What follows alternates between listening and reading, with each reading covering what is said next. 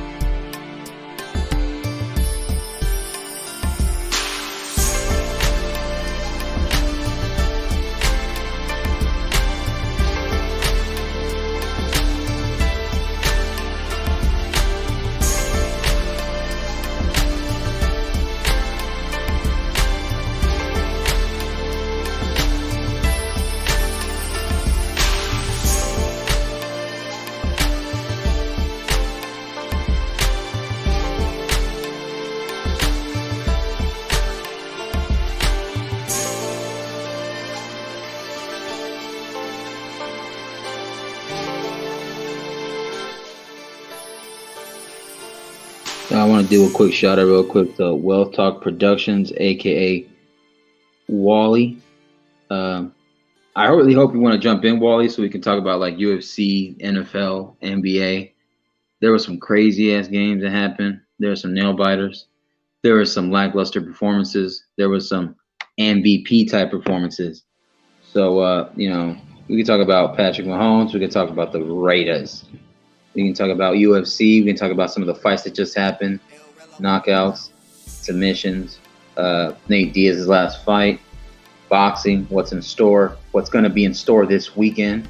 Yes, 2 nights from now, we're going to be having Canelo, Saul Alvarez versus Gennady Golovkin, Triple G, the third trilogy fight. So September 17th, it's going to be a bloodfest, I think. And I think it's going to end in a knockout, if not at the end of 12 rounds. So it's going to end up either coming to decision or a knockout. The NFL season, this is going to be a special one too, because you got Patrick Mahomes coming off. I know he lost in the NFC Championship last year to the Bengals. Bengals aren't doing so hot. You had Burrow throw 4 interceptions, but then you had Mahomes on his own game versus the Cardinals play. He dropped 5 touchdowns. Then you had the Chargers with the Raiders. The Chargers and Raiders was, not a pretty game either. But let me hold on. We got someone in the building. We got Truth is Never Favored.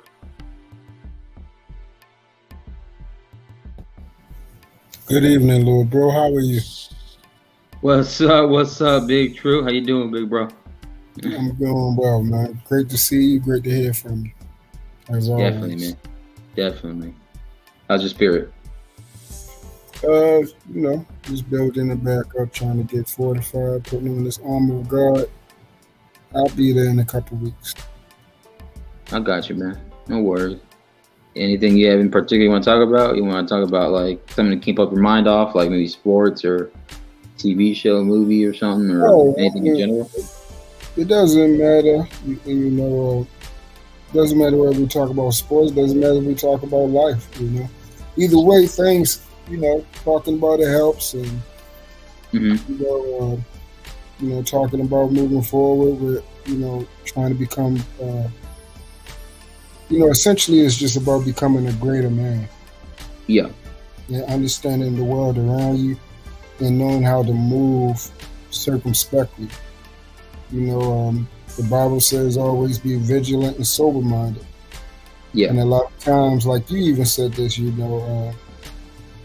the greatest among us drop our guard certain times. And, lately, in the course of my life over the last, I would say 5 months, I kind of dropped my guard because I forgot what type of war I'm in. I'm in the spiritual war. And, it's not chess, it's checkers. And the enemy, he's always on his job. When I'm sleeping, he's still up. He's working 24/7, every day, weekly, monthly, yearly, millennium. He's been there since the beginning. So we're talking about a 6,000-year-old entity that's great at his job. So I got to at least do the best I can to be always on my job. And make sure I'm the great, like I said always, I want to be a better man than I was yesterday and a great man today. And I want to be a great man for the world that I see and the people that I shall serve, that's on my plate and the people that I encounter. And then I want to be a great husband. I'm a husband now. I'm a father now. And I want to continue to grow into becoming a greater husband and a greater father. And a lot of people want to, they get confused when I say husband. No, I'm not married, but when I mean husband, I mean that spirit. You have to be a husband before you become a husband. And that go over a lot of people's heads sometimes. So that's what I'm trying to be. I'm just trying to be the best man I can be. Yeah, that's all you can do at the end of the day. Just work on being a better you every day you wake up. I think, that's the moral of prepare yourself, as much as you can. Because because that's part of being consistent. That's part of being prepared. That's part of, I guess, being a leader, right? And you just gotta make sure you clean your act up. Yep. Yes, sir. So, and also like try not to have so much weight, I guess, on your shoulders, because I know like heavy lies the crown. Have you heard that saying before? Yes, that's true story. especially for us men, you know what I'm saying? Like us men, we got to carry a load on our backs a lot more. And that's the sad part, that the world around us really don't understand that it is hard to be a decent man, let alone a decent man. When you're actually trying to be a great, good man, it's hard being that in the world that around you is trying to, tear you down every type of way. You brought out this door, you can never come back in the door of your own home. The people that truly love you, they can never see you. And then you got the people that say they love you, but they only want to cry at the funeral. They don't want to, quote unquote, give you your flowers while you're here. They don't want to champion you while you're here. Everybody likes to celebrate you and talk so much about you when you die. Case in point, this PNB dude, nobody was talking about him like this. And now all of a sudden that he's passed, now everybody want to talk about it. And like I said, it's a trend. People want to talk about him, and in like a month, he'll fade away. Nobody's going to be talking about him like he was the greatest person on earth no more. And that's the sad trend that we have in life, bro. We celebrate, we champion, we big up, we talk about all the great things that we do when we dead.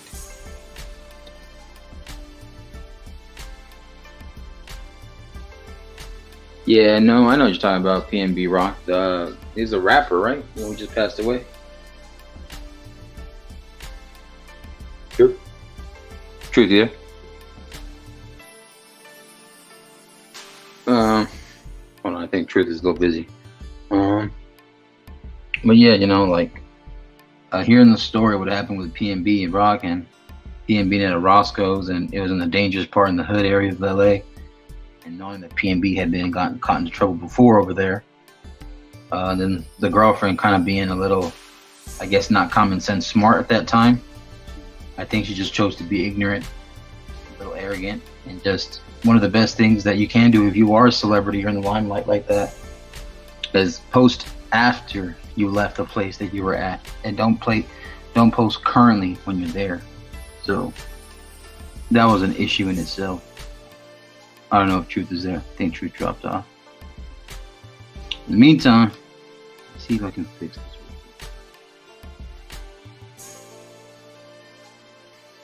Let me mute real quick. I'll come back.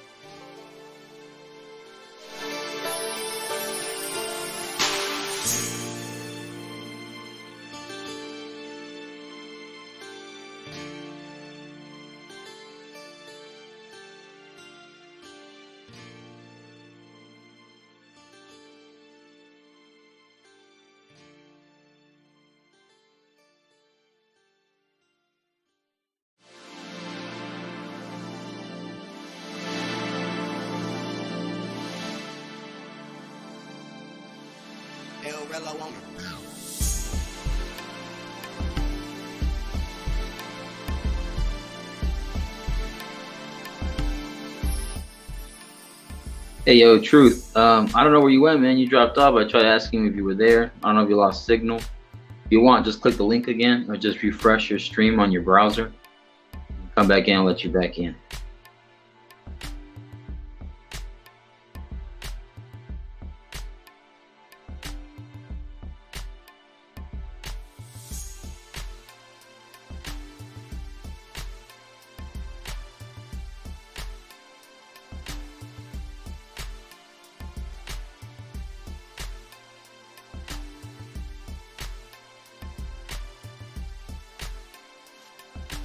What's up, Jay? Hey. Did it end it over there? Say what? Did it end over there? Did it live? Nah, bro, it's still going on. Hey, they're talking about the fundraiser for kids now, which is fine. That's fine. Hey, really something productive. Yo, Truth, man, please come on, man. We haven't talked to you in forever. He was just here right now. He just dropped out. I don't know if he lost service. I was just talking to him right now. Oh, okay. Guys, this is Marcus's show. I won't be on as much because I gotta, like I said, this is the Marcus show.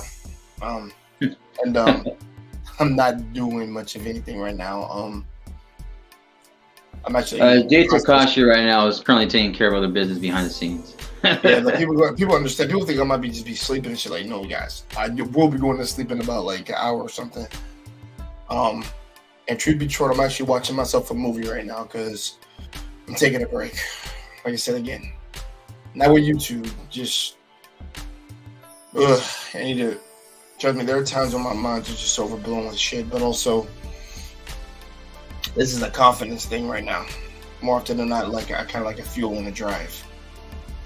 Like I said, work is different, but like when you come on here, you gotta try to not bring any negativity to you, to the streams, or like I would say any like self-loathing or doubt that you may have. I'm not saying I have self-loathing or doubt, but I'm in the process of making a very big decision right now, so I'm not in the right mind right now. 100%. I can talk to you for a little bit, but I can't do a whole bunch. But I'm gonna try to get some people on here for Marcus so we can get an audience in here. Because and if y'all support Jay Takashi, man, also support my man Marcus here. He's one of the spirit runners for this channel. Dead ass. Yeah, I'm also gonna say too, cause I wanted to make sure that today's live stream could be about anything and everything: sports, movies, reviews, shows, anime, or anything else you want to talk about, whatever, right? Whatever's going on in the world or something like that, or if you have an interesting topic you want to bring up, feel free to open up and just talk about it. So, yeah, guys, like I said, nothing. Like I said, this is his show, but you heard what he said. He's open up for anything to talk about. Yeah, we were on the stream all about number child support. Holy shit. That went on for eternity. Watts. You are I love, if you're not busy, brother, would you mind coming on? This is Marcus's stream.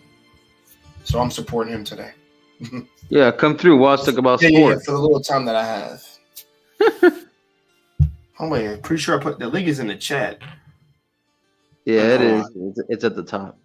My thing is, I forget how I can pin this. I remember I pinned it one time. It could be at the top, and I'm trying to help. Shit. Give me a second. There was something. Cause I'm trying to help you out a little bit more easier. Banners? What the fuck was it? And it pisses me off because I remember once I did it, it was so easy. Now today I can't remember how I did it.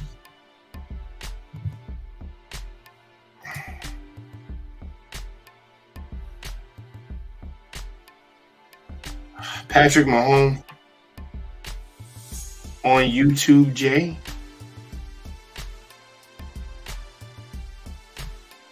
This is Marcus' show.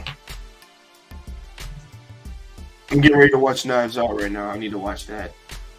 100 watts, how dare you? That's blasphemy. Listen, people in the chat. No, be careful. 100 watts. Tom Brady's at the end of his rope now, but he's still better overall from a career standpoint. Yeah. No. First of all, Watts is out of his mind.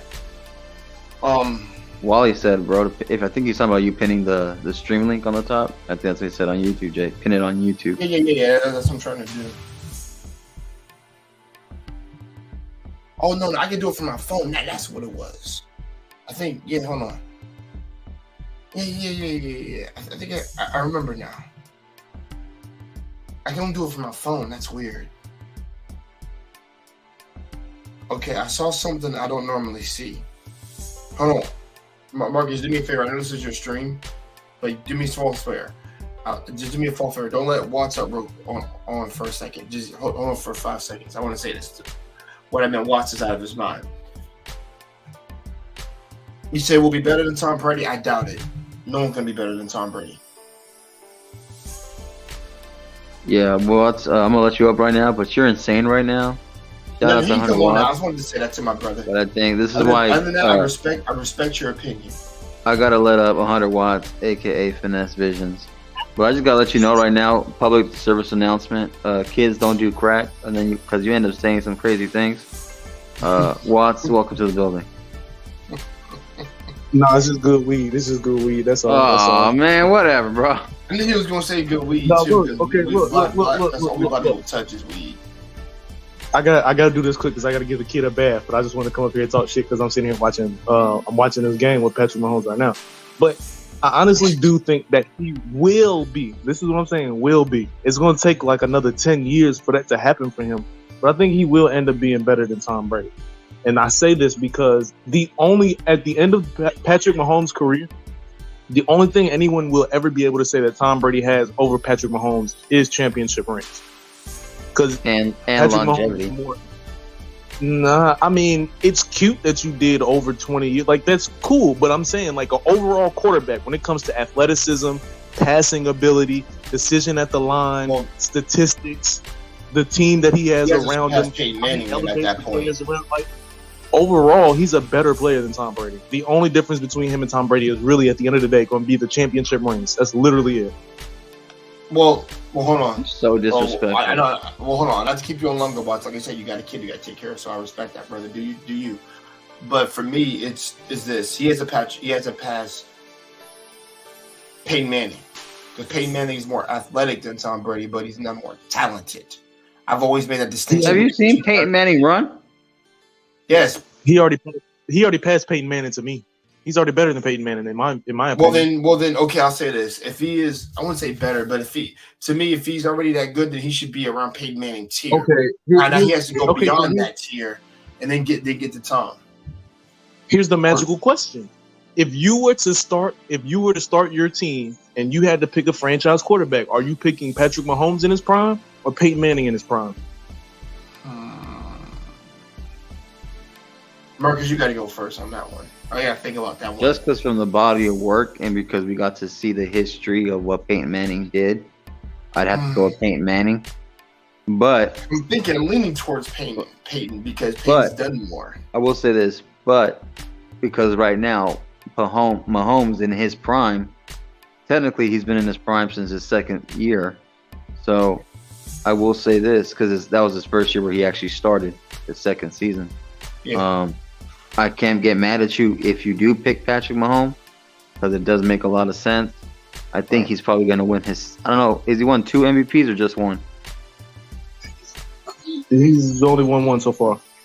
Well, I think he'll probably end up winning his second one. I think it's going to be this season. I don't just like Aaron Rodgers. I don't think he should have won all those MVPs. I think. It's going to be one of them young boys. Yeah, I think one of those years that Aaron Rodgers won it. I think Patrick should have done it before because he led his team to the Super Bowl more than once, and he led them far into the playoffs. Patrick Mahomes has gone to the AFC Championship 4 years straight, and I know last year he came up short, and I knew that was like a lucky year for Bengals because the Bengals right now with Burrow, he played like ass, so he threw 4 picks and had a couple fumbles, and It is what it is. I do think Mahomes will win like at least 2 or 3 more Super Bowls with the Chiefs, in my opinion. I think at the end of it, he'll have a Hall of Fame career, kind of like Joe Montana did with the Niners. I think Mahomes will be that. Like Mahomes is going to be like a Dan Marino meets Joe Montana type thing, in my opinion. But just able to run as well, because like Mahomes can run with the football too. As a quarterback, let's not get it twisted. What? Mahomes can run. Mahomes can run with the football. I thought you said he can't run. I was about to say, bro, I just watched 2 plays. If you want to compare Lamar Jackson to Patrick Mahomes, you can't do Lamar that. Jackson. No, I ain't saying all that. Hold on. If we know Lamar Jackson is the fastest quarterback. We can't cap on that. Lamar Jackson is the fastest quarterback. But Patrick Mahomes is just the better passer, better pocket presence, and then the way he can maneuver his hand, how he throws it. He can throw you the pass like if he's bowling. he could throw you the passes if he throws a curveball of a baseball. He can, throw it nicely and gentle so that way it goes in through small pockets and sections where the receiver, big or small, can catch it. And then Tom Brady, he's done that in his career where he's thrown into big, small, middle, in a very unorthodox way sometimes, but he gets it done. But it's that pocket presence. So I know it's in the day and age now where we have the running quarterbacks, mobile quarterbacks, but that was because the college scheme. College in general has been adding that a lot too, the wildcat formation, etc. So the pocket presence quarterback is important as long as you have a running game too. So I will say that. I just think that, now look, every quarterback, like, they're all different, right? Patrick Mahomes is not Josh Allen. Josh Allen is not Justin Herbert. So they're all definitely different quarterbacks. I just really feel like Patrick Mahomes is definitely going to get into that place where the same way for basketball we talk about Michael Jordan versus LeBron, is going to be Tom Brady versus Patrick Mahomes. I really think that's what it's going to end up being at some point in time. It could. Because Well, I mean, Peyton Manning is a great quarterback. Yes. You know what I'm saying? Like, Peyton Manning is a great quarterback. Joe Montana, definitely a great quarterback. I'm just talking about just Can't forget Joe. just purely. Oh yeah, no, you can't forget Joe. You can't forget about Dan Marino. You can't forget. I mean, there's plenty of good. There's plenty of good quarterbacks. I just feel like you can't just throw the nostalgia and be like, oh, he was a quarterback in the 80s, so of course he's better than Patrick Mahomes. Like, I don't want people doing that shit. Like, the nostalgia of older players because they came from a different generation and all that shit. Like, at the end of the day, they all played in the time that they came in, so you can't judge them for what rules they played or who they played against. They all just played in what the fuck they came into. So you do know, but you do know why. I think You do know why I compared Dan Marino and a combination of Joe Montana to Patrick Mahomes, right? You said Dan and Joe? Yeah, because while Dan can throw the football, of course, right? But also Joe Montana, because Joe was quick on his feet and he could run. He was a mobile quarterback. He could also pass damn good. And they had the multiple. Joe had 4 Super Bowls undefeated. Got 4 Super Bowls. He was like a 3-time MVP, I think. Got a run with the Chiefs. Yeah, there you go. He had a good run with the Chiefs too, but it fell a little bit short. But he still did pretty good with them, better than he did before. And but that's why I compared like a combination, like a hybrid of them.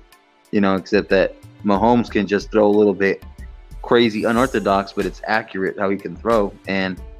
But you also got to remember too, Mahomes has a stack of receivers too. These guys aren't bums. Like, the receivers that he has aren't bums. Let's not be disingenuous. You had Tyreek Hill, you had McCole Hardman, you had Travis Kelce, who's probably the best tight end right now in the NFL, and then you have the running game, and he could throw the dink passes and not run the ball with the running backs too. So you have that too, and I'm gonna leave it at that. He definitely has a great team around him. There is no doubt about that. He has a Hall of Fame coach. First ballot, no questions asked. He definitely has a nice situation around him. Patrick Mahomes. Andy Reid, yeah. Patrick Mahomes got Andy Reid with him. I mean, but it's the same for Tom. Tom had Bill Belichick. had A1 fucking defense. He had A1 defenses around him. Now, even though his receivers might not be for first round draft picks, but I don't care what anybody said. The receivers he had around him were deep. Welker is no bitch. Danny Amendola is no bitch. Like, he's not Randy Moss, but these dudes are not no fucking scrubs. They were consistent with Brady. Huh? I said my bad. I didn't mean to cut you off, but I think the point that you were making is that they were consistently good enough to do good stats and help out Brady when he needed to. They did their job and did it well. And then you got to consider his time with Gronkowski as well. Gronkowski is a top-tier Hall of Fame, one of the greatest all-time tight ends that we ever seen in the league. One of, not the, but one of those. So Tom didn't play with bitches either. Then, like you said, Joe, he played with Jerry, and we know how well-regarded Jerry is as a player. Best receiver. So these quarterbacks that people be talking about, like, they don't play with bums. Like, these are still grown. No, of course they didn't. Watch the narrative that they did about themselves is what they put out there. But they, like I said, they always had people next to them who were good. Like for example, there was a time when Tom Brady had fucking Randy Moss on his fucking Patriots team. That team was literally stacked with Hernandez, and I remember a couple of the players they had on there. But they had a stacked team. So of course that one was built to win. It came up short, but it was still a team created to build to win. So nobody.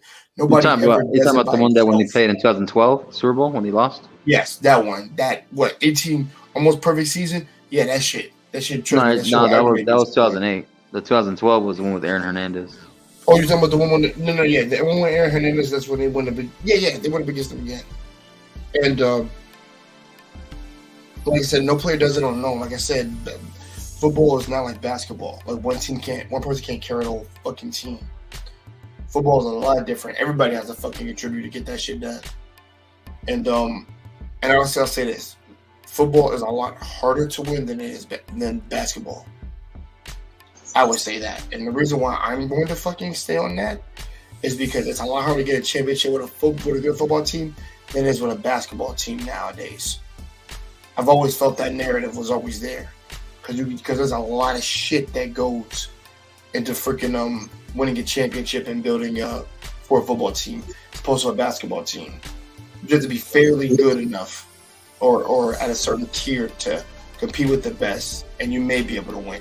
With this, it goes down to management and everything. Look at the fucking Browns; they were shit. Now because of management and everything, they're a little bit better. I won't say a shit ton better because that's like saying they're Patriots level, and I'm like, hell no. They're better than what they were 2 years ago. Like I said, we were all shitting on that team. Everybody in the KC weren't. The Browns were always bad. Now they're not looking like that anymore. So it's like I said, things really had to change for them to get their turn around. Same with the Rams was on a decline for a while. They were never trash, but they were not as good. Now they're getting back to the tier in their dynasty days. They're trying to get back to those days. And they started just by winning that one. So let's say get another one this year, that'd be impressive. So like I said, it's a game of strategy. It's a game of player conditioning. It's a game of like I said, guts and get in these motherfuckers' face. You sack them. So here's a question for you. So what makes the difference between I don't want to say the Patriots because that's like a once in a generation type thing. What makes the difference between a team like the Browns and a team like, let's say, the Chargers? Because the Chargers haven't won much of shit. The Chargers haven't won much of shit either. Neither have the Browns. But the Browns get regarded as one of the worst teams in the league. They're completely garbage. How are they looked at as trash? And the Chargers are looked at as a decent team. But the Chargers really ain't won shit either. The most I remember them doing is getting Phillip Rivers, and they did a little something, cute. They had what's his name? Yeah, listen. All I remember from the Browns team is Peyton Hillis, and that didn't last long. And he was a beast. They had Sayal back in the day. He was nice. Yeah, and then it went all downhill from there. But the thing is, okay. So here's the difference. And I'm not trying to advocate for either one, but I think the Browns, it comes down to bad management, bad coaching, and just bad all around strategies. They didn't really have anything going for them. I think they're just going out there just to play. They're not really trying to win. They're not trying to establish a type of dynasty or a type of team stronghold. Chargers, they're trying, but not to the degree that other teams are. And honestly, I've always put the Detroit Lions on the same tier as the fucking Browns, and the Chargers are like third after that. I don't know. Hey, Chargers had a much better record, just not as much success. Agreed. They have some numbers that are pretty good, not great. It's like okay, mediocre, but they've never been regarded as the worst team because I think it either is regarded as their fan base or more often not to the person who's running the show, the management and coach. But I've always said the Browns. We know the Browns are infamously were bad. We knew that. Otherwise, they would have been I'd be like, yo, give me a year whenever they went. They had a really good record. It probably before I was born, right? Because my father said they won one, right? And I'm like, won one? 90s, 80s, where? What time was it? I'm like, it was before I was born. I was like, oh, okay. So whatever happened during that period of time, they just went off on a decline. Because to me, it would be similar to the Cleveland Cavaliers. You never won shit. But I don't know what. Like I said, they weren't trying. It's similar to being on the team that doesn't want to win. They're just there to be there. First of all, I'm surprised anybody get picked on that fucking team. I'm gonna be real. What I would have did is bought that team out and just make a brand new team. But no one's gonna do that. And like I said, some teams will improve over time. Like for example, Indianapolis Colts, whatever, that team, they had Peyton Manning at one point, and he got him a championship with the Colts. He did. So, you know, he built a reputation for that team. So therefore, he was the one noticed, but he did build up that team, and there was a lot of rapport that had to come into that for that to happen. And like I said, I don't think a team just starts off bad. I think it's a matter of the players, the management, the coach, and the strategies that come down there. And if they can't, and I'm gonna say this, if they can't do anything to improve it, then it's gonna remain shit. I'll be right back once. Okay. But yeah, man, that's the answer to the question. Truth, how you doing? I'm only gonna be on for another minute. And you Marcus Waltz, y'all can have this dance. What's going on, Jay? Man, yes, we missed you, man. Where you been, man? You been in the Twilight Zone? And, yeah, basically, man, life. Yeah, trying to straighten some things out before the last quarter of this year. Things got to straighten out, not the way I wanted to, but it's just the way things got to get dealt with. Yeah. And then I just got to make sure I finish out this year strong, because next year is going to be that's one of those years that's going to basically signify how the course of the rest of my life is going to be. So I feel you, brother, man. Like I said, just make sure you do everything in your power to put yourself in a better position, and also alter your abilities. That's what all I can say is that. Yes, sir. You gotta say yes, sir, to me, but I admire the respect, brother. Same thing. Yeah, I call everybody sir. These two guys. Yeah, I do too. Younger than me. Well, all of y'all younger than me. It's weird to hear from me because I'm not that old yet. I will be, but it'll be a minute. But what's going on, Wadich? Haven't heard or seen you in a minute, dog. How you? I think he said Walt said he'd be right back. Oh, but no, but like I said, it's good to hear. You dropped off too. I was like, did you lose service or something? Because I know we were talking. Nah, yeah, I came back and I kept saying hello. So once you didn't. No, because I saw you in the chat and you said yo, and I was like, maybe you got caught up or something. I didn't see it because I told you to hit the link, and I was like, oh, maybe it doesn't happen. Yeah, because when we was talking, it went blank. It said try again, so I was like, what the heck happened? So when I came back, you still wasn't talking. So I said, I don't know what's going on. Oh, my bad. I don't know what it was. Evil. Yeah. No, I know we were talking. Last we left off, we were talking about being a good man and like the world and how the world is just messed up like that. Yeah. Our greatest currency is each other, bro. Like it's not money, it's each other. And for those of us that like to read, you got books all around you and the people. Everybody is their own individual book.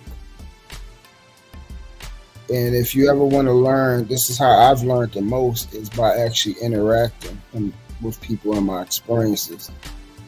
You know, the knowledge I gain from person to person or book to book, which inevitably translates and helps me to have purposeful application to add to my life, what produces wisdom. Old saying says a smart man learns from his mistakes, but a wise man learns from the mistakes of others. So I'm constantly reevaluating self-awareness and learning from others. That's why I ask so many different questions, because I'm learning, and basically I'm learning about you when I ask questions, and people don't even know it. It's like a interrogation tactic. So I ask questions also to gain information for myself and to learn, how to be better. Hold on for a minute. I think it's my food. I'm not gonna lie, that kind of scared the shit out of me. I'm sorry. Like you got like the horror theme music on. He got a trap phone. You in already? Okay. I'll see you. Okay. At 100 watts, he was playing the Scream music or like the Halloween music. Okay, I'll see you. Okay. No, Truth went over there with the trap flip phone. That ain't me. He said,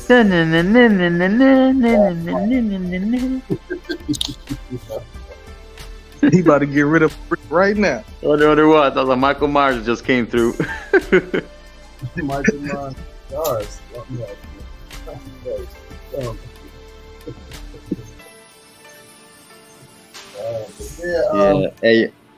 Yeah. Go for it, Truth. No, go ahead. No, I was just saying, like, like it's true. It's just got to make sure what you consume isn't just bullshit. Make sure it's stuff that's good for you.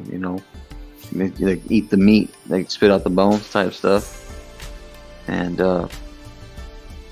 just obviously focus on what you love and what you're passionate about, which is whether it's your career, your family, your spirituality, your mental health, your physical health. Focus on those components, and I think for the most part, I think in life you'll just be more chill, more relaxed, and don't have to worry about the messy shit. So I think that's what matters at the end of the day. Yeah, the sad part is, like, when you, like, I'm one of the type of people that do the best I can to stay out of the way and stay out of trouble and eliminate. Like, I control my environment. That way I stay out of trouble. I stay I stay in a righteous and holy and godly mindset to try to always achieve and become better. Because I stay away from things that are just evil. I just stay away from it. Yeah, you and that freaking ringtone, man. That shit ain't good. That shit sounds pure evil.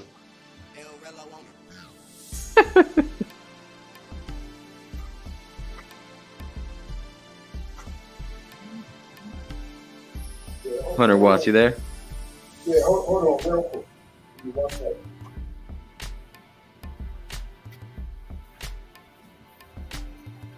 Give me 1 second. My father is always 510.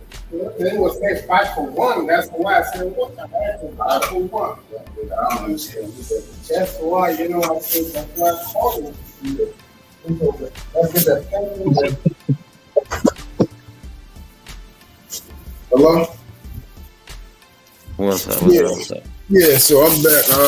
But yeah, like, since I control my environment, I don't expect to have like bad situations. And then when you start to, with what I do as far as with my life, ingratiate myself with people, getting to know people and actually helping people. The problem is having the type of heart I have, it opens yourself up to getting hurt.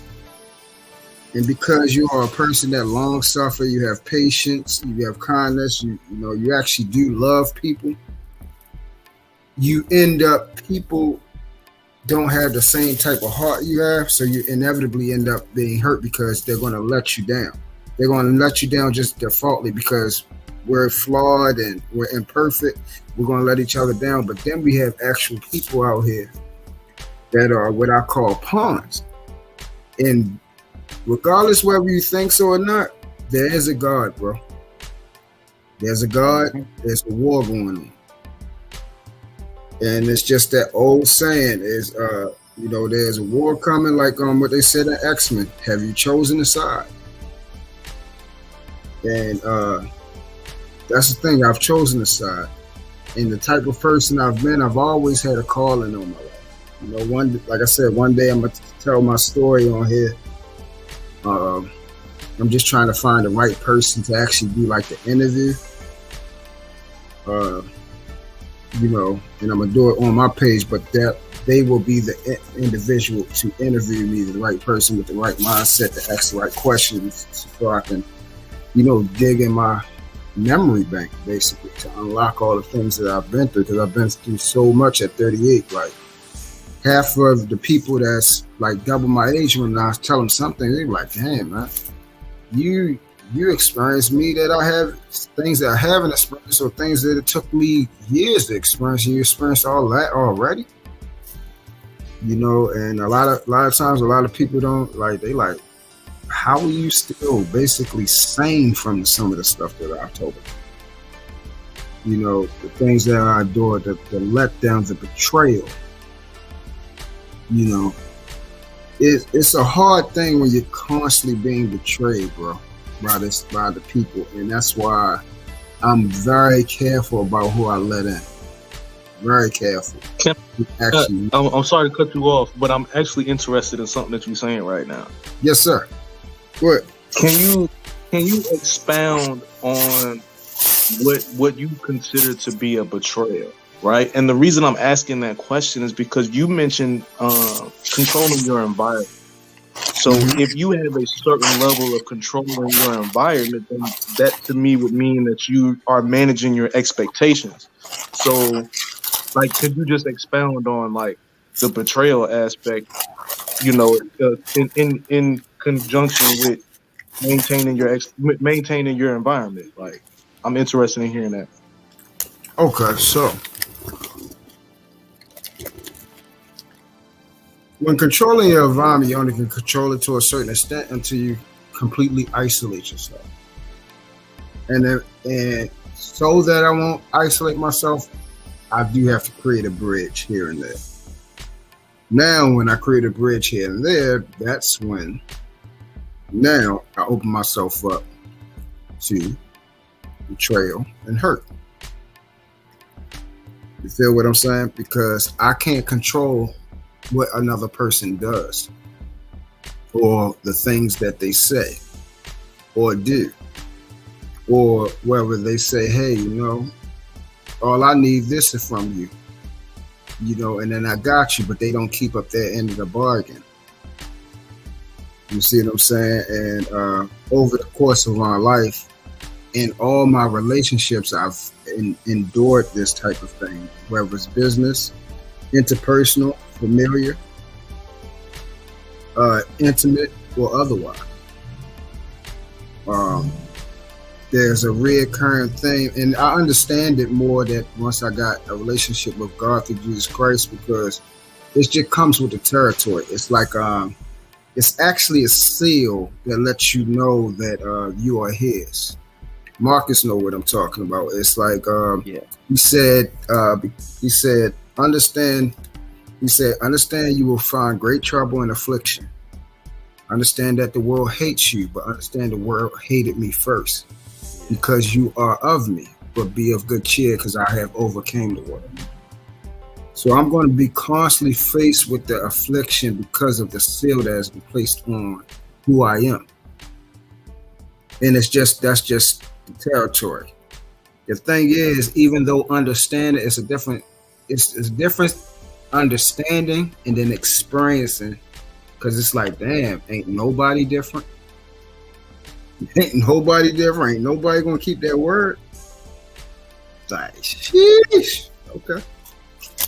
So I guess that's kind of why I asked the question, because, like, to keep it a whole being, for me, like, any relationship or any interaction that I create, I right, wrong, or indifferent, I create it with the expectation of you're gonna do some human shit, and some human shit that you're gonna do is probably gonna violate my morals and principles and the compass that I walk on.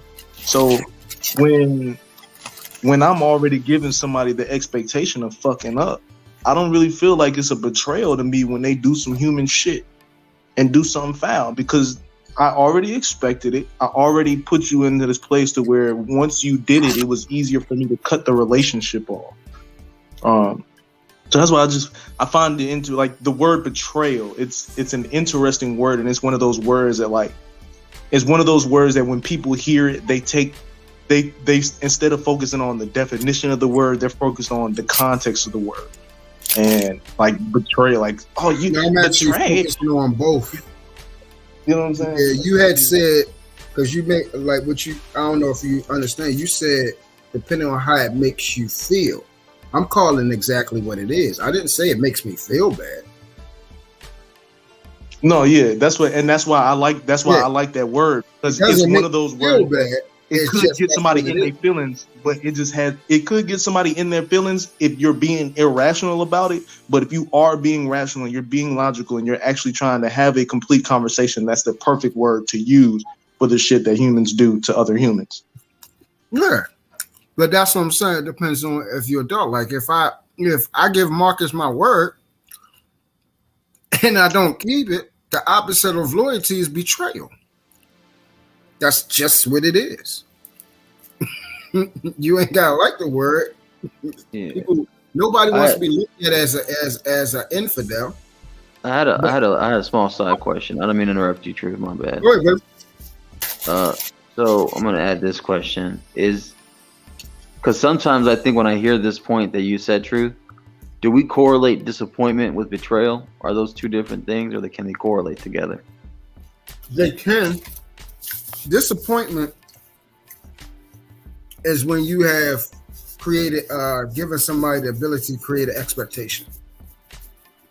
So the thing is, I don't expect nobody to be no more than who they are. I don't expect it. It's kind of why sometimes, if y'all have heard me talk over times, like, man, Watts have asked me, like, why do you think that way? This is the reason why, my brother, now, because I expect people to betray me. I know they will, and I fully accept it. I just say that's why I carry the way it is. That's why I don't have no hope in certain things, because that's who we are at our core, unless you have something over you to govern you, to make you change. If you ain't got nothing to make you say, okay, I want to be a better person, nothing can make you be a better person. It ain't a daggone thing that out here can stop you. Technically. Just like cheaters, when people be like, oh, what can you do to stop a cheater? Huh? What? No, a cheater cheats. It doesn't matter what you do. They're going to cheat because that's just what they are. Now, once they want to stop cheating and they no longer want to be a cheater, then they're not a cheater no more. Just like a liar, they lie for the sake of lying. How do you not become a liar? Stop lying. It's very simplistic.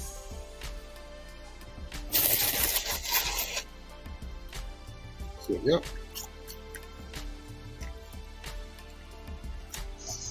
I think disappointment and betrayal are slightly different. And disappointment is an expectation you create, but betrayal is a standard that you set. Mm-hmm. So the way that I see it is, there's a standard that's set. I don't give a fuck who you are, where you came from, what you believe in, who your mama is. There's a certain way you will not talk to me. Period. I will not accept that shit. You know what I'm saying? And based on that, if you step outside of that standard, you're betraying you're betraying my expectation, my rules of engagement. You're betraying my rules of engagement. So now that's something different than being disappointed, because I might have had an expectation of you showing up today to come watch me perform. I was expecting to come see you perform. I was expecting to see you watch me perform today. I was expecting for you to show up to my live and be in the chat. I was expecting that, but that's not a rule. That's not necessarily a standard. It's not necessarily a rule of engagement. It's not required for relationships. You know, like it's not required of my relationships. Like, oh, if you won't in my live, then we can never be friends again. You know what I'm saying? That's disappointment. But once you break that standard, the rules of engagement, once you break that, that's totally fucking different. Because now you just disrespected me as a man, you disrespect me as a human being, as a father, as a son. Like, you just disrespected me as a fucking person, and that's unacceptable. I totally agree. Y'all know how you know one thing, and that's why I be talking about respect, bro. That's why I'm so violently opposed to it. Because if I don't do anything to you, right, and you just don't like something I say, and then you want to go and be rude and disrespectful about it, and I'm like, Derek, like, so in order for us to respect each other, I have to be like you. That's when I get in the mode like how you saying. Now you're overstepping my boundaries, my standard, because this is what I believe. And now you're disrespecting me because you want to try to force me into something else. That's when we have a problem. But the one thing I respect about people who are unapologetically them, even if I don't agree with their behavior, even if I don't agree how they treat people, even if I don't agree with all that type of stuff, I respect somebody that is authentically them, and they're not a change up. They're not a daggone being like a daggone wolves in sheep's clothing. They're not trying to hide and pretend that there's something that they're not.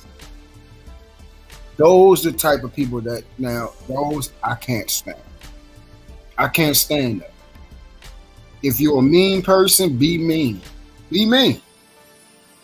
Be mean. Don't be mean and then try to act like, oh yeah, you was trying to be nice and stuff like that. If you're a rude person and you use people, then that's what you are. That's what you are. You use people. You use people for your own selfish gain. You use people to get the advantage for the end result all the time. That's who you are. But then you got people on here that's promoting talking points of being a decent person, but they're actually horrible people. And they're lying. That part right there is the most disgusting thing that I do not like about this world. And I don't like it.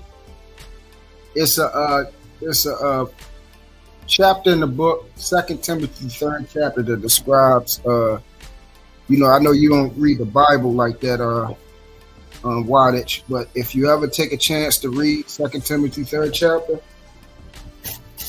you'll see, like, damn, it's really talking about what's going on right now. Like down to the T. It's talking about the selfish man. And we're in a time where the love of this world has waxed cold. Everybody's just about themselves, no matter what. Even to the point where they think they're being not selfish, but they have created another debt for somebody else. They have they're willing to step on each other's head. They're willing to give up on they're willing to even give up on love for the sake of selfishness. That's how bad it's gotten. And if you talk to elderly people, they'll tell you the same thing. Oh no, it wasn't like this.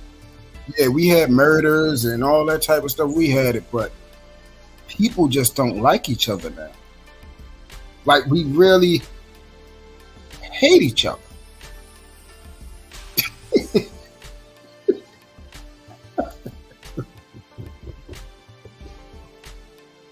That's just humans being humans.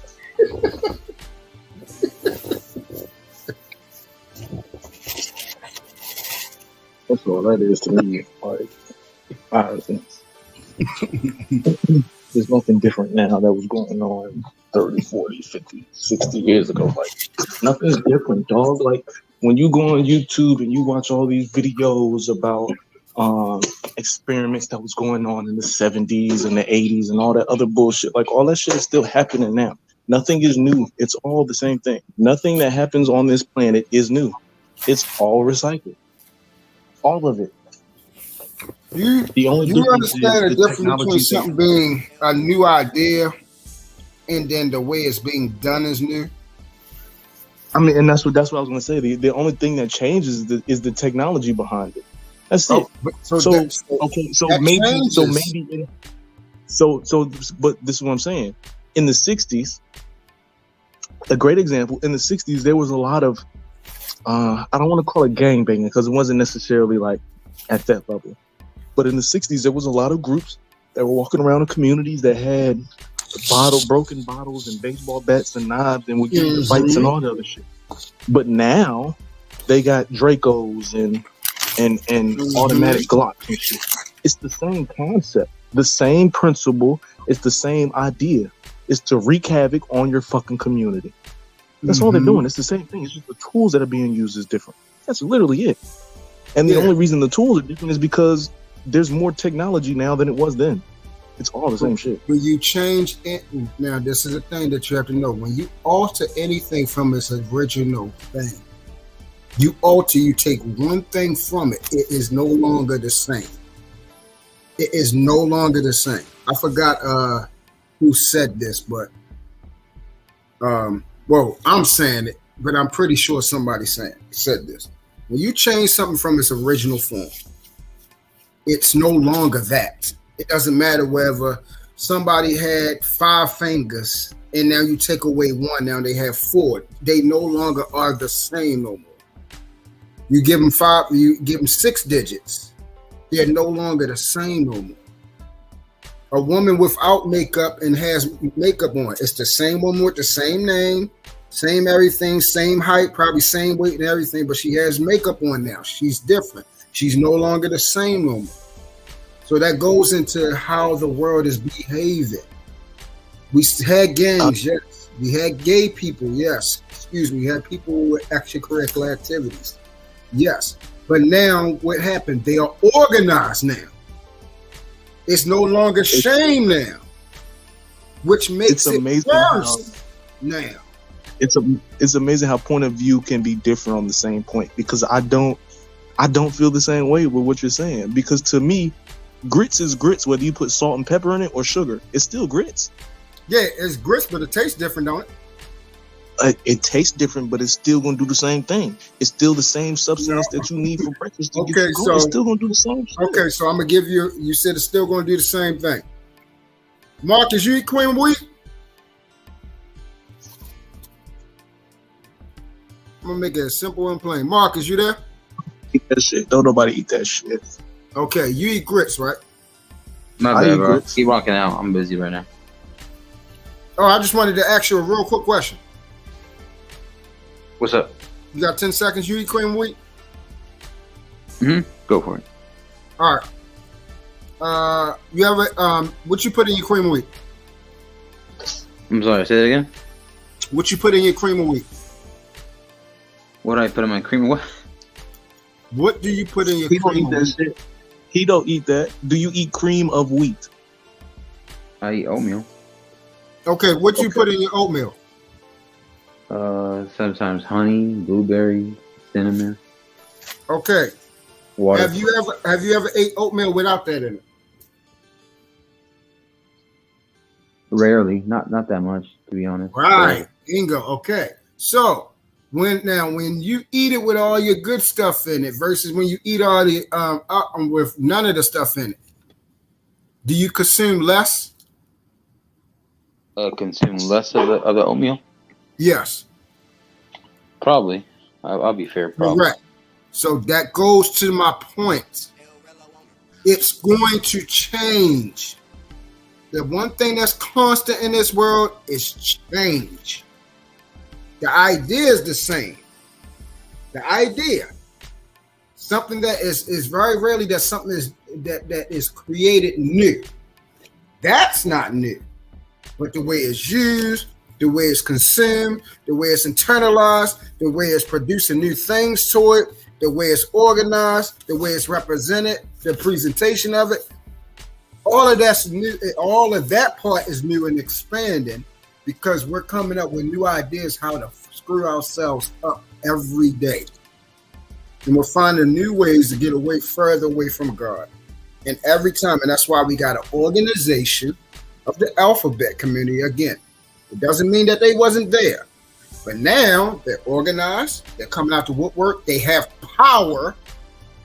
They have power now. And now they're about to add another alphabet where now the act of playing with children is now about to be an actual legal thing. Remember I said this, which was forbidden by all back then. People were getting hanged in different countries because of that stuff. And still to this day. So it is things that is new, my brother. That's what I'm saying. I've been on it for years. It's new stuff. I don't see it that way. I mean, yes, now there's a community behind these people. But these people have been around forever. That's your POV, my brother. That doesn't mean, that doesn't disprove what I'm saying is true. No, and I hear, this is what I'm saying. This is what I'm saying in response to what you said. The same community that you just spoke about, these people been existing. I just said that. But because society didn't want to pay them attention, they didn't even acknowledge them as an alpha. There was no way for them to they wasn't never supposed to pay them attention because what they was doing was wrong. Okay, we don't have to go into that hole because we can do that all night. This is what I'm saying. No, it was until one president came and changed up everything. No, I got you. I understand, but that's a whole nother. That's an actual fact. And I'm not disagreeing with that fact. I'm just saying that conversation can go into another place that I don't think we were trying to get. Like the conversation that we were leading to, where that will take us, I don't think is where we were. Yeah, there's no need to go nowhere else because it was just that. It's just a simple thing. Was that back in the day? Was that legal? Was it legally able to marry this? No, it was changed by a person. That's just what happened. Yeah, and I mean, and that's what I'm saying. Like this conversation can go a totally different way because at some point it was legal for a white man to walk down the street and slap you in the back with a whip until you get the fuck back on my field, nigga. It was a point where that was legal. You know what I'm saying? So that conversation is a whole nother thing. But what I'm saying is things do change. They evolve. Things grow, right? But hold on. Was both sides agree that gay stuff, that other, now see this now, check this out. Because I can't let you slide with that. A white man was legally able to hit a black man in the back of his head. Cool. But the black man and the white man both believed that the alphabet community, for a majority of the people, it was wrong to do. That's where they agreed upon. Okay, that's what they agreed upon, but I disagree with the sentiment. What sentiment? The sentiment of thinking that it's wrong that, like, I'm supposed to think different of this man because he wants to be in a relationship with another man. Like, why should I think different of him because of that? No, I didn't say think different of him. No, okay, but that's the reason why. Because white men and black men both, as a whole, felt like this was not acceptable, so they came together to say that this is not acceptable. The behavior, not the person. The behavior. Okay, so let's split the hairs here. So it was okay for a group of people to demean this behavior because they felt like it was something that shouldn't be happening. Why? Great question. Who gave these individuals the right to say that this behavior is not acceptable and you should not do this at all? Great question. All right. Well, one of the most important individual, we differ on that part. That was God. So I'm not going down there. The second most important person that we should both agree with is logic and scientific truth. The best way you can know when something is rightfully done, because it has a purpose for it. That's the best way you'll know when something is right, because it has a purpose. A key goes into a lock. It has a purpose to unlock that door, so on and so on. So with this is a man enters a woman because that's where the thing actually go at. The tunnel is actually made for the man's thing to enter. Her body actually adjusts, gets wetter because of the fact that she's being in her. So it's purposeful. And then the most important thing that comes behind it, the establishing of civilization in the God property, which is creation. That's how you know you can't get none of what I've named. So what about this? So you can't dispute that. There are complete civilizations in history that we can go back to that point to women being for procreation and men being for recreation. Not this, and I'm not bringing this up to say whether I agree or disagree, but I can agree with that. But with that doesn't change the fact of that how we got here. Okay, so if one is truth, this is not what I was expecting. One is an actual truthful scientific fact that you cannot get you cannot sustain life without procreation and multiplicity. Hold on, real quick, Truth, because I got someone in the back I want to introduce. Great pill. Yeah, I want to shout out to Great Pill Man, Great Pill Podcast. If you haven't yet, please hit the link, like, share, and subscribe to his channel. Mm-hmm. I want to bring in someone from Jersey. Great Pill Podcast. What's up, buddy? Hey, what's going on, man? I got a new GP, are you with me? Hey, hey, that's becoming catchy. What's going on, bro? Can y'all hear me good? Because I got headphones. I want to make sure it's down. You kind of sound a little low, but Hold on. They got music playing or something. Music. I want to make sure y'all can hear me. What about now, Marcus? we could work with that. We could work with it. Yeah. I don't want to yell. I just want to make sure it sounds normal. I'm trying to get Yeah, you sound good. Good enough for us to hear. Okay, cool. Chat, let me know if you can hear me good. Yeah, man, I appreciate y'all. I kept my word, so I want to make sure I come through. Mm-hmm. What were we conversating about? I don't know. We were kind of like the Watts and Truth were kind of doing their thing for a bit. I had to step away for a little bit, but they're talking about like I don't know. You guys want to fill them in? I'm sorry, there's a lot. Yeah, basically, we were talking about life in general. And then we went off, not went off, but went down on basically, right now we're talking about how do you know when something is right or wrong?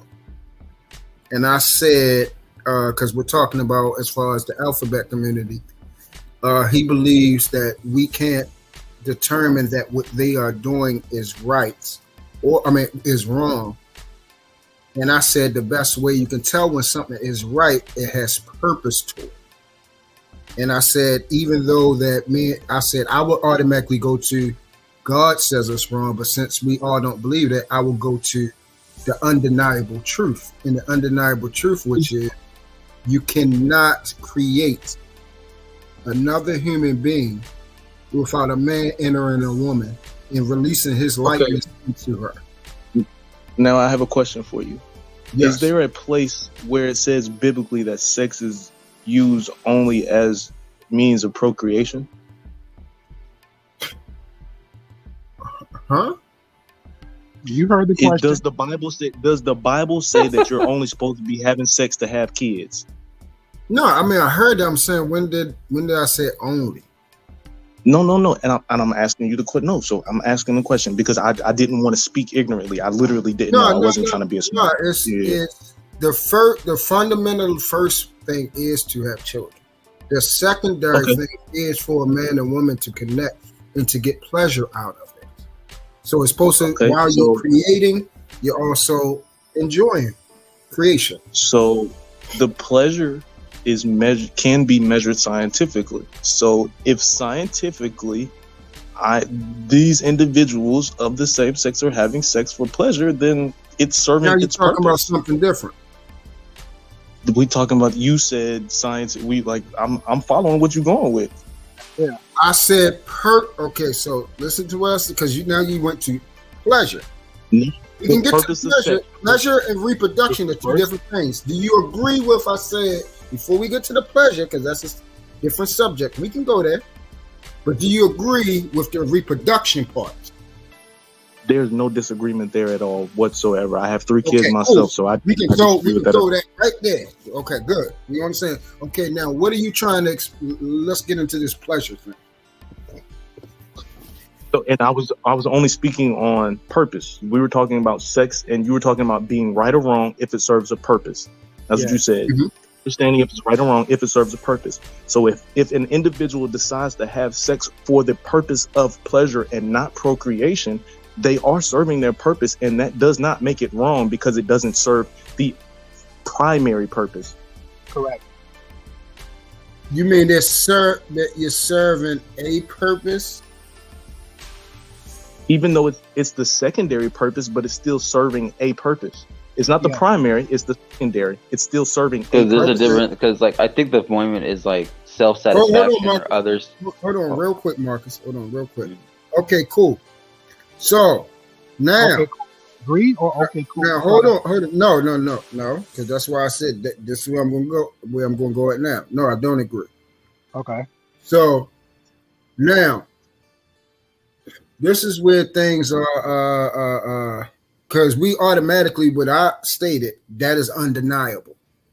Now, which somebody else might, now this is where you deal with person to person, and people's perception is their reality, and their POV is their POV, and what they like and choose to do is what they choose to do. This is, now we're talking about choice. Now, what another man deems pleasurable is not universally pleasurable. It would not be pleasurable for me to have that done to me. In no means do or would I want that. So Right. it would not, for me, serve a purpose. For me, it wouldn't serve a purpose, but for them, it would. But that's So what I'm what saying. That's splitting hairs. When I was talking about purpose, I'm talking about something that is universally recognized as something being right and wrong to do. Universally recognized. But the Even those the type of people know you can't get a baby without doing that type of stuff. Oh, Much Hold as on, they- hold on, yo. Hold on. I want to hear what Great Pill has to say. Great Pill, you want to share something? Yeah, 'cause I want to make sure we're staying on the same topic. I'm trying to. I think me and 100's on that same answer. I think we're trying to understand. So you're saying universally wrong is the individual, whether they're same sex or the opposite sex, if they don't have a child, then that's universally wrong. I said if they don't have a child, no, that's not what I said. Okay, that's what I'm asking. No, I literally said what I said. I said you cannot have a child That is without wrong. a male and a female. Have one, not Okay. that they had one. And that would be wrong. Universally, that would be wrong to you. Huh? Would that be universally wrong to you? I'm trying to make sure we don't lose each other on the conversation, on the verdict. Now you're talking about now you're saying what I believe in. Now that's something totally different now. But you're speaking it, so it got to be what coming from you. You say universally, so that means everybody. That's the absolute. No, listen to. Okay, so let me clarify. What I believe in is what I believe in. I can use that and use that as basically, I guess you would say, a force multiplier right now, but I'm not. Okay, cool. I'm saying, regardless whether Watts believe in God or I don't, I asked him, do you believe in the first thing of actual reproduction and the gift of creation only can be brought through this? We both agreed on that. Yeah. So that right there has nothing to do with what I believe in. That's universal. Well, I get that. I get that part. So So that's turn the the- part. That's so the turn- child part. Yeah. Yeah, so turn the page about the. I don't know. You go ahead, Why? Because I think I'm a little bit lost. Because I'm trying to get to a clarity so we can get to, I guess, a more. He then asked about, since we agreed on that part, he then asked about the pleasure part. That's where, now that is not real universal, because that's dealing person to person. A person that likes that thing will find pleasure in it versus a person that doesn't find pleasure in it. So that's splitting hairs. And and you start splitting hairs when you make that point, because then you can split the hair even more to say that some men like having sex missionaries, some men like having sex doggy style, some men like when the chick. That's choice now. That's what I said.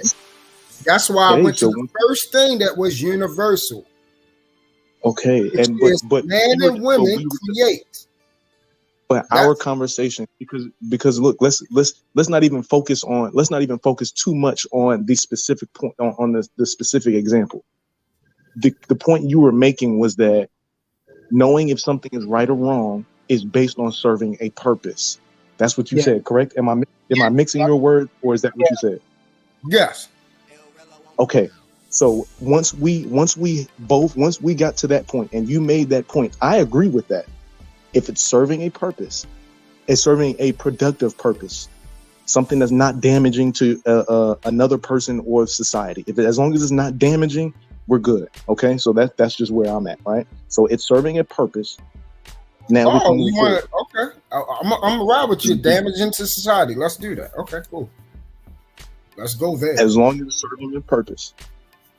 Now I'm sorry, I lost track for a quick second. Now. Once you get into purpose, it's very possible that any act, any action, any thought can have more than one purpose. So are you saying something is wrong if it's not serving the primary purpose?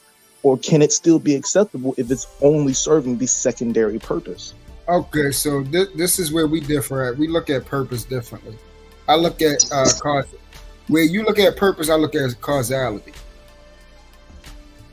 Cause and effect, choice and consequence. That's how I look at what you're talking about. I look at purpose from its original design. That's how I look at it, not from the things that we have chose to do certain things to alter based off our own likes and dislikes and our choices. That's where we're at now. We're on choice and consequence now, cause and effect.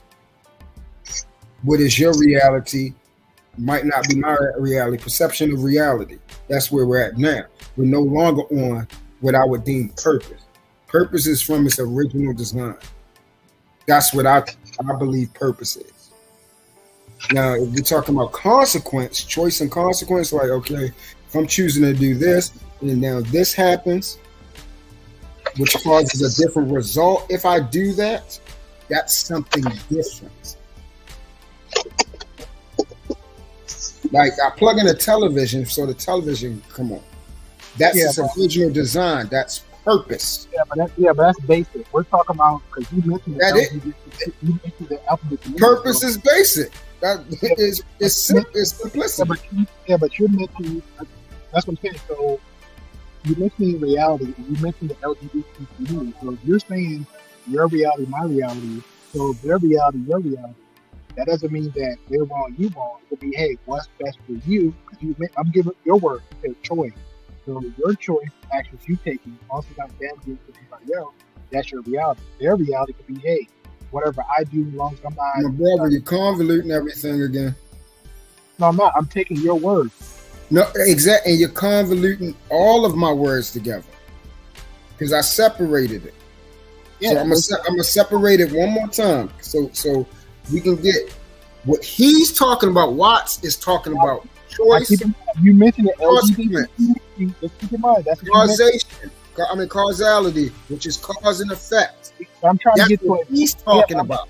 I get what he's talking about. I'm trying to get to a point. I'm talking about straight up, simple, original design purpose. What was something created for its original design? A television was created to be plugged in a wall. It is that simple. A refrigerator was designed to house food. A car was built for us to do transportation to drive A to B. Money is used as a tool for us to buy the goods and service that we need now, which is no longer the barter system. TV. We listen to earphones so we can now hear the music that we like to hear in our own comfort without disturbing other people, depending on how loud the volume is. And we can't That is compare TV to a human not. being. We can't compare restaurant to a human being. So again, you can't What negate the fact. restaurant? When did I say a You mentioned, restaurant? my bad, TV, microwave, vehicles. You can't It, compare does, animate that, it objects. doesn't You matter. can't That's compare. what It we're does talking matter because about. you can't Purpose compare and animate design. objects to human beings. We're You talking cannot. about I know purpose the and point you're trying design. to. I We're get the talking point you're about trying to make. purpose and design. We're Yes, talking about and what? purpose and design. You can compare anything if it has a purpose. It Yes, doesn't but you matter whether mentioned it's you it mentioned doesn't matter reality. whether it's bleeding or You not. mentioned reality. Did you not mention reality?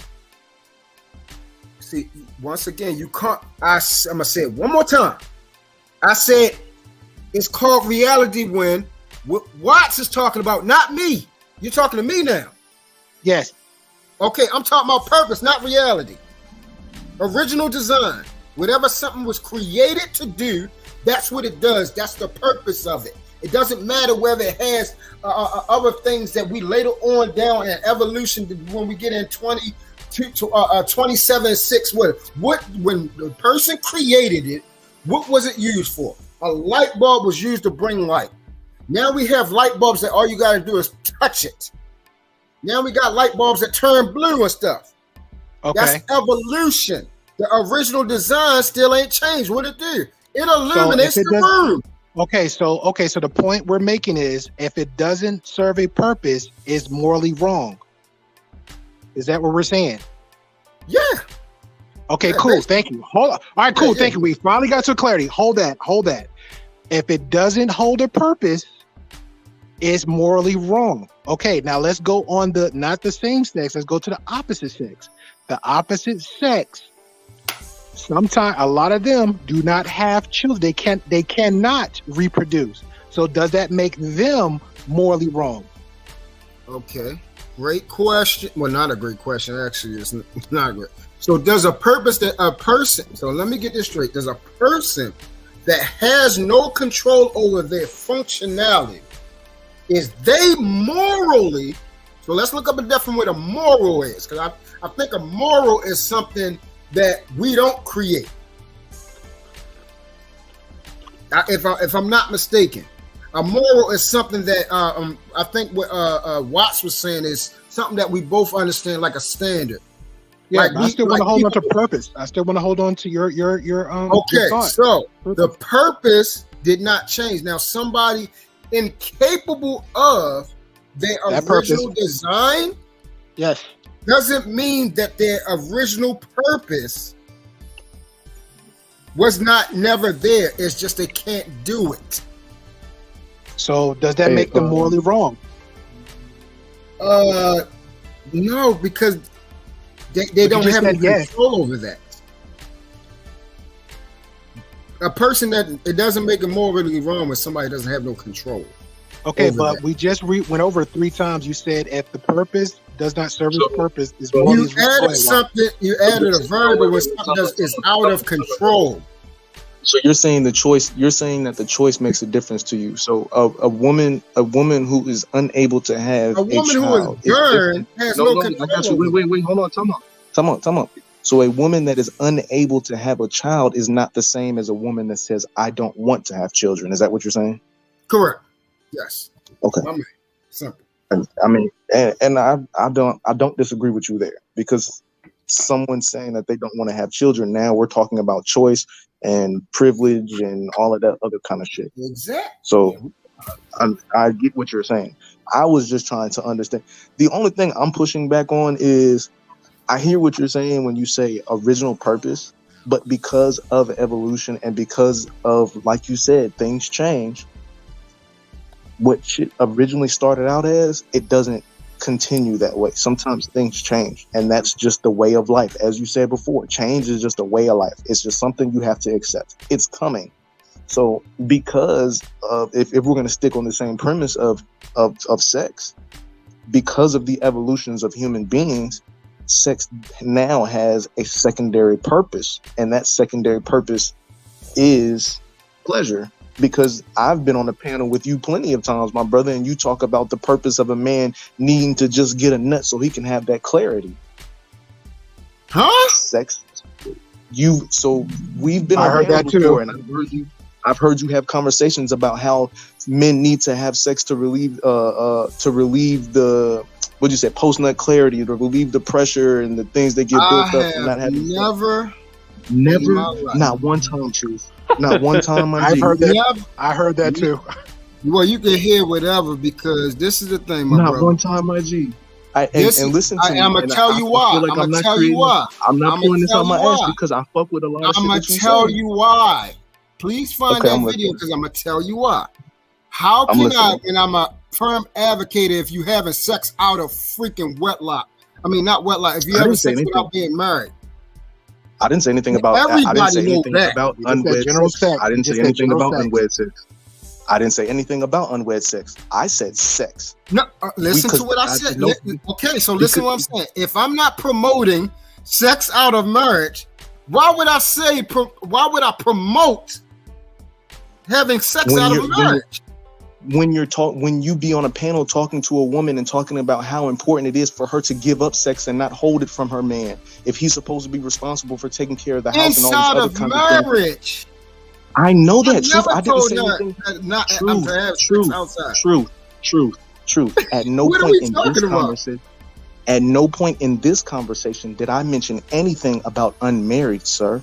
The only point that I'm making is that there have been conversations, and let me add the context. Let me add the context for you. Yeah, okay. There have been conversations that I've heard you mention about how a married woman should have sex with her married husband for the sake of pleasure, for him to be able to get the post-nut clarity and to be able to go out into the world with the confidence and his nuts be empty and all these different kinds of things. I've heard you have these conversations about married women having sex with their married husband for the purpose of pleasure. Yes. Yeah. I've said that. Yes. And you said they were married, right? You said inside of marriage, right? Yeah, he said 3 times. Oh, okay. Yes. Inside of marriage, yes. Pleasure inside. Okay. Inside of marriage, a married wife and a married husband inside of marriage. Yes. So, and this is where I'm going to go back and agree with you before. It didn't become legal until one president decided to say it's okay for these people to get married, right? It didn't become legal until recently. I agree with you there. So based on the concept that you have, these individuals doing that is not serving a purpose because it's not within marriage. So I understand your point of view, sir, 100%.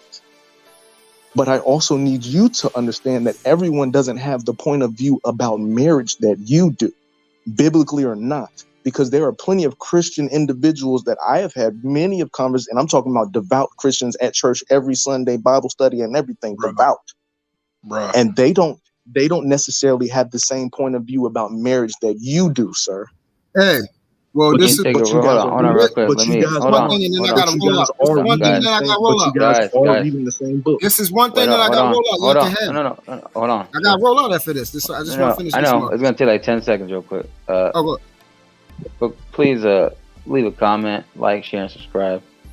I just gotta do that in the middle of it. Anybody who's still watching, I appreciate y'all. Wally, Wealth Talk Productions. If you're still here, bro, if you're gonna jump up, let me know. I just put the link in the chat for you. Anybody else too that I sent it out to. Appreciate y'all just being here. Continue the conversation though. Go for it. All right, sorry, where's Jay's lazy ass? I'm gonna rock out. He's taking care of some other stuff. This is another thing that you should remember. Sir. You might know devout Christians, but one thing you will know: if they are devout Christian, they will never do anything. Marcus will tell you this. They will never do anything to compromise that word. Their beliefs, their behavior, their lifestyle. I have to jump on that. You said you can jump on. I'm talking about for me. I'm talking about for me. That's what I'm saying. All right, so that's opinion. You're boasting right now. That's opinion, not a fact. Not a statement. No, that is. I can go to the word where it says you are supposed. You cannot take away nor add to the word. Any person that takes away or adds is a curse. I can show you where Paul says that. I can show you where if Jesus said, "If you love me, you will do as I say. You will follow my commandments. You will be obedient." I can show you where it says all that. So if you're not a lover of Christ and you don't worship God in spirit and truth, you're not saved. It says that. It says that in John. So this is not something that I made up. Why? Do you want to go? Because I want to just touch base on that one. That might open up another can of worms. Yeah, but I'm about y'all can touch base. Dipset. Hey, Marcus, Watts, GP, thank you guys. Great conversation. Hope you guys have a great evening. I gotta step over somewhere else.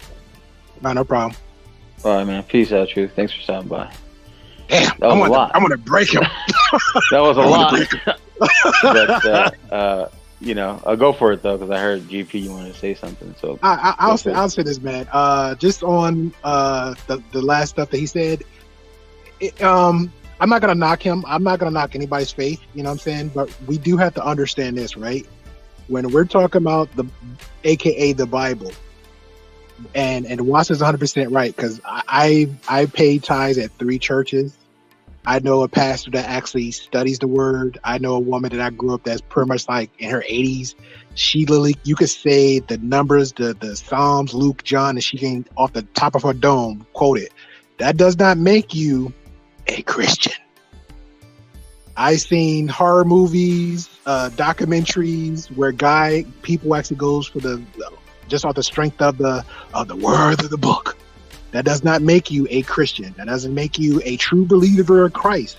Because people these days, heck, even back in the days, do anybody remember the thing called the Holy Wars? People was literally the Holy Crusade. Exactly. People wasn't fighting over gold. They wasn't fighting over land. They wasn't fighting over the pea in the box. They was fighting over the Bible, what the pastor told them to do. Oh, you can't get into heaven if you don't take out these lands. If you can't get in heaven if we don't take these because they're damned and XYZ. Heck, we had whole Bible stories about this, like the whole Crusades, all this stuff. So again, that's a lot, bro. But I get what he's saying, but and it will be true in that word, but let's understand this. That is man's word that was written down. We can keep going further back and actually get it from the words, but let's not overstep it. That book itself supposed to be giving positive influence, supposed to be giving some kind of law of attraction, meaning love and honor thy neighbor, right? That's what we're supposed to focus on. But if you quote unquote these Christians and the Catholics, they have their own different ways, like Watt said, their own ways they move. Some might say, hey, this certain race is only pure because we make it so. And then you have a whole nother culture of Christianity that says, hey, we believe in this, and the family is gonna run by that. You know what I'm saying? So yeah, just be careful. Just be careful with that. I will leave it like that. Just be careful with that. A good point. Good point you put it up there. Watts. Yeah, I know, but yeah, my bad. I'll say this last part and I'll let Watts chime in. Because I remember a buddy I knew. He was a straight, like he was, antsy, cursing, into the rock band, electric guitar, and that good stuff. And he joined a church, and this is his words. He said he felt it was a Christian church. He felt it was very culty. He was stuck on stupid. These are his words. Stuck on stupid with them for like a year or two, and then once he broke out of that spell, again, his words. He said he didn't understand why he took that path with them. They quoted everything out the Bible, moved everything the way they said. So, and he's moving in a more productive way for our society, and him and his family go. So I'll leave it like that. Just be careful when people start spewing in and thinking like it's the way. That is is other options out there. So to me, it's not even that deep to me. Like it doesn't even go to that point to me. To me, it's the fact that even the person that believes in every word that's in that Bible and follows every word in that Bible, I still can't even expect them to be perfect. So if this person that actually wants to follow these rules still fucks up and sins every now and then, I have to believe that a normal, average human being does too. So the ones that are still at church every Sunday and follow the word and know all the songs to the gospel music and can quote any scripture in the Bible and actually believe it, sometimes they do make fucked up decisions, but that don't make them a fucked up person. And when I say a fucked up decision, I'm talking about based on the standard that's in that book. None of you motherfuckers on God's green earth are Jesus. So because I know you not Jesus, I'm gonna grade you based on a learning curve, cuz. And sometimes in that learning curve, even a preacher want to get him some pussy every now and then. Bruh. You know what I'm saying? Temptation of the flesh. Let's like the learning. Like, come on, it's okay. But I mean, it was cool. I just think purpose. Sometimes it's just people focus on the primary purpose, don't even think about the secondary, and that's a problem. That's a problem because just because something doesn't serve your purpose doesn't mean it's not serving a purpose. Yeah, and I will add to that too. Also, we have to remember the primary and secondary purpose is a time restriction on that, because again, you have goals, right? Because we're living in a society now, everything is plays a factor in what we need or what we want. You know, we'll throw a relationship in there. If I want a girlfriend, I have purpose of what I want. So I got to either level up. I got to do what I need to do to get this type of woman. I got to get out, not to be too social, awkward. Got to have the awareness. Got to have all this other stuff. And then if I'm choosing to have a better career path or travel or something like that, it just like it's levels to that. So I think it's a time limit for yourself that you put to maintain those goals for your quote unquote your own individual purpose. So I think that's pretty much where I see it from there.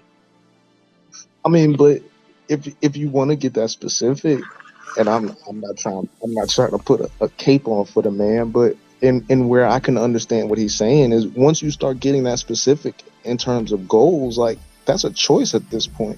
Because True. if we're talking about the primary purpose of sex, right? If we're talking about the primary purpose, and you're supposed to use it to procreate, and you as a man, which you're free to, but you choose to make the decision to say, you know what, I don't want to have a kid until I'm in my maybe late 30s. I want to travel the world. I want to do all these other kind of things.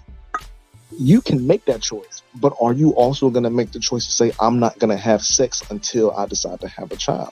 And most times, 9 times out of 10, if you actually doing that and you're living well, you gonna want you some pussy because it's gonna get thrown at you. And it's okay. Get you some guts. It's fine. Yes. And let me. I think God will still let you in if you get you some guts and live a decent life and be a decent. No, my son, you living in sin, my son. No. You're gonna burn in the nine circles of you, Beelzebub. No, my son. I'm gonna go to hell because I decided to get me some guts. But here's the funny part. But God gonna forgive the dude in jail that's praying, Lord, forgive me for these 3 bodies I caught. Can you say it again? Can you say that again? Because I missed it. Say it again. I said, so I'm going to go to hell because I decided to get some guts before I got married. But God is going to forgive this guy in jail that's begging for him to forgive him for catching them 3 bodies this summer. Man. Facts. Yeah, you got a good point there. You know, facts. You do got a point there. Yeah, I just want to. I want to let you guys rock out and do your thing because I don't like to be that kind of host that talks too much. I want to make sure the people get dived into the conversation themselves. And I try to set some make sure everybody gets respectful time and make sure not everybody's cutting each other off.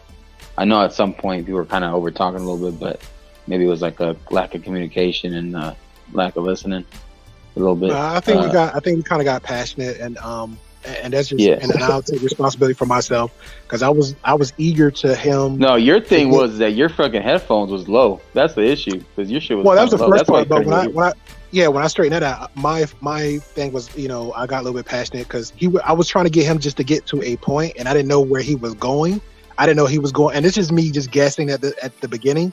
I didn't know if he was going to, because he mentioned, like I kept repeating, you're making a point LGB, then you're saying purpose, then you're saying all these words, and then Watts was like, okay, I'm trying to chime in to lock into a word you said, and it just got sporadic, and I'm like, okay. Then we finally got to the point, and I'm like, whew, thank you God, and I'm not knocking him.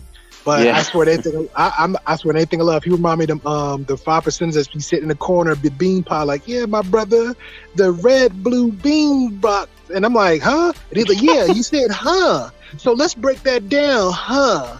What are you talking about? Talking, my brother. So you are talking to me, or you talking to the inevitable? Because the inevitable was coming from here, and I'm like, oh Lord. So I was trying to lock on to the point he was trying to get to, so we can go to the conversation. So that's where I was. No, at. I just learned with Truth. When you're talking to him, you just really have to go, like, you have to start at the base of the conversation and just grow from there. Because it does happen a lot where people try to talk to him and they start throwing words in his mouth and then they're mixing points and all this other stuff. Yeah. No, don't do it. You can't do that with Truth. Like, it's just like great. It's like great. It's like just like when you jump on the panel, you start to notice like the other one you were at on Let's Talk Better Black Life. You notice certain characters, they started and then you said, "Oh, by my grace, I gotta apologize to you, Marcus." And, that's me in your relationship though, because and this is the type of person I am, Watts. If let's just say me and you have a disagreement or something, or I'm big about conversations because I hate, me personally, I feel like when people have conversations, you shouldn't have to explain your conversation to make a conversation, or I shouldn't have to say, well, you can ask Marcus, I should not even have to do that. I'm talking to Watts. Watts is talking to me. We having that conversation. If you bring in somebody else in the mix, like that supposed to negate or validate something, that gonna rub me so fucking far off, bro. It's like, why are you bringing up Marcus name? Why are you bringing this person's name? So, but I get what you're saying with Truth. So I learned my lesson. Huh? You don't like stray bullets? Hell no, Nobody does. Maybe it's the jersey in me, man. If I'm looking at you, nigga, I'm looking at you. If I swear to God, we're in a group, if we're at a party or event, hell, in my damn house, I don't even care if it's my mother. If my mother come out like, yeah, baby, remember? Mom, I'm not talking to you right now. You know what I'm saying? I'm talking to Watts. Watts talking to me, we're addressing each other. Now, if Watts in that midst of a purpose of a conversation and it needs some evidence to brought up to the table, yeah, go ahead, Mom, present yourself. But don't do no drag out speech now. He asked you a specific question. Go ahead, get it in so we can continue our one-on-one. You know what I'm saying? That's me. But a little bit what Marcus, like I said, our relationship is, I'm the type of dude, if it's a disagreement or something, because I think the other night, like we had like a good conversation, and normally me and Marcus don't really disagree, but I saw like I think just the conversation, we was on opposite sides, and it was something that he was said, and I said, okay, the fact that he didn't ask for like, oh, you owe me a apology. It wasn't even that type of thing, but the fact that I saw firsthand what he was trying to explain to me, I reached out to him and said, hey, I owe you an apology. So I'm that type of dude. You know what I'm saying? I've done it with a lot of people before, but I'm not going to wait around for him. Like, yo, I saw it. Let me hit the dude up. You know what? You was right about this. We're good. Yeah. Hey, yo, real quick. I was just kidding around with you about the other stuff. We were just joking. No, I know. But when you said, but when you claimed him, I'm like, nah, man. I see different. And then when that motherfucker held up that bottle, I was like, oh shit. Yeah, I know. It was more than one of them. More than one of them up there doing that. Hey, real quick though, L Nixon, because I know you're going to go to bed, bro. Shout out to you, man. L Nixon, the voice of reason. For all of you that don't subscribe to his channel, please subscribe to him. He's on these platforms too. Real cool dude, real based, real balanced, real calm. Yeah, very. Yeah, he's another one too. Like I felt bad because like L Nixon chopped it up a lot on other streams, and then he I think it's his. Does he have the collective that's on his channel? I don't know. I don't know because I see it pops up between the other three, but I seen on his stream he had the collective, and I was like. And I said, why am I in the live chat? And I said, oh shit, stupid, you didn't even subscribe. And I said, oh hell no. So I felt bad. So now I'm like subscribing to both my accounts. And then now I'm like eager to be in the chat because I'm like, okay, I got 5. Bro, that's the longest freaking minute when they give you this. Oh my God. But yeah. Yeah, real quick. I apologize to him. Go ahead. Oh yeah. Yeah, let me real quick. Shout out to Intellectual Soapbox, aka Mr. Best, M3. Knowledge and relationships over there on their platform. They do the thing too. They have sometimes game nights, sometimes they have like conversations. They have a different set of shows. They have people, sometimes different hosts. Be Easily Big Rig Slaps, and DJ Eddie King, who was sick right now in the hospital, in and out of the hospital and stuff. So make sure condolences, prayers, reach out to him. Whoever that I know that knows his number. Please show some love and some, show some grace. He says, shout out to Marcus, shout out to Jay, shout out to everybody in the building, shout out to Knowledge and Relationships in the building. And then Well Talk says Jay needs to hand over some wrenches. Yeah, Jay's been working on that. I guess he's trying to. I told him to ask around because I personally don't really know that well how to do it. Maybe some of the content creators know better than I do.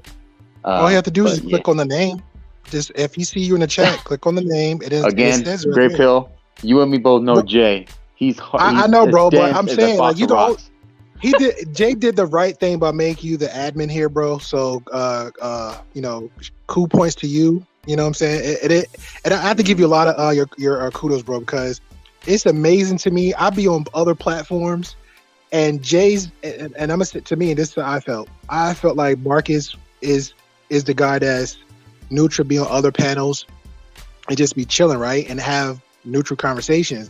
So I don't see Marcus. It's not Jay, but Mark. Excuse me, I apologize, Marcus. I don't see Marcus as the hey, let me be a content creator. You know what I'm saying? Marcus like, hey, I'm that chill guy in the chat. If you give me a wrench, it's cool. Marcus, if you don't, it's still cool. But at the same time, I literally can hear Marcus quote some stuff either I said or other big content creators said, and the people that actually put the time in with to actually want to be content creators, they can't repeat a goddamn thing I said.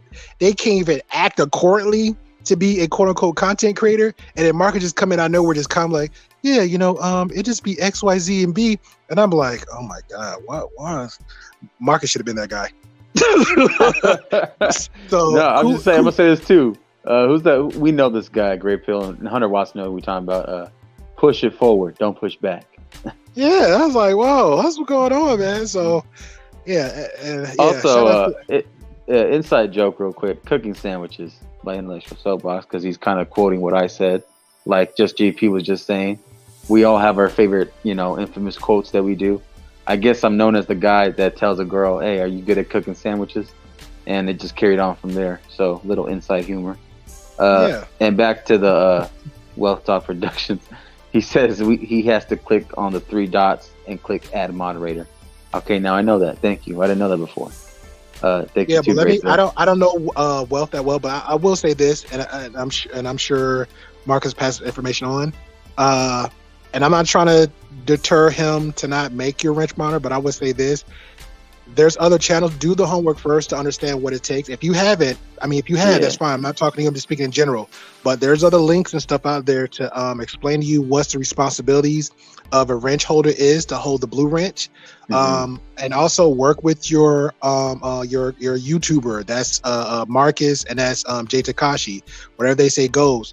And also number 3, when I say be neutral, because if you're in the chat and somebody got an attitude with you, whatever, you cannot be like, well, I'm just going to block you. I'm just going to time you out. Like that's very important. Now, me personally, if the chat is not very consistent, like right now, I'm not saying there's just one person here, but if chat is not very consistent, you really don't need a blue wrench. There's none really needed. But if you have somebody consistent, I think one time in the beginning, it was Jay on a panel, and then Marcus in a chat was maybe more so in the chat, but he was actually active on the panel. So that made a good dynamic. You know what I'm saying?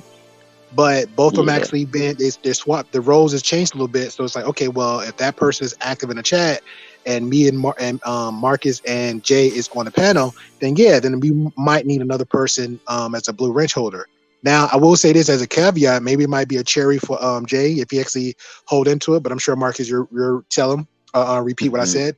If he can get a female that y'all guys can trust, hey, give her the wrench, and she's come on when y'all come on. That can keep the conversation a little bit more interactive, because for some reason everybody simps over chicks. So there you go. Yeah, you got a bar. Yeah, that's a bar right there. Yeah, I think I you know what? Once you said that, I thought of like 1 or 2 women that have been on these platforms before. So thank you for that. Yeah, no problem. You were saying, but that's the homework. Yeah. No, I was agreeing with him. I love when Sherelle is my moderator. Oh, yeah, but Sherelle sometimes goes in though a little. Like she keep it real though. And I was gonna push back on one of his points. Like, I think you need a petty person in your circle every now and then, like that one that's going like rock with you. Real quick, like, shout out to Zone, because I know Zone 559, and then Shout out to who's the other one, Great Pill, that we see in the YouTube streets. Chester Cat, Zone 559. Who's another? Who's the other one? Petty people. Oh, Snuggles. Shout out to Snuggles. Snuggle. Yeah, Snuggle's a good one. Snuggles a good one. Petty. Snuggles is everywhere. I know people But he's say I'm clever, everywhere. Petty. Yo, watch, but But- he's 100. He's. It's like it's weird, bro. It's like he educated, slick, Petty. Like he'll say some stuff, and it's not even like just like I'll throw jabs, right? You know what I'm saying? But he'll say some stuff. It'll catch a panel eye, and they're like, "Yeah, let me address what Snuggles just said." I was like, and they'll have a whole dive conversation. Yeah, I knew that's a fact. Snuggles was onto some shit when somebody was reading it. It was like, is this person white? Like when you have to, you have to ask that question. Like this motherfucker is really provoking your thought process. Like, Oh man, Yeah. it's gonna be one of the things that you just gonna never know about Snuggles. Man, I have my guesses Do you though know- between certain troll chat. I can't always call them troll accounts though, because sometimes they're just a account that's there, that's just there to add more to relevant to the conversation in the chat. Yeah, So I'm not always gonna call them trolls. I think it's like an extra person there. You know, it's just a different name. That's it. sniper account. That's what they are. They're sniper accounts. They just come in and shoot some shit up and leave. bro, Snuggles is that dude. Yo, yeah, Snuggles that dude, yo. Like I ain't gonna lie, I think Prime a little bit on the Snuggles mentality because he'll come in because he's about the conversation, so he might say something like we was on Damien's, and I was actually poking the bear, and I'm just shooting shots at everybody like, yeah, well you said this and you said that and blah blah blah. Nobody even take me seriously. And then as soon as Primal says something, well, you know, let me see what Primal Study said. I said, oh Lord. And he's like, yeah, but Primal Study said this. And then Primal's like, well, we don't want no chick, you know, at the age 40 or plus. I was like, so yeah, he's that little sniper too. You gotta love him. And you know what's funny is this whole man. See, Truth show up and shit. Truth was sniper. He's a panel sniper. Because nigga, we was talking about Tom Brady and Patrick Mahomes before he showed up.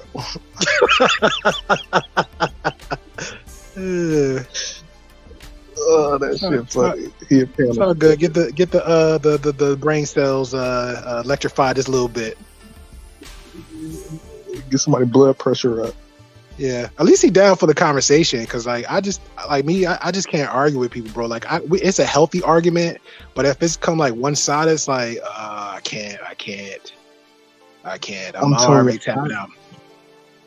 I will definitely say that I've come a long way because doing this, like, this is what. How long, Marcus? Like, dude, this shit been going on like 2 years now, a year and a half, 2 years now, something like that. Like, when I first started doing panels, I used to be irritated as fuck. Like, as soon as it started going left, it's like, nope, I'm not doing this no more. Like, I just didn't have the patience for it. I used to just leave panels. And then at some point, I think it was probably when Kaya showed up, I just sit there and just listen to the bullshit. Her 14 hours fucking stories. This is dumb long. Yeah, but by the time she started doing that, like I got a whole lot better because by that time it was just like it just started clicking. Like, oh, this person is just retarded as fuck. Like, you know what? I love one thing. I love one thing about just kind of like when she, one time I tried to give her a chance. I came on twice. I didn't know who she was the first time. I came on for mostly for Vaughn the second time. And then one time she did a live and I sort of got the whole 30 minutes. She was trying to start the stream up. And I'm like, and I sort of got, and I'm like in my head, I'm yelling at the TV like, just push the button. Just push the button. It's this. You bought all the equipment and you don't know how to use it. Oh my God. I just cracked myself up like, idiot. Just stop paying her attention. But it is what it is, man. But the patience part, like most of this is weird. Because I'm from the gamer side. So all this stuff that people do, oh man, I'd have trolled. I would burn bridges. I would just light all types of candles, antagonize. But that's the gamer side. We're good for doing stuff like that. But I don't think people understand that lifestyle. But unfortunately for me, the experience so far is seeing like actual live people interact the way they do. Interact the way they do, and then it's like I don't know. It just I don't know, because like I think huh? What I'm looking forward to seeing in about 3 to 5 more years is when people start coming out with these studies talking about how gamers are prone to high blood pressure and heart attacks and all this other bullshit because y'all be stressing. No, we don't. Bro, real talk, we're chill as fuck. They did a study in the 90s. They claimed that they was saying that Mortal Kombat was introducing violence, and I'm like, okay, well, what about the other games before Mortal Kombat? And then, but back to your thing, you know, like on my end, the main 2 games I played was one was Yu-Gi-Oh, one was DC Universe, and before that was Star Wars Battlefront 2, right? Everybody I know that was either in my league / clan or guild, whatever call it, whatever those games, depending on the game, everybody was either 90% was either in the army, bro. Everyone was chill as fuck. Chill, grown now, overseas, saving their money, and that was it. Now the other guys you talking about, younger than Marcus ass, quick to fuck some shit up. And this is what I'm saying. I'm thinking about, see, that's a slated idea, right? Because you're talking about veterans, you're talking about military veterans like that are deployed. Like that's already a different kind of mindset. I don't give a fuck if you're in a war zone. The fact that you're in the military and you're deployed, you already have to have a different kind of mindset. So of course they're gonna be chill. That's not a good example. I'm thinking about now add the age group in there too. Now this is what I'm thinking about. This is what I mean, but even the range of the age groups, right? Because now you have like these 2K leagues where these dudes are playing for hundreds of thousands of dollars. These are grown ass men. Yeah, man. You know what I'm saying? So them all the way down to the teenagers. Now you got 16-year-old kids in high school playing for $5,000 fucking pots in these fucking Call of Duty tournaments and shit. You know what I'm saying? Yep. So a 16-year-old kid and these motherfuckers throw remotes and kick TVs and all this other kind of shit. Bro, I'm not gonna lie. I was this close when I was little to, like, you know, that stereotypical moment when the kid loses in the fucking game and throws it at the screen almost, or wants to smash it. I was close to that. But then when I had my little cousin, I let him borrow my little PlayStation with it had like that foldable screen on when you can pop it up to play the game. He used it and he did what I did, or he did what I was almost going to do, and he ended up smashing and messing up my game system. Well, that's a rule I don't even like, and that's your thing. And I'm not saying it to knock you out, but that's rule one. I don't never do. Like if I buy it, maybe that's the age limit. I don't know. But when I say I got a PS, I got this, right? Rule number one for me: nobody don't touch it. You just don't touch it. I learned that lesson when I was younger because then my auntie's like, "Please, mijo, let him use it. He's kind of bored right now." When he would come over and visit, and I was just trying to be nice. You got guilted into it. Well, it's like okay, I don't mind him like letting him play it because at that time I had the PS1 and the Xbox, and I would always play the Xbox. I stopped playing my PlayStation 1, so I was like, all right, I'll let him play the PlayStation 1, but that shit cost a couple $100. Yep. And you know, at that time money was real tight, you know, so I was like, shit. And I was like, and then my uncle was just like, he just felt bad. He's like, damn, sorry, I'll make sure I'll get you something. I don't think he ever did, but it's just like, oh, I was like, whatever, man. Brother, if you gave me a PS5 and it was for free and it didn't cost you nothing, bro, let somebody fuck my PS5 up. I swear, I probably be a grown man busting the tears right now. I wouldn't know what to do with myself. Yeah, I don't blame you. But back to what Waz said, I agree with everything he said, bro. It just, I don't know. It depends on it's the same thing like the spaces you're in for YouTube. It's the same thing with spaces you're in on certain games. So you can go to one server. We'll throw Call of Duty. I ain't gonna lie. Call of Duty OCD was out all over the place. But when I left but it was certain spots you could chill with, or certain clans or whatever. Then when I left from that game entirely and I was on DC Universe, that was more chill. So I don't need to put headphones on. I just do my thing. I could be in the chat from time to time. I hear people talk. I'm good. But if let a mofo act up, I'm putting the headphones on. That was my personality. If I get headphones on, I'm talking. That was your ammo. Yeah, somebody getting cursed the fuck out. That was just always me. That was my personality. If I put my headphones on, somebody gonna get scolded. Somebody gonna hear my mouth. That was just always me. There was no need for me to put my headphones on. So I just let people do them.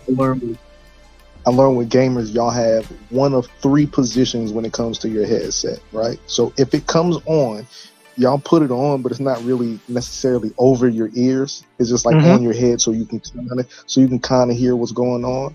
That's like, you're playing the game. You're not really involved. You're probably still warming up at this point. It's probably what that is. Then y'all got the other position where you put one of them clearly on your ear. Because now at this point, the game is probably getting intense. It's close to the end. The score might be too close. Or maybe somebody's fucking up and you're hoping that they get their shit together. But when y'all got both ears on, position number 3 is the only time the microphone comes down. That's when the microphone comes down, it's over with. Somebody getting cussed out. Directions is getting yelled. Like, once that microphone come down, it's over with. As long as the mic is up, you cool. Because I watch my brother... Excuse me. I watch my brother play this game all the fucking time, and he'll just sit there and he'll have the headset like kind of on his head, and this motherfucker, as soon as I see him grab the mic, he about to go off. And for like 10 minutes.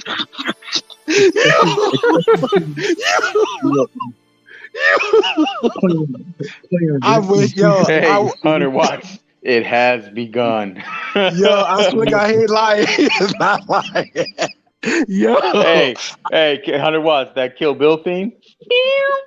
Yeah. Yo, when me and my ex, when my ex was together, right? And she was in the bedroom, and I'm like, I'm a gamer, like that's just my thing. I'm up late night, so it's like it is what it is. But she liked to go to bed early. Okay, cool. So I knew not to talk. Had the volume down, and at the same position, bro. Like you see my finger flip. That's the mic come down to my mouth. This guy was saying the most dumbest shit on his fucking raid, and he was giving everybody the wrong rules to beat the last boss. And I'm here I am. No, that's not true. That's not true. Go ahead. No. And then he kept saying some dumb shit. Motherfucker, you're not listening to me. So I'll get up, and the court had to be like 15 feet long. I get up, leave from the bedroom, carry the shit all the way in the kitchen. I put my hand over it. I said, God damn it, if you don't fucking listen to the fuck up. Did anybody hear me on the mic? Do anybody hear me on the mic? Yeah, we hear you. Okay, stop listening to that dumbass. Get on to position and pay the fuck attention to what I'm saying. No, man, fuck you. Fuck you, bitch. You died like 8 goddamn times. Listen to what I'm telling you. I've been standing there the whole time. Well, okay, then. I'm just sitting. No, you ain't sitting 2 hours in this last fucking boss. Tighten your dumb ass up. All right, I come back down, and I go and sit all quiet. Here come my girl. What's going on? Nothing, baby. Nothing. See, look, so the gaming, it just, like you were talking about Mortal Kombat, like making kids violent and shit like that. I don't think it makes kids violent. I just think the video games make them emotional. I just think it makes them emotional as fuck. Because my nephews, my nephews are a great example. Whenever they get in trouble and you have to take the game away from them and you force them to go outside and go play or read a book or some other kind of shit, when you force them to do that, like there was a time period where they were living with me, so it would like they would get in trouble, and you know what? For the next 2 weeks, y'all not touching none of the shit. Yeah. You're not touching no tablets, no Wi-Fi, none of that. You play outside. When you come in the house, you get to watch some TV for a little bit, but you're going to be like that kind of shit. Like, I'm not letting y'all have none of the I'm telling you, bro, like those games sometimes you play outside. Oh my god, that shit would be so addicting.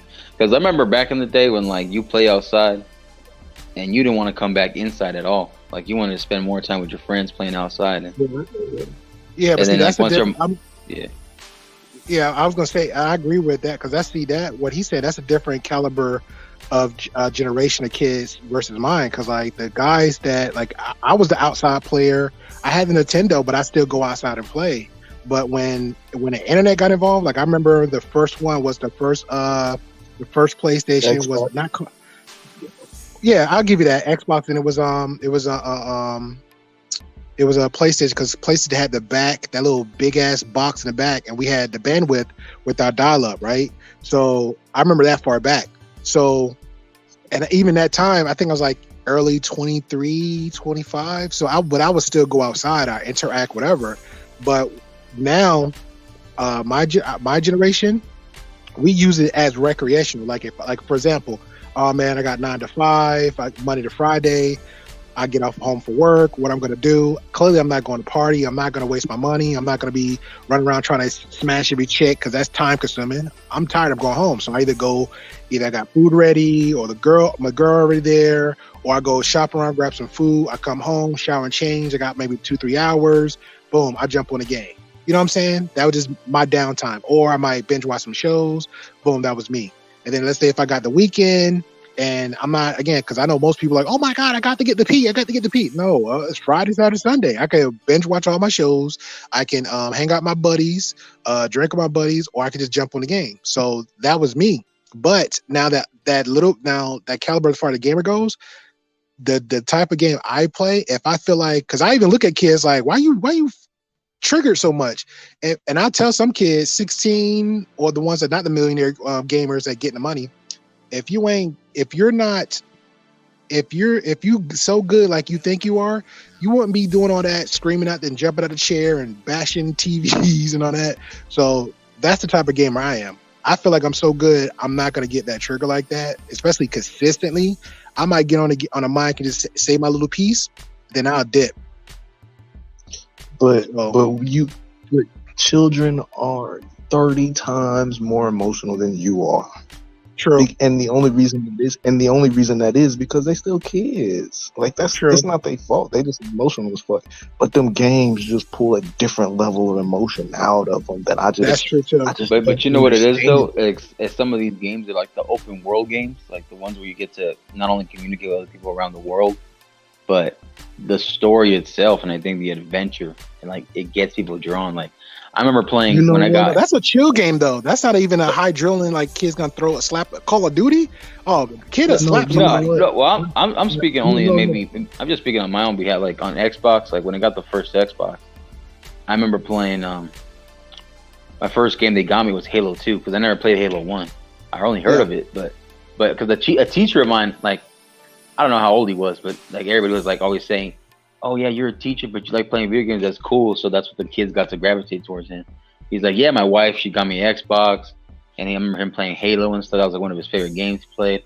My parents, when they got me the Xbox a few years after it came out, I finally got to get it. I remember my first 2 games was like Halo 2 and Van Helsing.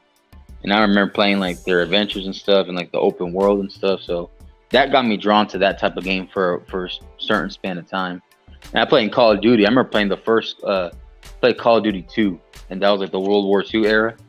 Mm-hmm. So that got me into that a little bit. And then I don't know what it was, but like a lot of these shooting games, I got tired of them. As far as like the war, like soldier aspect, I got kind of tired of it. So, you know, I got into Gears of War. You know, shit in real life, it's kind of changed. Yeah. That too. But even before I went, before I left, I was like, I kind of got over Call of Duty because it's like, you know, everybody's playing it, so I'm always like a sports guy or a fighting game guy or another different type of story mode adventure guy. So I got brought up because they're brought up a new one like every November, October, and I'm like, bro, I didn't master this one like 11 months ago. Y'all want to bring out another 6? Man, get out of here. Yeah, you get the expansion pack, bro. The expansion pack. I remember they had World at War. And they had like Modern Warfare. They had or vice versa, whatever came out first. And then they had Black Ops. Then they had Modern Warfare 2. Then they had Black Ops 2. Then they had like Modern Warfare 3 and Advanced Warfare. And so that kind of threw me off. And I was like, okay, so these are all individual own stories on itself. So it kind of made me want to think like, okay, how can this connect? And then when they made a certain later game later, then it kind of connected. I was like, okay. All right. And then the zombie shit is what got people addicted to it too.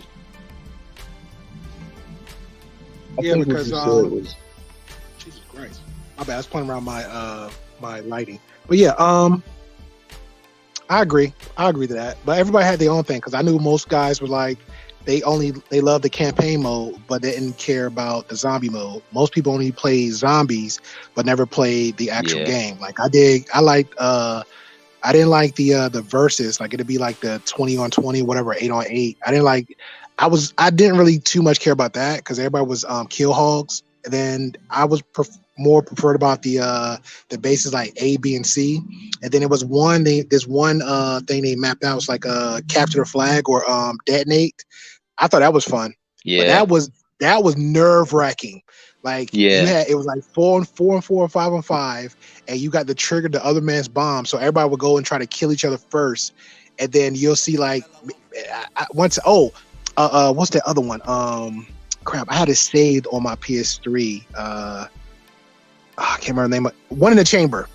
Every time you kill one, you get an extra bullet. So everybody was all pros, right? And here I come. I had one in the chamber. I'm running around with that 6-shooter, and I caught one. And I said, "Oh snap! I'm actually winning," because these guys were like 50 and old guys, you know what I'm saying? And the clan I was with, and I murked all of them. And I was sitting there just teabagging them and dancing around, and so. But yeah, I had to save that one on purpose, bro. I really had to save that on purpose because I was with them for like years for Call of Duty. And they used to talk so much shit. I'm like, and I was that guy like, pick me, but they never even gave me the chance.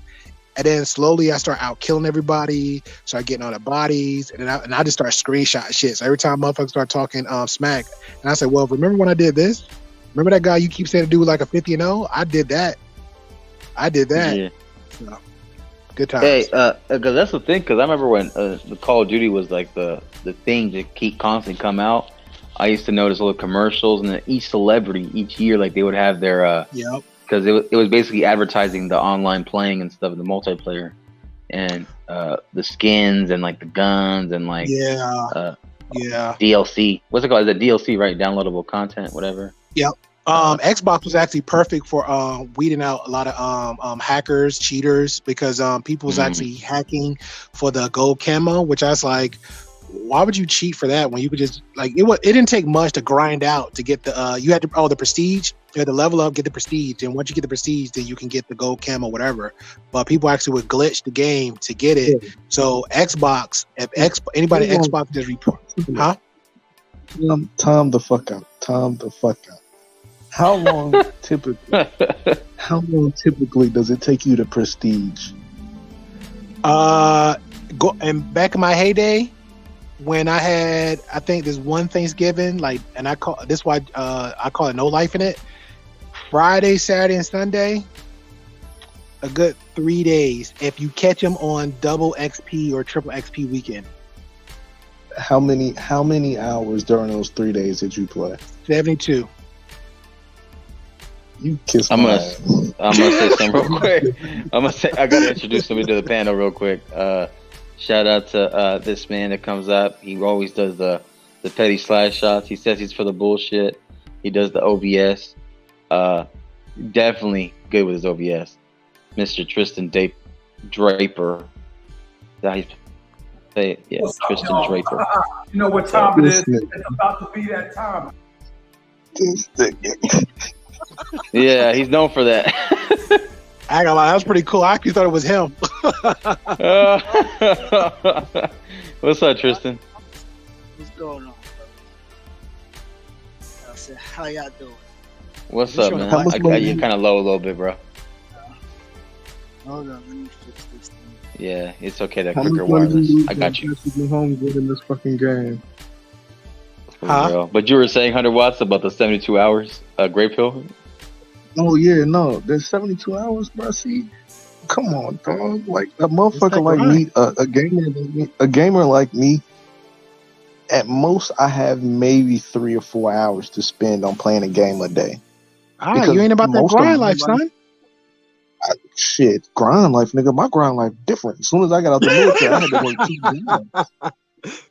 I was working 2 jobs, so trying to find sleep plus taking care of the kid. Like, I don't have time to be playing a game. I'll get you like 3-4 hours.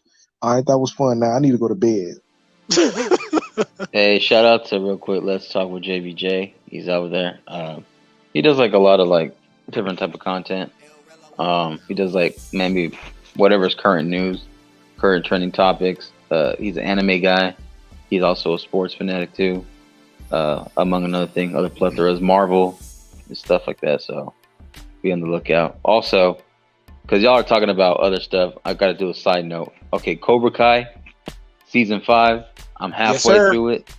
I haven't seen the whole season, but I'm kind of thinking. I think it's one of the best shows on Netflix. I think, in my opinion, for me, because it's the nostalgia. It brings back the memories. Yeah, and then you bring back all the people. I'm talking about this season. Is this season okay? The season's good. I haven't seen it yet, so don't tell me. But I know it's good, bro. I know because the writing is so perfect. The writing's so perfect. They slowly introducing all the old school cast members, even down to the girlfriend they had the rival about. Like that was cool. I ain't gonna lie, bro. I always had a crush on her ever since babysitting. She was hot. Oh my god! That's what she's on The Boys. What? That's what I'm scared of. Yeah. That's what especially when she was feeding Homelander. I was like, man, lucky son of a bitch. Man, yeah, exactly. Lucky. But anyways, she's from Alabama too, right? She is. Yeah, she's from Alabama. I thought she was from Jersey or Philly or some shit. Nah, because wasn't she on Fear, something like that? Fear, the Walking Dead version of Fear, something like that. Wasn't she on that? No, that was the other chick. The one you're talking about from Fear, she was on Sons of Anarchy. What the? Hold on, I'll look. I'll check the cast again. But they look alike. They look like sisters, but they're not. They're two different actresses. I know you're talking about that. Okay, it could be her. I'll stand corrected and relook at it. Who the fuck is it? Oh, that's what you call it. I had to think for a second. Hey, sister, how many monitors do you have? Mom, what do you mean monitors? I got. Oh, you mean 3? 3 monitors. Okay. I figured I was guessing probably 4, but okay. Oh no, that's at work. I'm gonna Google it real quick, Marcus. Yeah, and because I know who you're talking about. She's the other chick too that I don't know her fucking name, but she's. No, I just want to confirm. I just want to confirm where she's from. That's all. Yeah. Oh, I think her name is like. Is it Kim? Kim something? Kim Case or Kim Coates? I don't know. I don't know. I could be wrong. I don't even know. Are y'all talking about some random white lady? Y'all gotta be. Hey. Yeah, we are. Since Marcus has his own show, I came here to just fuck it all up, okay? I know. Listen, this is what I appreciate about guys. Hey, shut up! Shut the fuck up! You fucking retard! You fucking stupid retard! All right, we gotta censor that out. I ask you to speak, Marcus. I ask you to speak, sir. Okay? Yeah, I got you. I thought that was Step Brothers for a moment. I said stop talking.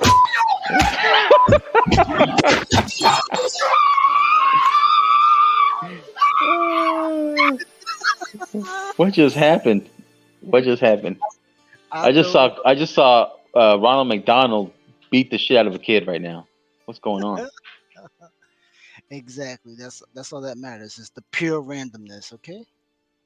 Yeah, it's Elizabeth. It's Elizabeth Sue, and she's from Wilmington, Detroit. So I'm gonna find out the other one. Now this the babysitting chick that we're talking about. Oh yeah. Did she come out on Hollow Man? I don't know. I thought she came out on I remember far back from babysitting, and then it was what's the other one? Because she went MIA for a hot minute. She did like 2. Oh, she was on she worked with crap.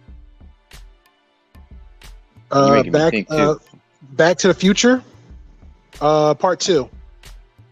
The second one though, right? Yeah, the second one when he went back, because I thought the original girl he was gonna be with, but somehow got recasted. So that's when the doc snatched him and her up, and then they skated off. So I think she kind of veered off from the ending of 2, and then went into part 3. But she really wasn't there that long. And then she was on. It was like she was on cameos from a few other stuff, but she wasn't there. Because remember, this is back with the 80s, 90s. And then after that, I didn't hear anything from her. Then now she started like blowing up in these other films like The Boys and something else before The Boys. So I was like, it's good to see her back. Yeah, speaking of Cobra Kai, right? Because I know this is gonna tie into Cobra Kai. But I remember working private security for a tennis tournament, right? And there are a couple of celebrities that got to meet, like Larry Fitzgerald. I got Serena, Roger Federer, Mike Tyson, all that kind of stuff. Guess who? Someone tapped me in the back and said they asked me for help, right? And they say, I'm trying to find the bathroom because we were at one of the main stadiums where like the main stages for the top contenders. And then guess who? I turned around and it took me a while to sink in, bro. It was Hillary fucking Swank. Oh wow! And I'm like, that's why I thought of Cobra Kai. So the reason why I brought that up is because I'm thinking they're gonna bring her in next season for the 6th season. Oh wow! Oh because on my Facebook page, my classmate, her name is Rashida Lee. I don't know if she still works, but she worked for the same company because she said she got a new gig. Mm-hmm. She works in New York, right? And she does sales. Every time, bro, she come across celebrities and they'll let her take pictures with them all the time. She took pictures with. I'm not really allowed to when I'm working. Well, she does retail and sales. So I mean, oh, okay. They come in to buy and she make that good money. So it's not no big thing.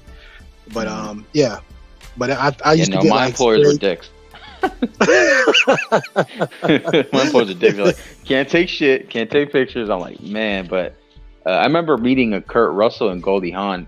Goldie Hawn, I couldn't recognize her because like she kind of had like a bird's nest type of like hairdo or some shit, like old school, like the 80s and 90s.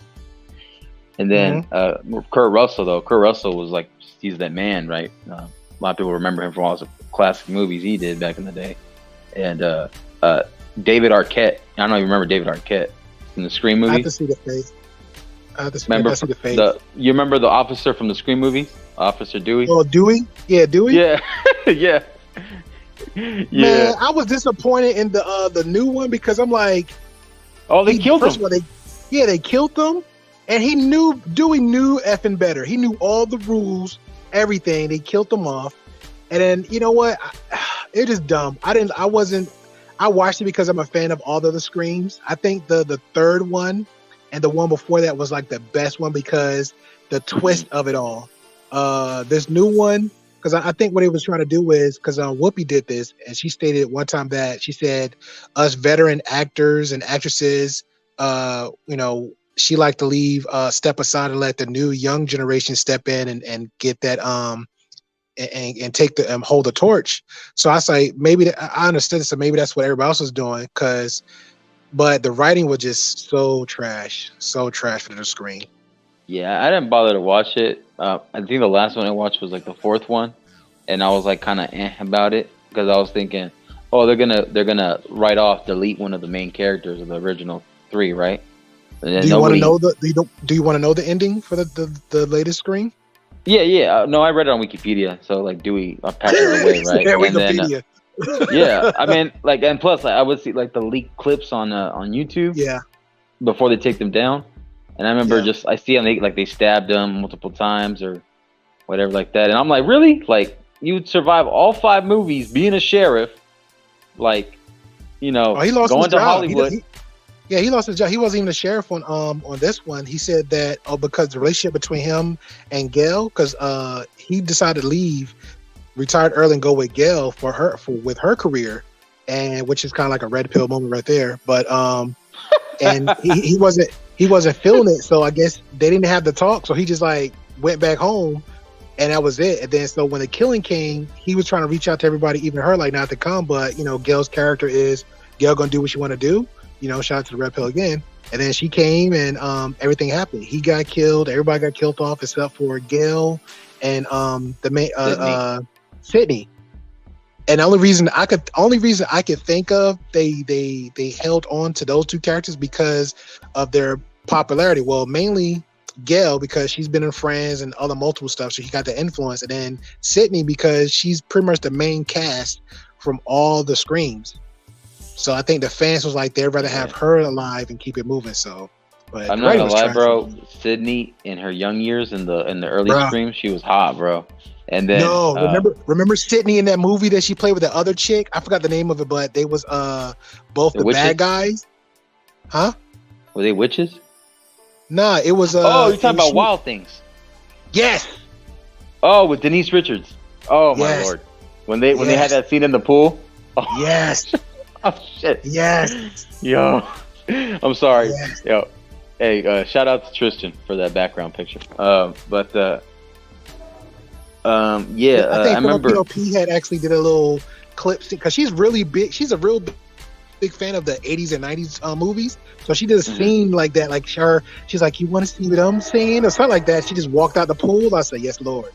The 90s was good. Well, yeah, they had moments like that. And then there's the other one.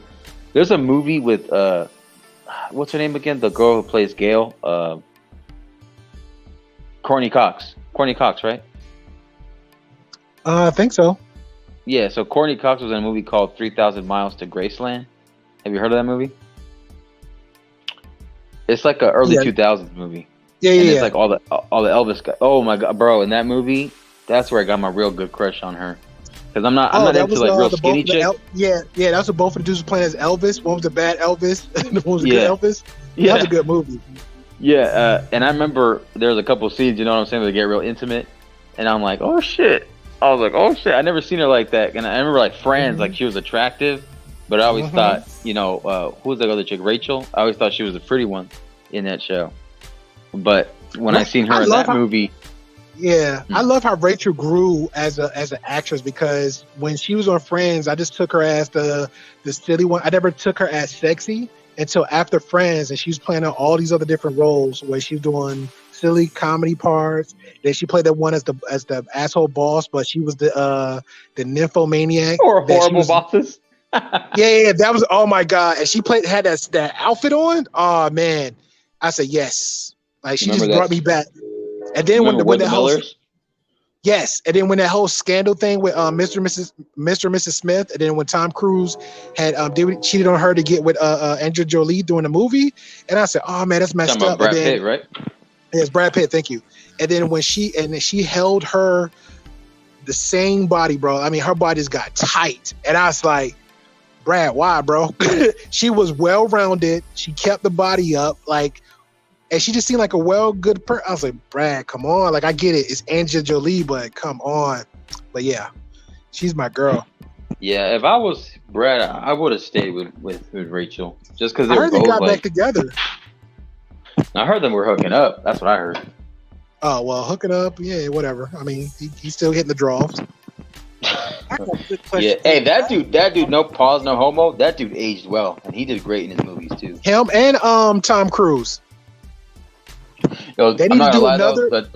The Tom Cruise movie with Mission Impossible. They're some of the most entertaining movies for me. I agree.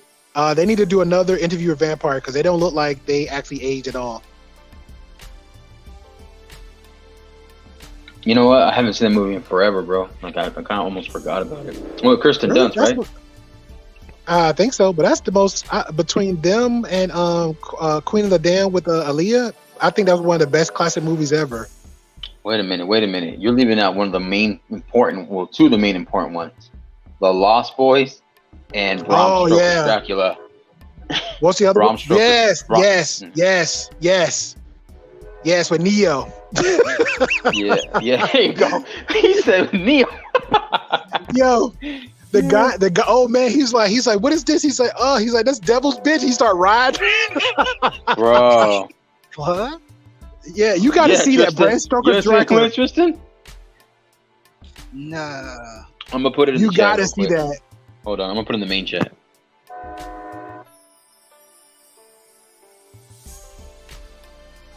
If you ever a vampire and werewolf fanatic as far as horror movie goes, that was one of the best, because they did original, but that's technically supposed to be the remake, and they actually introduced all the parts well written, even the sex scene, everything. It wasn't like no perverted. It was just crazy good. And you get to see like an actual like man bat too. Yeah. Yep. Yeah, but there it is. It's right there on the bottom right there corner. And the game, and I actually played the game. Dracula. Yeah, the game was actually pretty. They have a game. Yeah, they had the game based around it too. You know which movie I thought it was good too, because I remember. I think I was like, I seen it when I was a kid when it came out. Was with Van Helsing with Hugh Jackman. Yes, that was pretty good too. I liked it too. When he transformed to the wolf though. Okay, but cool. Let me say this though. I'll tell y'all guys a caveat. A lot of people didn't know this. When you watch that movie, right? The beginning of the movie. Now, it was a scene where he was fighting. He went up against Dr. Jekyll, and Dr. Jekyll. And he said, "Hey, I missed you." And he had that little Discord back and forth for a hot minute before Dr. Jekyll bitch slapped They had him. an anime before that. Thank you. I thought I was the only one that knew that. Now, here's another bonus. Now, remember Pitch Black? Remember the movie Pitch Black? At the ending, they did an anime of that too. After Pitch Black, it was the part where, when part 2 came out, and he had a conversation with the other priest. So it was an anime explaining how all that interacted. When they left from the ship at the end of Pitch Black, they went on a whole nother adventure. That was the anime of that before part 2 even came. So it was before Chronicles of Riddick? Yes. Because they went. They was on the Let me ask you ship. something. Why did did he expect for that chick to be taken by those like flying dragons? At the ending? Yeah, because it kind of looks suspect a little. That's why. He was playing it. I don't know, because Riddick, that character Riddick would seem like, because the way they played Riddick out through all the movies, like he was so calculating. So I don't think he calculated that part. I think he calculated that he was going to get off, but he got a heart at the ending of it, and that's when everything played out for that ending. So he in the end he won, but to some degree he still lost. Like he won, he got his humanity, but he lost, like, because she's the only one kind of turned him around a little bit. Plus the girl, because the quote unquote the girl pretended to be a boy. He knew that, you know what I'm saying? And he had to change the art because the woman was like fighting for him. But it is what it is. But the anime, so badass, bro, so badass. Yeah. Real quick, shout out to OG Patrice. Thank you for stopping by. Greetings and salutations. Like I said, please hit the link, like, share, subscribe. Probably here for a little bit longer. Then we'll cut it short. But we're still talking, so we're talking about anything you want: movies, reviews, shows, references to whatever else y'all want. Tax evasions. Yeah, tax evasions too. Yeah. But Cobra Kai, obviously one of the best shows on Netflix, and I'm glad that I got to see it when it came out back in when the show first came out. I think it was 2018, right? 2019. Yeah. So ever since then, it's been like a hit, and people have been craving it more and more. So, as certain shows are coming to an end, shows like Stranger Things, The Walking Dead is on its last 8 episodes this coming October. Yeah. That show was a show that still going. Yeah. Yeah. Well, I think Walking Dead is 12.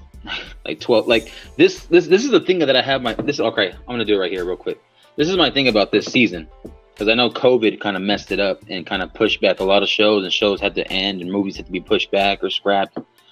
My only issue was that instead of having it as in 24 episode season and cutting it off and waiting months in advance to there, just have 2 seasons. So he could have had 11th and the 12th season, and that was it. If the 12th season had to be shorter, it is what it is, but you would have had 12 seasons. But it's been here for a long time.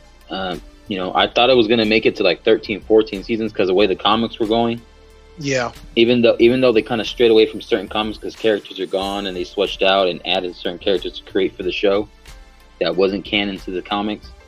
The show was very impactful because for me, the reason it wasn't the zombies that got me, it was humanity, how they reacted with each other, and the tribes and the groups and the cliques, and then obviously people didn't like the first or second season that much. For me, the first episode, I clicked. I didn't think I was going to, but it happened. That's what got me, because a buddy, I never watched it because I knew there was another original show or movie, The Walking Dead, and a buddy of mine, this is again through the gamer life, a buddy was like, "Hey man, you would really love The Walking Dead." And he just kept hounding me about it, and I was like, "All right, bet." And it was on the first 2 seasons on Netflix, and I binge watched the F out of it, and I just got hooked. But then when they came on the regular special, and actually I found the AMC app. I was watching through there because I was free for a minute, and then shout out to the corruption system. There's ways around everything. Yeah, there's ways around everything. So I was watching every episode, and the best one, I didn't know they had a book about the governor when they did that origin story of him. That was the most best story ever, and I was just. It was like sad and tragic though too, right? It was. Because he had like because I remember kind of. I mean, cut you off. I'm sorry. No, you're good. When he had that sit down with Rick, and spoiler, right? It's been like 9 years, right? Yep. When he had that sit down with Rick, I remember him telling him, "Oh, I was a guy when it worked. I had to answer to a boss that was younger than me, that was an asshole, basically."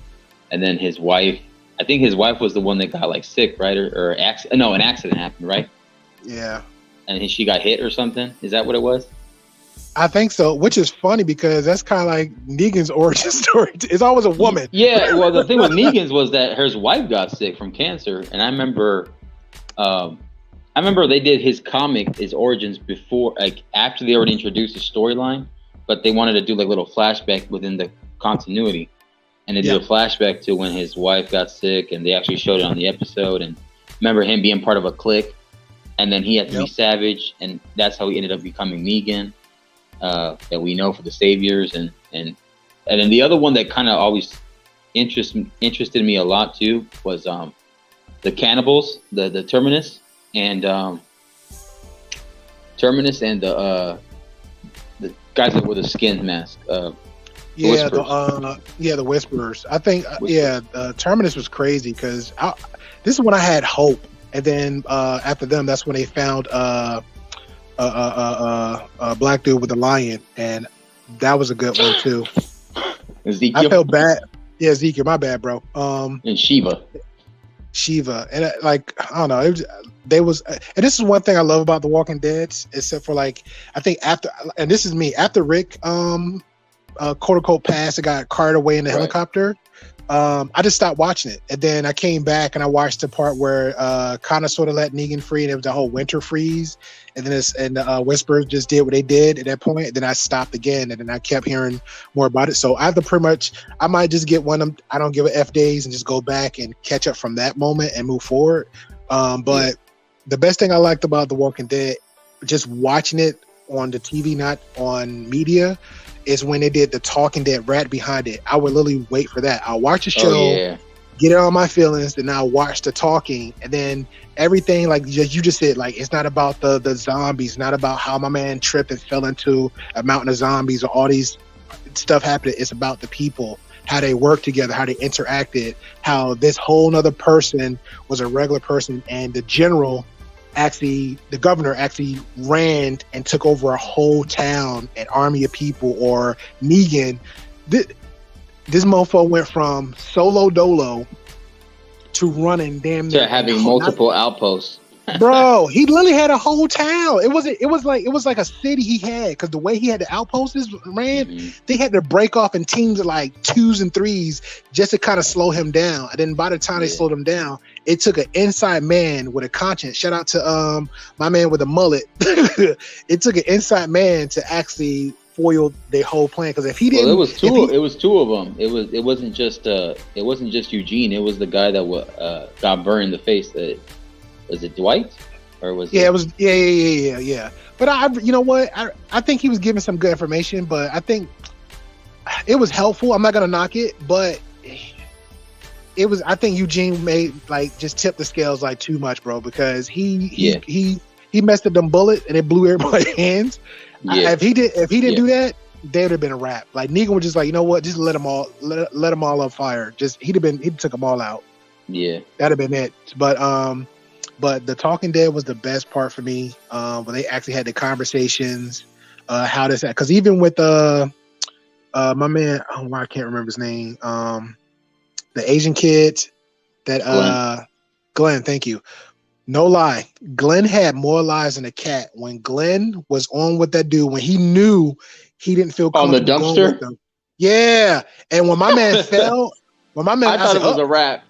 That's it for Glenn, and this motherfucker under the dumpster, and I was like, "Are you serious right there, bro?" I was like, "Okay," so they changed his character death. That's cool, whatever. And then I'm like, "Okay, he survived," and then he went through all that bullshit just to follow his character death, and I'm like, "Yeah." A lot of people stopped watching the show too after Glenn passed, and that scene. Yeah, they was disappointed, Yo, you was crazy. People took that people took The Walking Serious. Dead up to 1 season, 1 to 8, even with the dude with the mullet.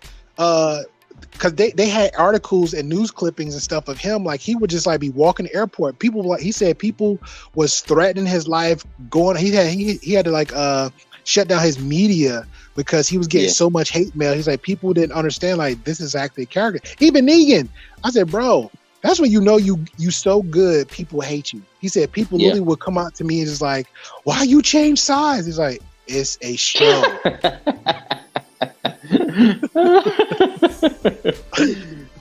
What did you do that for, bro? Why did you do that?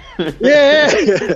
I ain't gonna lie, I still use Negan's catchphrases like either some chick or somebody makes a comment and here I am out of nowhere. I'm like, don't threaten me with a good time. Hey, it works.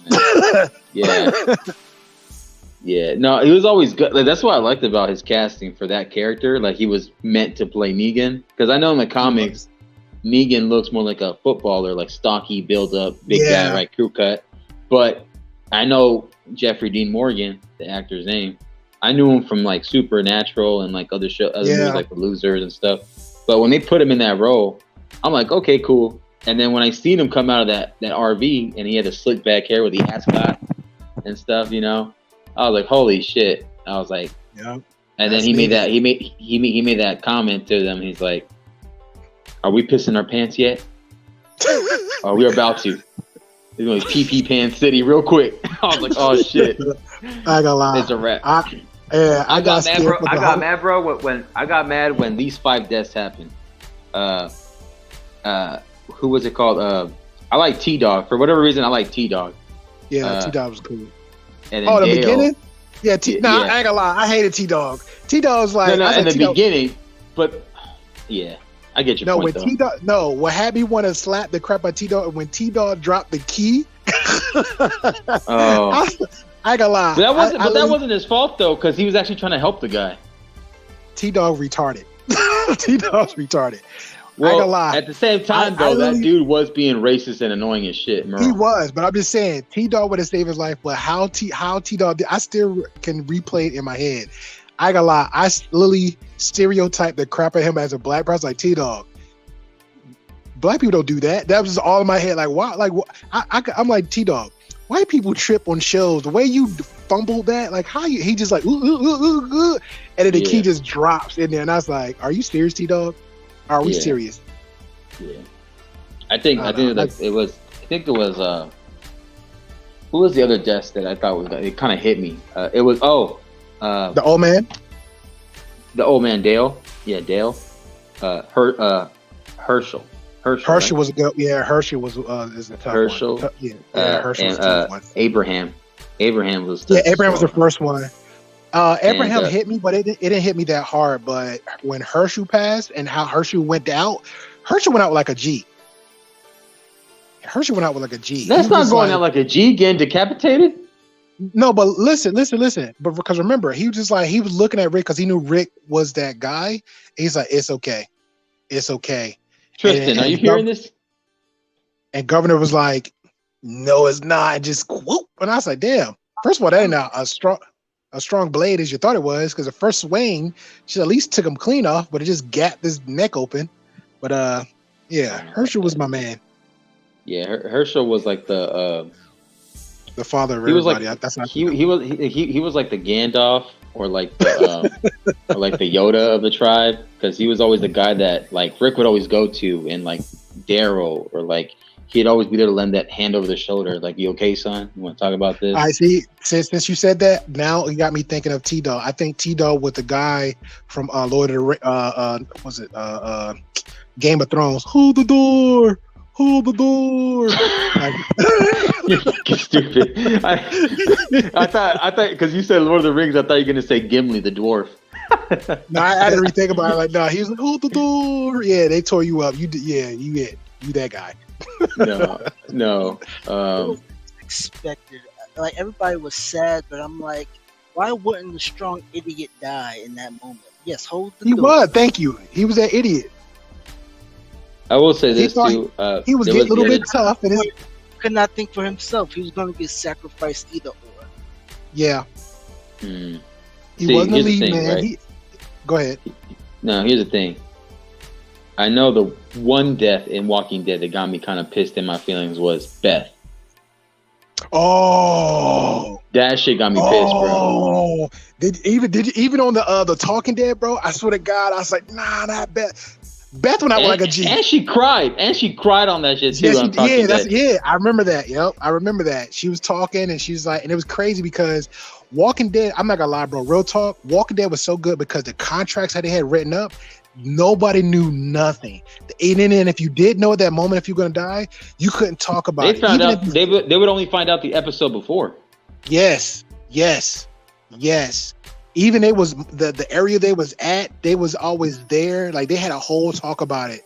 And I'm like, yo, this is crazy. They had everything on lock. Like nobody knew nothing. And it reminded me so much of a little bit of True Blood, because True Blood was giving it a lot more realism than it's supposed to be, because when the first two seasons came out, it was based on a book.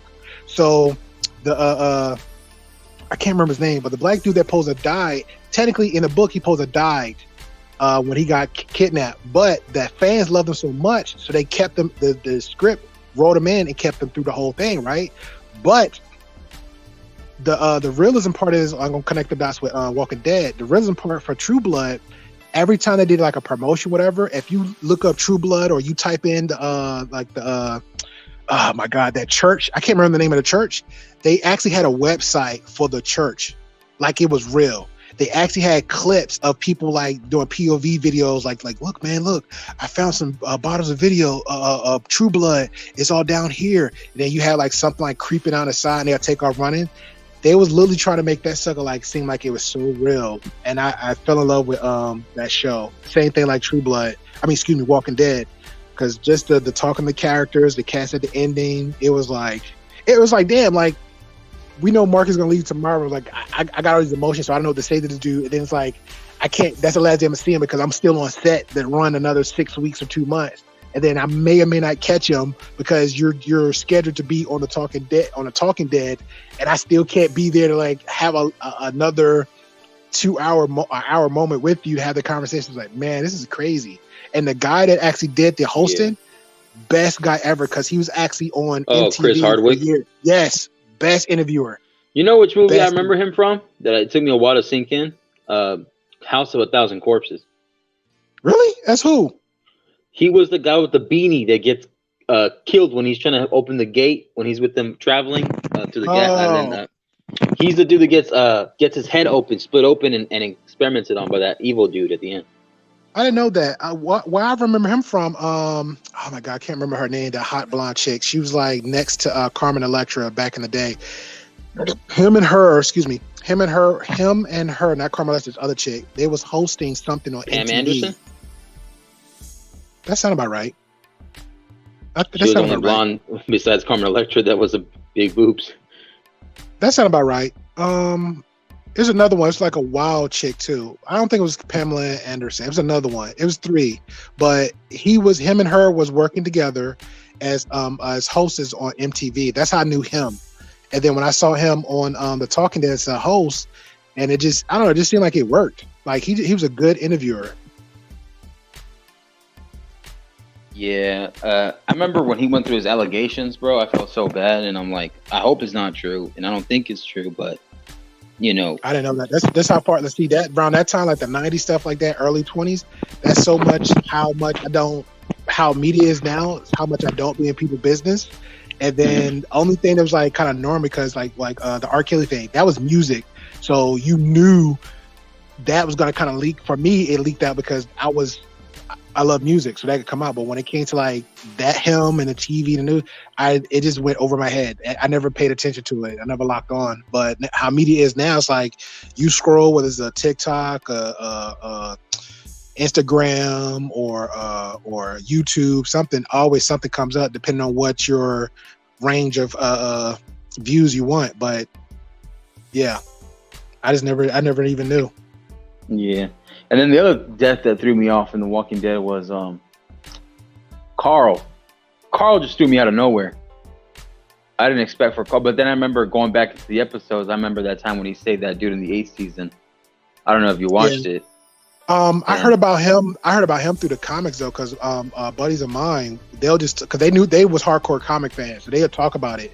And then when they showed the one like he got actually shot in the eye, and I said, "Oh, I guess we'll see." But the way the story went, I just didn't know the direction was going because at that time before he got shot in the eye, Carl was just doing some sporadic dumb crap. He'd just climb the fence, do some, come back, go hang out with a girl, come on back. I'm not gonna lie, he used to irritate the shit out of me the early season. Yeah, he just do some dumb stuff. I'm like chasing around his mom. I'm like, oh my god, it's like he didn't learn that from his mom giving birth to the little ass kicker in prison. Like, and you had to come on, Carl. Like that's to be the moment you grow the fuck up. Yeah. And then who was other people that passed away that I liked their character, but they were gone. Is it who's the big? He was like the stocky black dude, but he was always like the teddy bear of the group. And they met him the like hammer. Yeah, his sister was the black chick that actually had a relationship with the. She's on Star Trek, right? Yeah, she's a lead character on that, and she was a cast member on Once Upon a Time for like the last few seasons. Yeah, both their characters were good in the show, and then the way she went out and he went out, like when he passed away and he was in his last. I felt like he knew. I felt like he knew or just didn't give a shit. Well, yeah, not just that, but it's like I like how they brought back the old characters, like because in his mind he was seeing them, right? Yep. And I guess like the blood and the hallucinations. There you go. He was hallucinating it, and like the governor, the two little girls from Look at the Flowers. That one little chick was a fucking psychopath. Yeah, she had to go a long time. I don't know what that was. I don't know what morals was holding on to them. They're like, yeah, we could. No, you know. No, well, the innocent sister, I can't blame her, but the other one had to go. She was psychopath. That's what I'm saying though. Like I'm trying to understand like the morals. They were trying to like linger on to this. Like, hey, it could work. No, this chick Lily offing people and like, come on now. Now, if this was pre-apocalypse, you know what? Let's talk to her. Get a therapist, a doctor. Okay, cool. No, this is the apocalypse. That bitch is a danger to everybody. Well, that's the thing because I remember back in the prison on there you go. His name is Tyrese, right? Is it Tyrese? Yeah, Tyrese. Yeah, Tyrese. I remember he found the dead carcasses of the rats and how they put her into she put him on like certain paintings, right? Like Jeffrey Dahmer. Yeah. And you make him into art. And I remember whoever did this is the person that burned my girl and the other guy. And it was obviously Carol, right? Carol wasn't their badass character, but he's like, okay, we got to find out who did this. And it's the little girl the whole time because she was the one feeding the rats to the walkers in the prison. And so I'm like, yeah, okay, yeah, she definitely got to go. Like, it's like, and then especially when she was holding that knife to the baby, I was like, oh hell no. Yep. Oh hell no. But I took Carol as she was the mom. She was the mother. She imagine this, the mother and the housewife that got the job done when it needs to get done for the family. You know what I'm saying? She never cried. She just like, hey, it's for the family. Let me not let them see me cry. Wait a minute. She always cried the first 2 or 3 seasons. Yeah, the first 2. But I'm saying when she got her shit together, after the abusive husband died, and then the kids. After she lost her daughter too. Yeah, after she lost daughter, it was like, okay, that's the Carol I know and love. Like, hey, stuff got to get done. Like when she's baking cakes like Stefford mom, and then next thing you know, she whipping out arrows and shit. And I'm like, explosives. I love Carol. Yeah. Hey, but her daughter was supposed to live on with Carl in the books. That's what I heard. Because it was Sophia and Carl, and they would grow a certain affection for each other. And then I think because Carl lives at the very end of the whole comic book, because there's a time jump after all their wars and stuff, and it's basically the world comes back. That's what I'm saying. I think that would have been a great story because at the end of the show, Rick passes away. So did he have a sister? Did he have a sister in the comics too? Yeah, that same little girl, Shane's daughter. Yeah. Shane's daughter. But yeah, what's her name again? Is it Judith? There you go, Judith. So Judith, which is actually Shane's kid, which is crazy. But shout out to Shane, making his legacy live on. Yeah, because you remember his last episode? I don't know if you watched it, right? Did you watch? Yeah. Remember when he said, "Hey, how's the little girl, or should I say mine? little girl.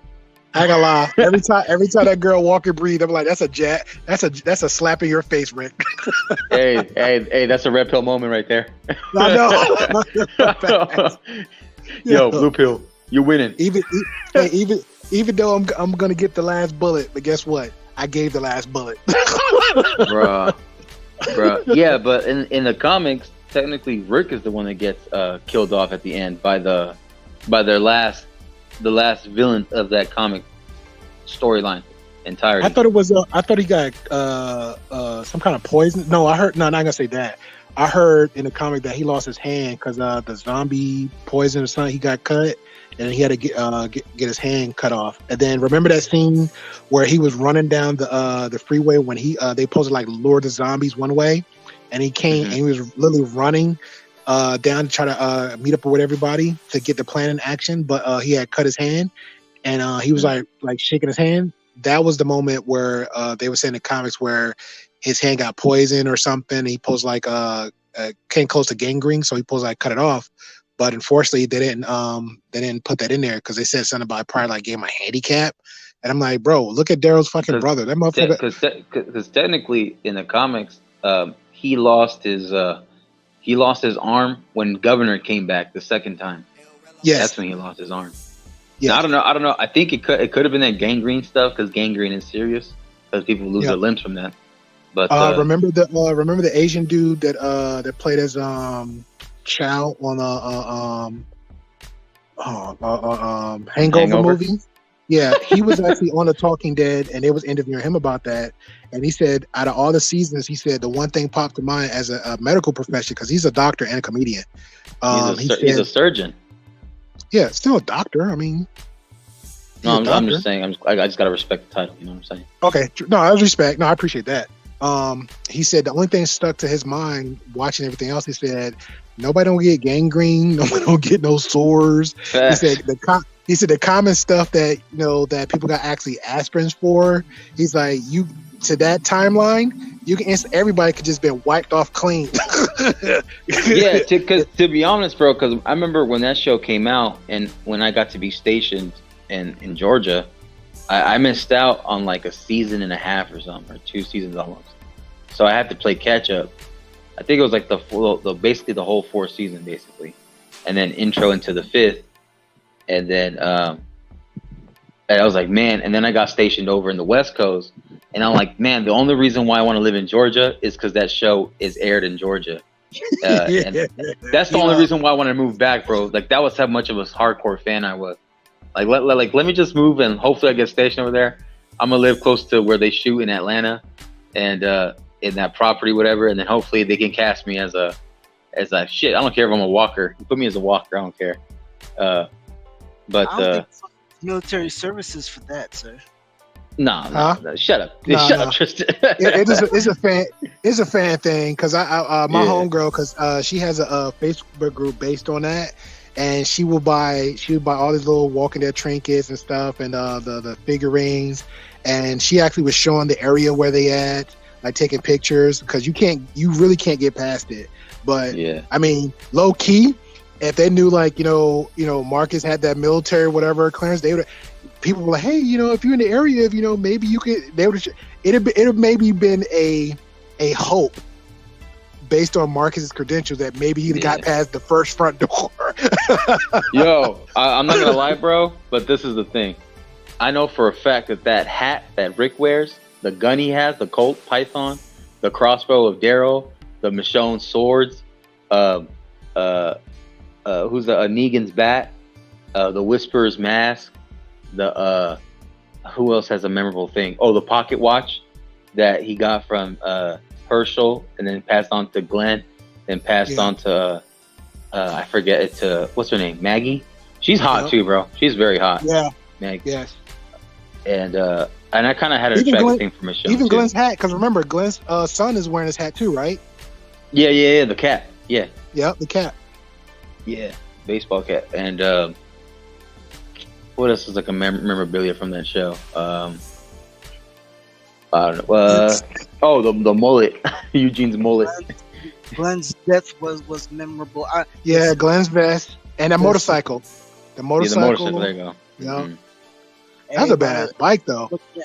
Everybody's looking at me crazy, like, "Oh, how do you not feel anything?" I'm like, "This because Negan's an asshole. I like him." Yeah, he was. Hey, remember that part when Negan came to the crib and was drinking lemonade? Wait. Hey, he said, "Carl, pass the rolls," and then Carl looks at him, please. Please. Listen, I don't give a shit where Rick is at. I'm about to eat some spaghetti. Your dad's taking too damn long.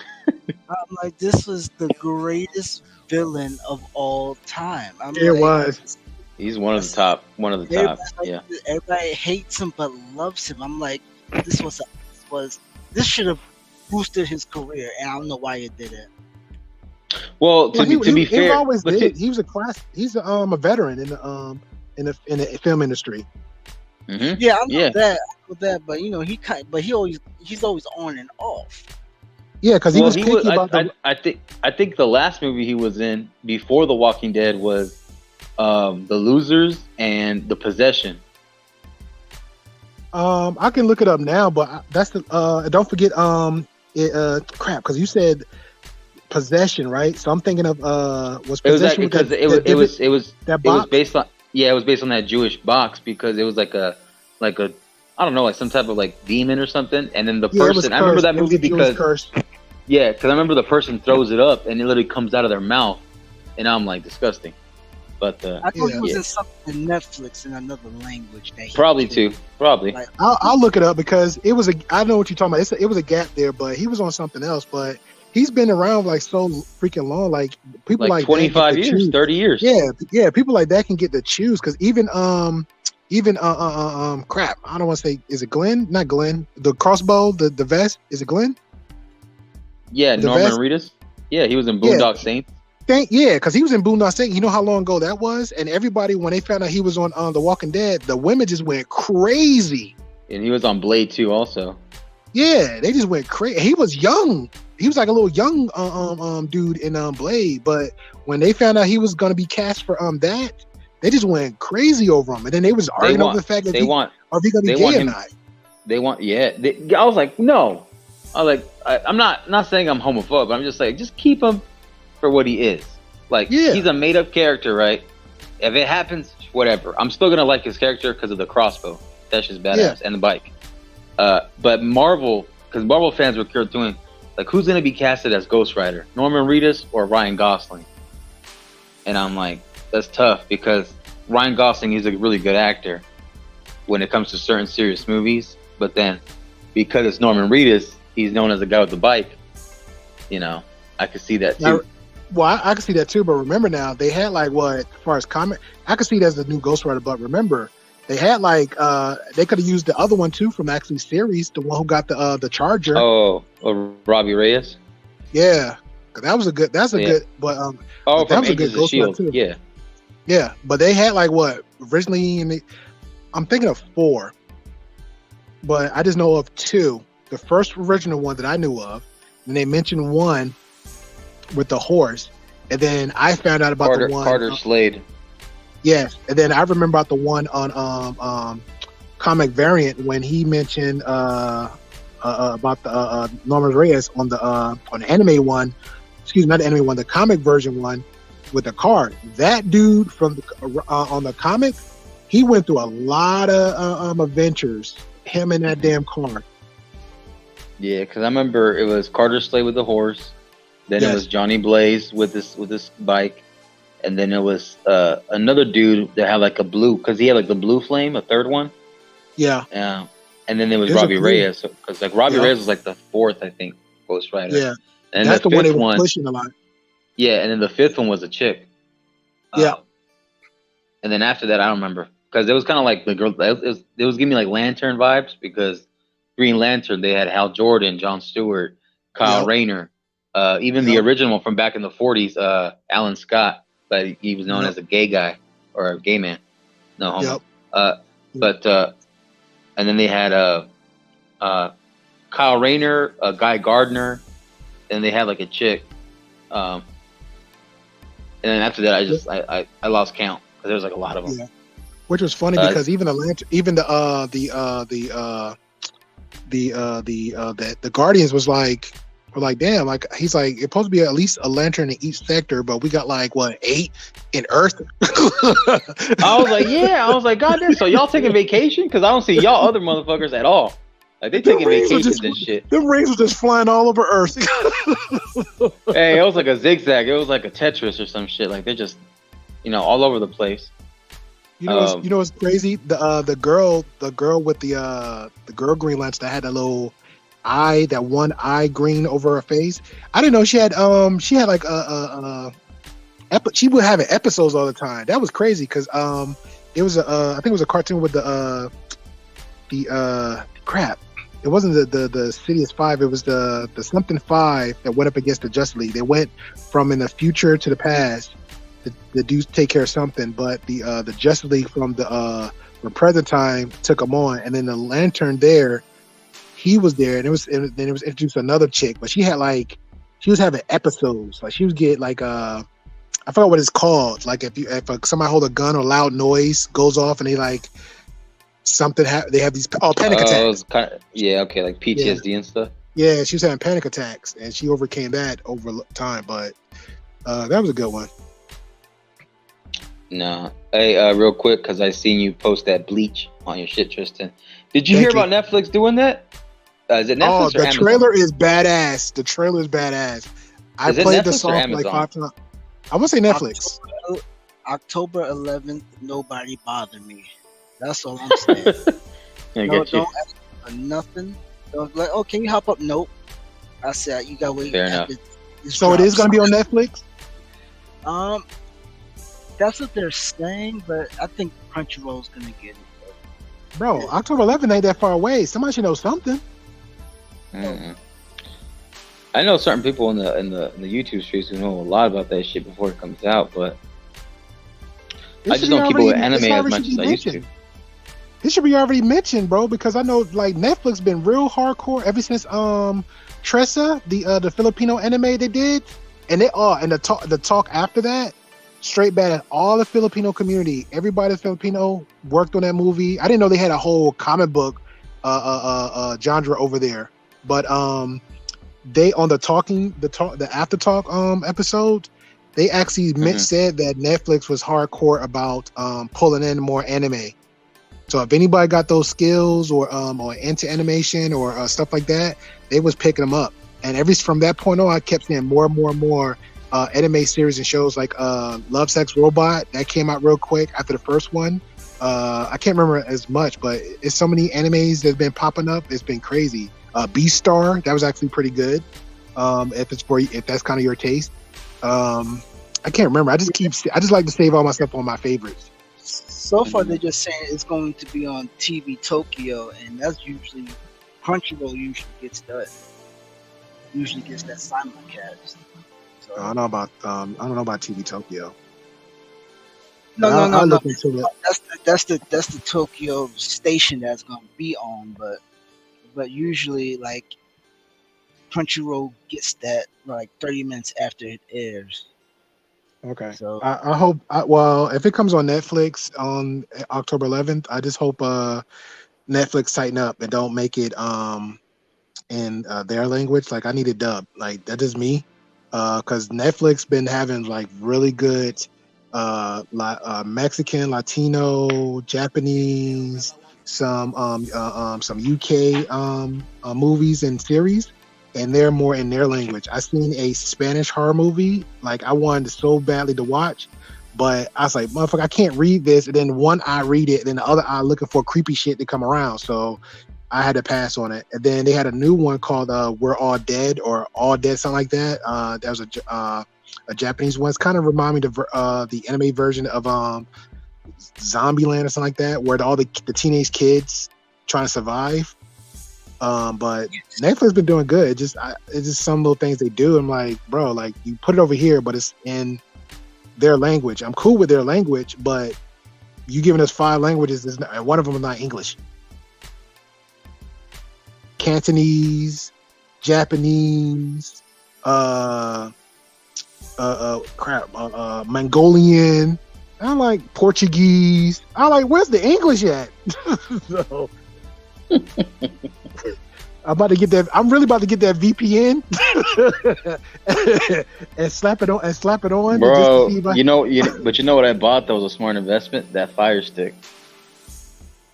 I know, bro. I know. I got friends been telling me for years, like, yeah, Jones, you watch all these shows, you don't get no Fire Stick. I'm like, man, I got Netflix. Like, yeah, but Netflix. I said, man, I got Hulu. But yeah, but Netflix. I said, I know. I can't argue with nobody. I can't argue with them. Netflix, no, because like I was never. It's not that I was never against a Fire Stick. I didn't know as far as the full details of what it does as far as an upgrade or whatever. Oh, it's the staff of Jesus, bro. Think of you as Moses holding it. Bro, it's like Gandalf. It's like Gandalf with his stick, or Dumbledore with his fucking wand. I was like, God damn. Yeah. And listen, I already had an issue with sci-fi, and then I was able to get on those Canadian channels where all the sci-fi shit is on. I was like, this, I'm not buying cable ever again. I just need the internet. Thank you. We was on a stream, talking about it before, and I was like, in the market, I think Marcus said he saved like so much money because, like, I could think maybe over 5 years ago, bro, when I moved. Shout out to Vaughn, man. When I moved, shout out to you, Vaughn. When I moved, I did not get cable. I just had straight internet, and I had my basic, like like I was telling Marcus one time, I did a rotation. It was Netflix is always number one. I had Netflix, Hulu, Prime, and something else. And then HBO was one because it's mostly for Game of Thrones, and I only add HBO for Game of Thrones. So I'll watch that, and once that's done, I'll stop the subscription, go back over to my others. If Hulu has something interesting, I'll bang those shows out, them seasons. Okay, I'm done. Then I go back to Netflix, which is fine. But now this is the caveat people don't know. Netflix and Hulu, let's just say, for example, like, oh man, I'm not going to pay for Netflix, Hulu, and their price might go up, which it will, it has. And they'll come back the moment you cancel with Hulu, especially Hulu, but Netflix do it too. They'll reach around like a month later, or like, hey, we're offering you a deal for $5. Is that third? Like, okay, cool. Then I jump right back on it. That's all they do. Mm-hmm. Real quick, he says, Vaughn, shout out to Vaughn again. Fire Stick is awesome. I got rid of cable 3 years ago. See, that's what I should have done. I should have got rid of this fucking cable like 3 years ago. No regrets. No ragrets. I'm gonna say like from Where the Millers. Yeah, hop on up here, Vaughn. Get that conversation on. Yeah, let's go, Vaughn. Hold on, let me put the banner up there, right there. Yeah, I like YouTube TV as well. He said that. I'm at to look into that because when I think YouTube TV, I'm thinking like, what's like maybe him and you can explain that because when I hear YouTube TV, I'm like, I'm on YouTube, so. What's the difference between me on YouTube watching other content creators versus YouTube TV? Well, like YouTube TV has certain limited series that are only exclusive, kind of like Hulu and Amazon Prime has and stuff. How much? I don't know that much. I know a little bit. Like, for example, Cobra Kai was originally on YouTube TV, but you already get Cobra Kai on Netflix and another streaming service. So you don't need to get YouTube for TV for that. But you can have movies that you can watch on there that other streaming services don't have.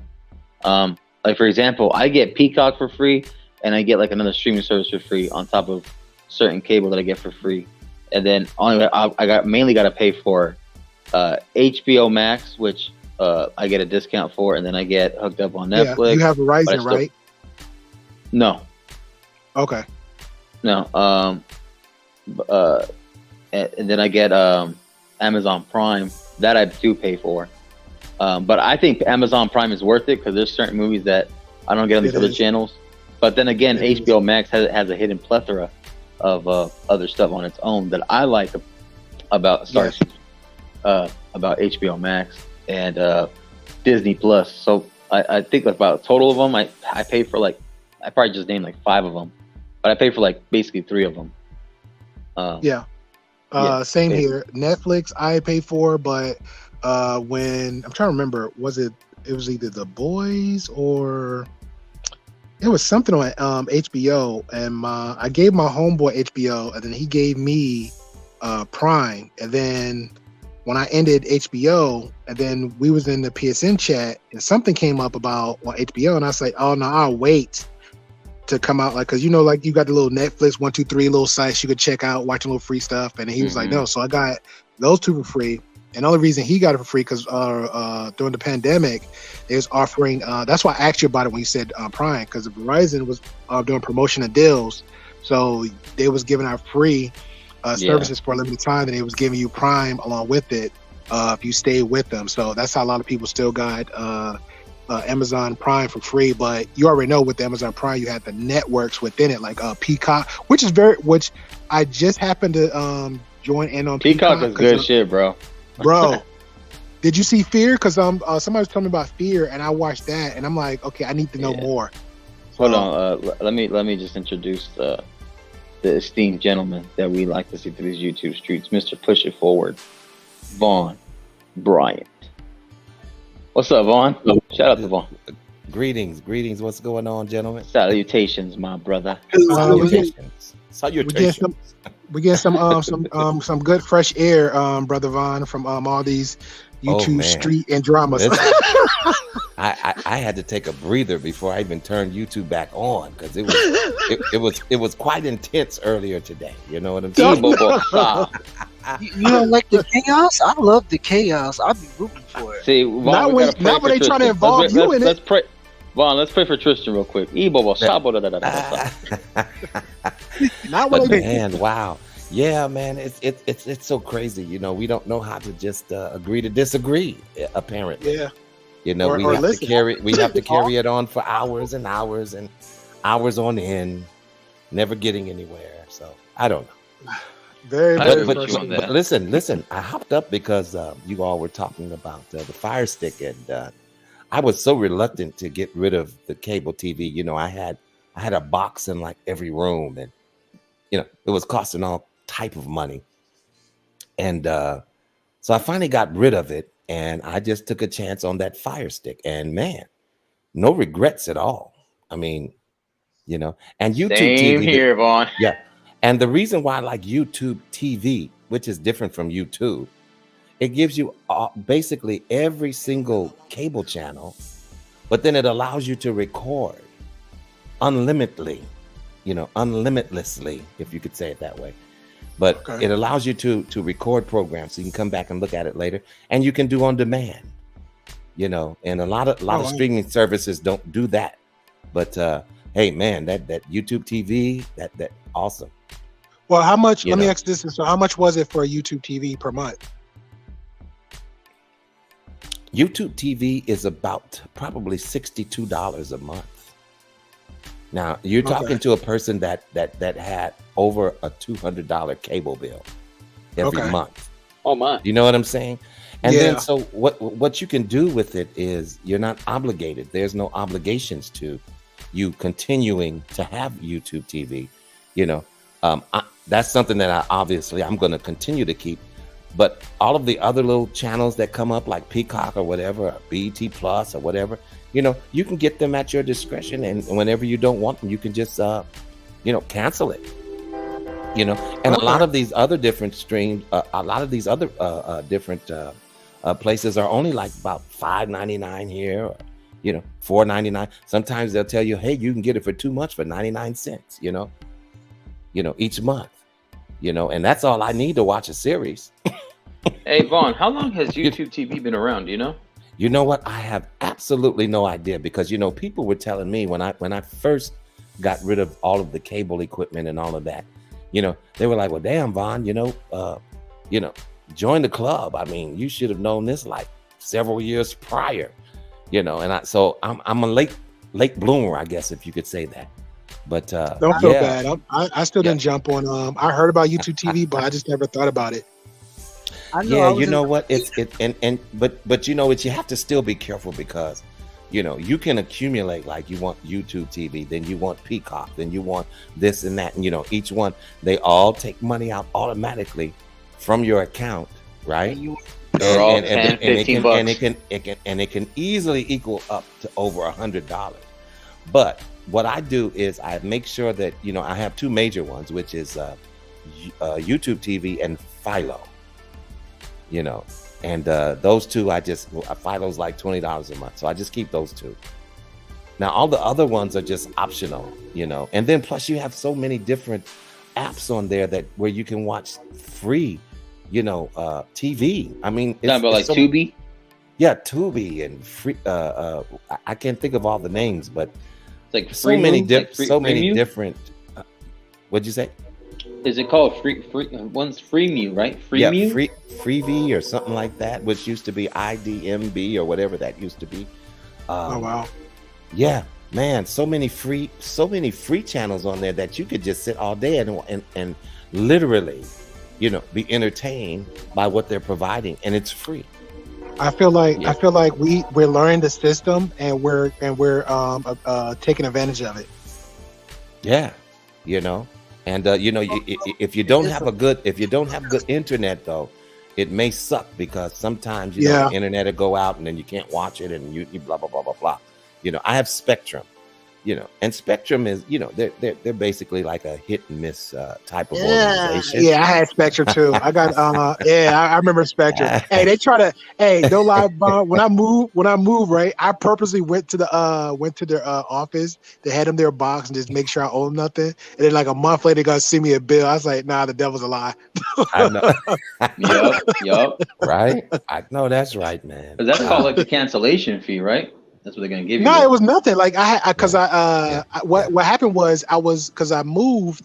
Let's say the last bill was the end of the month, right? And I was moving in the 15th, but I had to move out at a certain time, so I kept camping back out my old place just to keep up with the internet and try to like entertain myself and watch TV. So that's what I was doing because I was like I couldn't live without it. And then I think the last week, my neighbor was she's a Carson, so she's the one that sold me the Jetta years ago. She's like, hey, well, just here's my my Wi-Fi password, and you could just whatever. I was like, cool.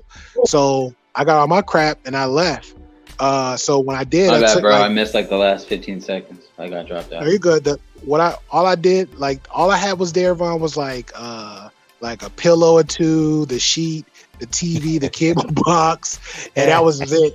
So I just snatched everything out, got the cables and the boxes, and I went over there and gave it to him, and it was done. I supposed to been good, but then like a month or two later, it's like, oh well, here's the mail. Like, oh, your bill, where is this coming from?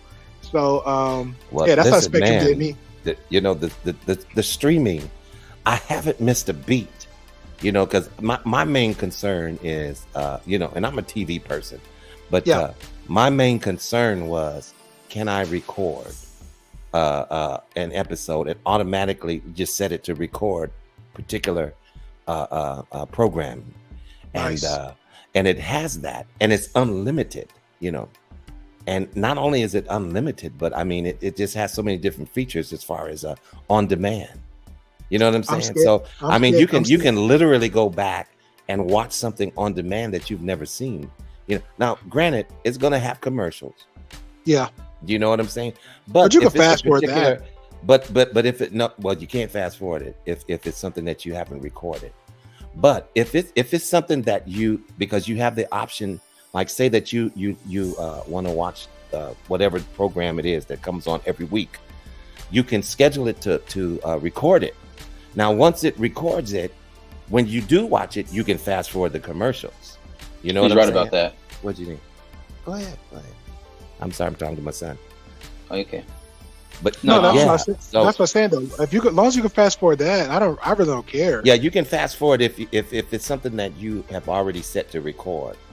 It has a lot of little features on there that are pretty cool. But it has the majority of cable channels. ESPN. I mean, all kind of stuff. It has about at least, I'm not sure if it's 62 channels or 80 channels.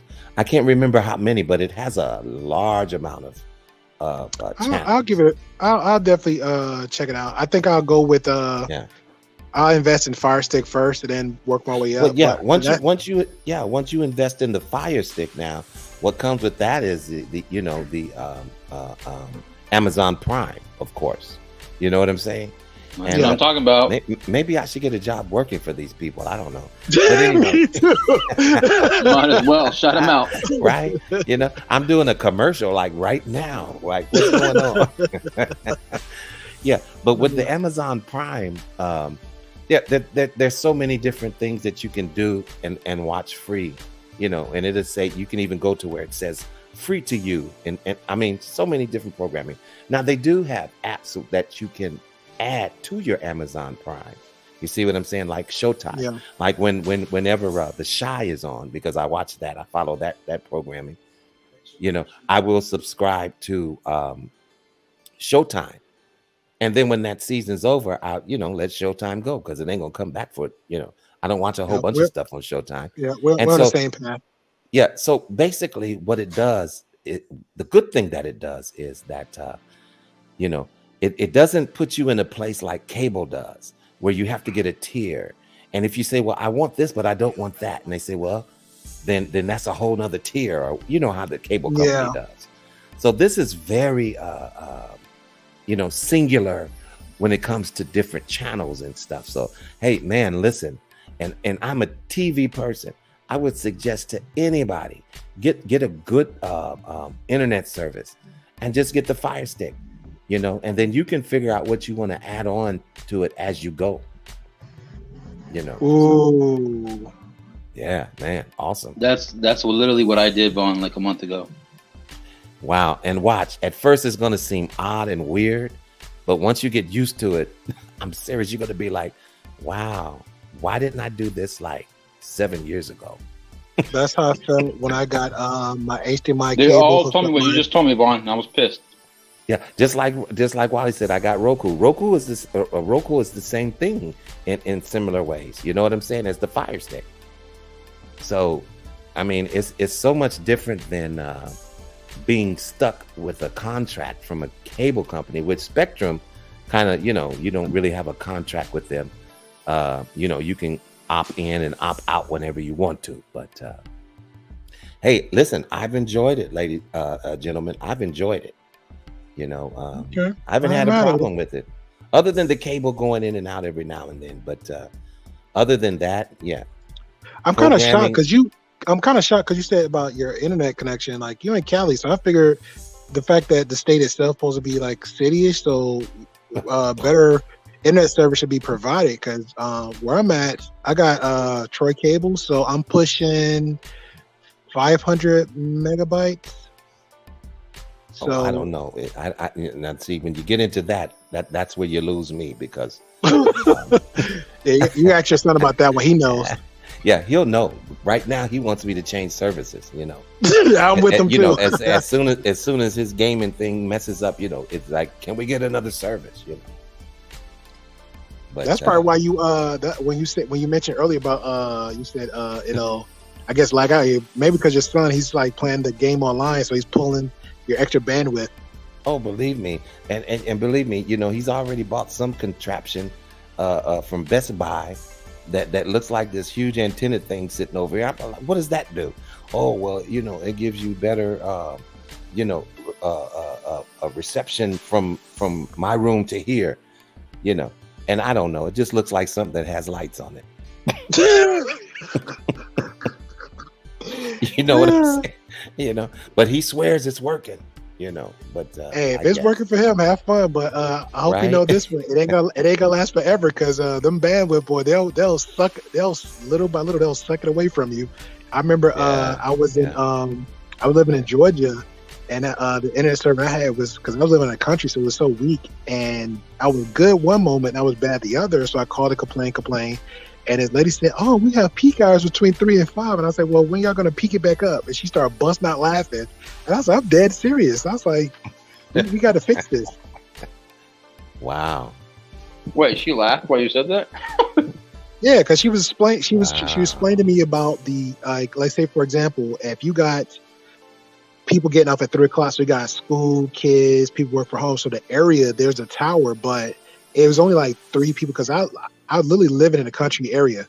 So I was like, I don't understand like what she's saying. So she's like, yeah, between 3 and 6, it's a peak hour. So everybody comes on, they're pulling more of the bandwidth from the tower. And I was like, ain't no way. And she was like, oh, well, I said, well, can you peak it back? And she thought it was funny. She started laughing. I was like, I'm dead serious. I need this been peaked back up. Hey, but you know what would have been a perfect operator for that? Vaughn. It would have been perfect smooth for that kind of job. I would still hate it, Vaughn. Relax. If Vaughn told me this thing, I would have been I'd like, still hate it. relax. Nah, you relax, Vaughn. I need my internet. Well, you know what? strong. Listen, I have definitely, had to call some of these, especially my internet carrier, because they hit and miss, and we fall asleep to the TV. So it's like I need that to just be working. Yes. You know what I'm saying? And but Fair. of course That's you fair. of course you want your money on time. And I've been adamant about doing that. So all of a sudden now I can't get my internet on time. Like Yeah. what's going on? Then when you ask them for a discount, what do they say? Oh, well, Mr. Bryant, we can give you like I tell you what, we'll credit your account, several dollars. What the hell is that?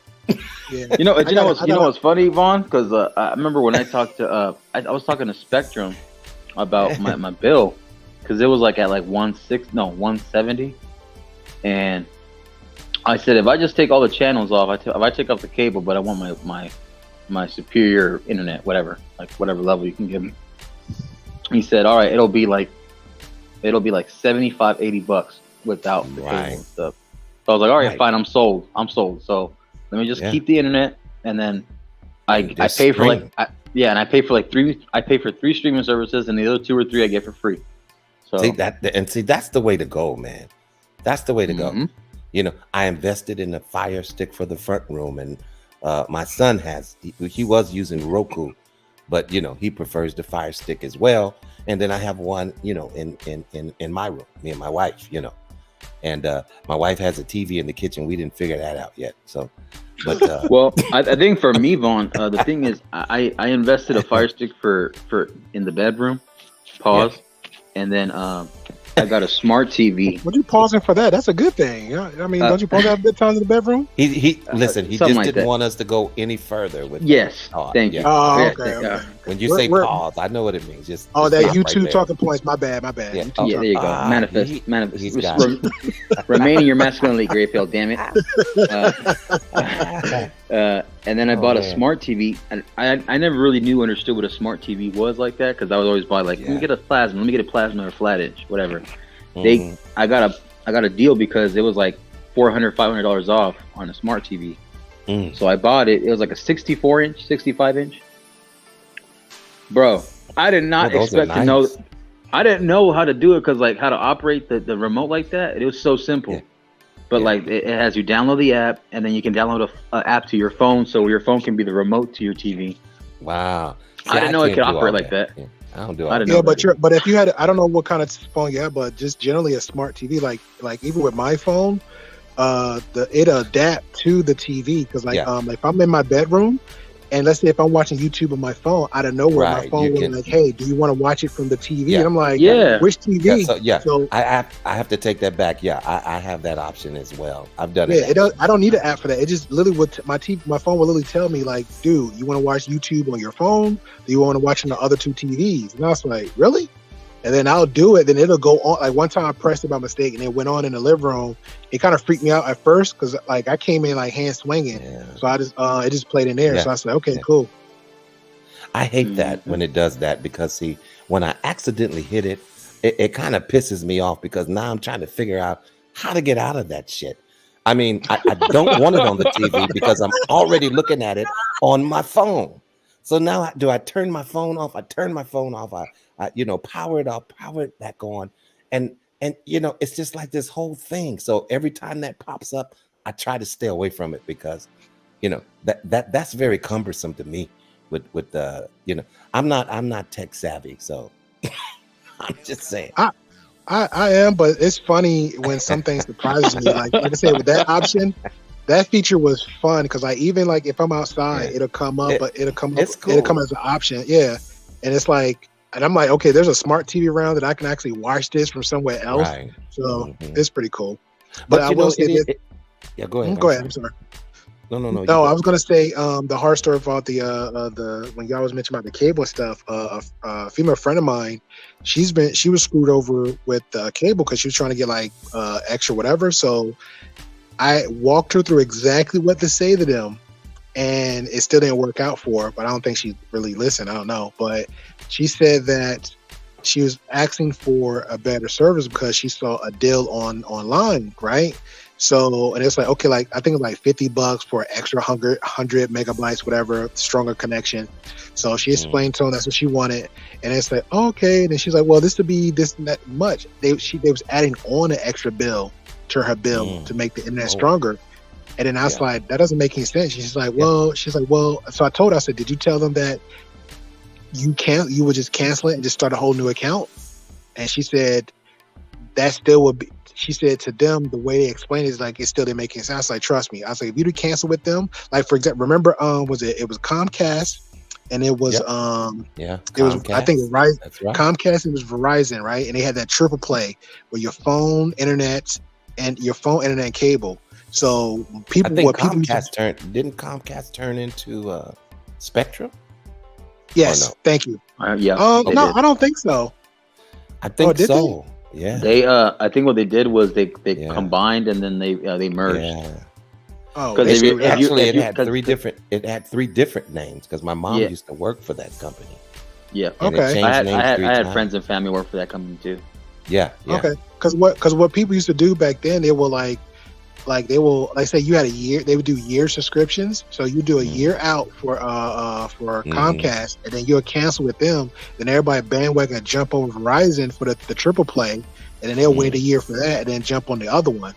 So that's how they was doing it. So I told her, I was like, just tell me you're canceling because it was her roommate, and her son.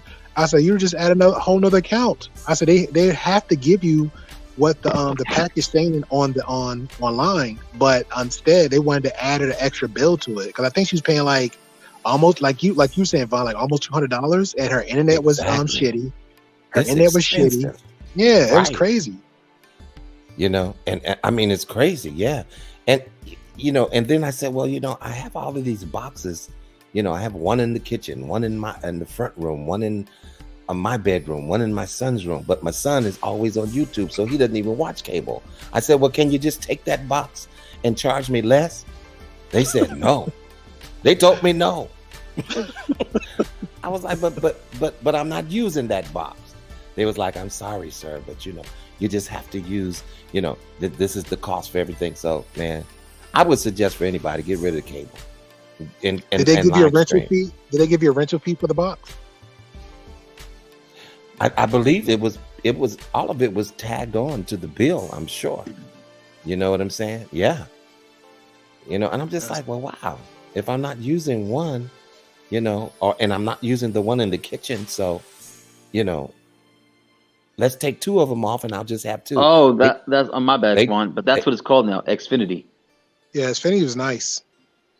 What? Oh, Comcast is called Xfinity? It's also known as Xfinity as well now. So I guess remember how we said that they kind of merged as well.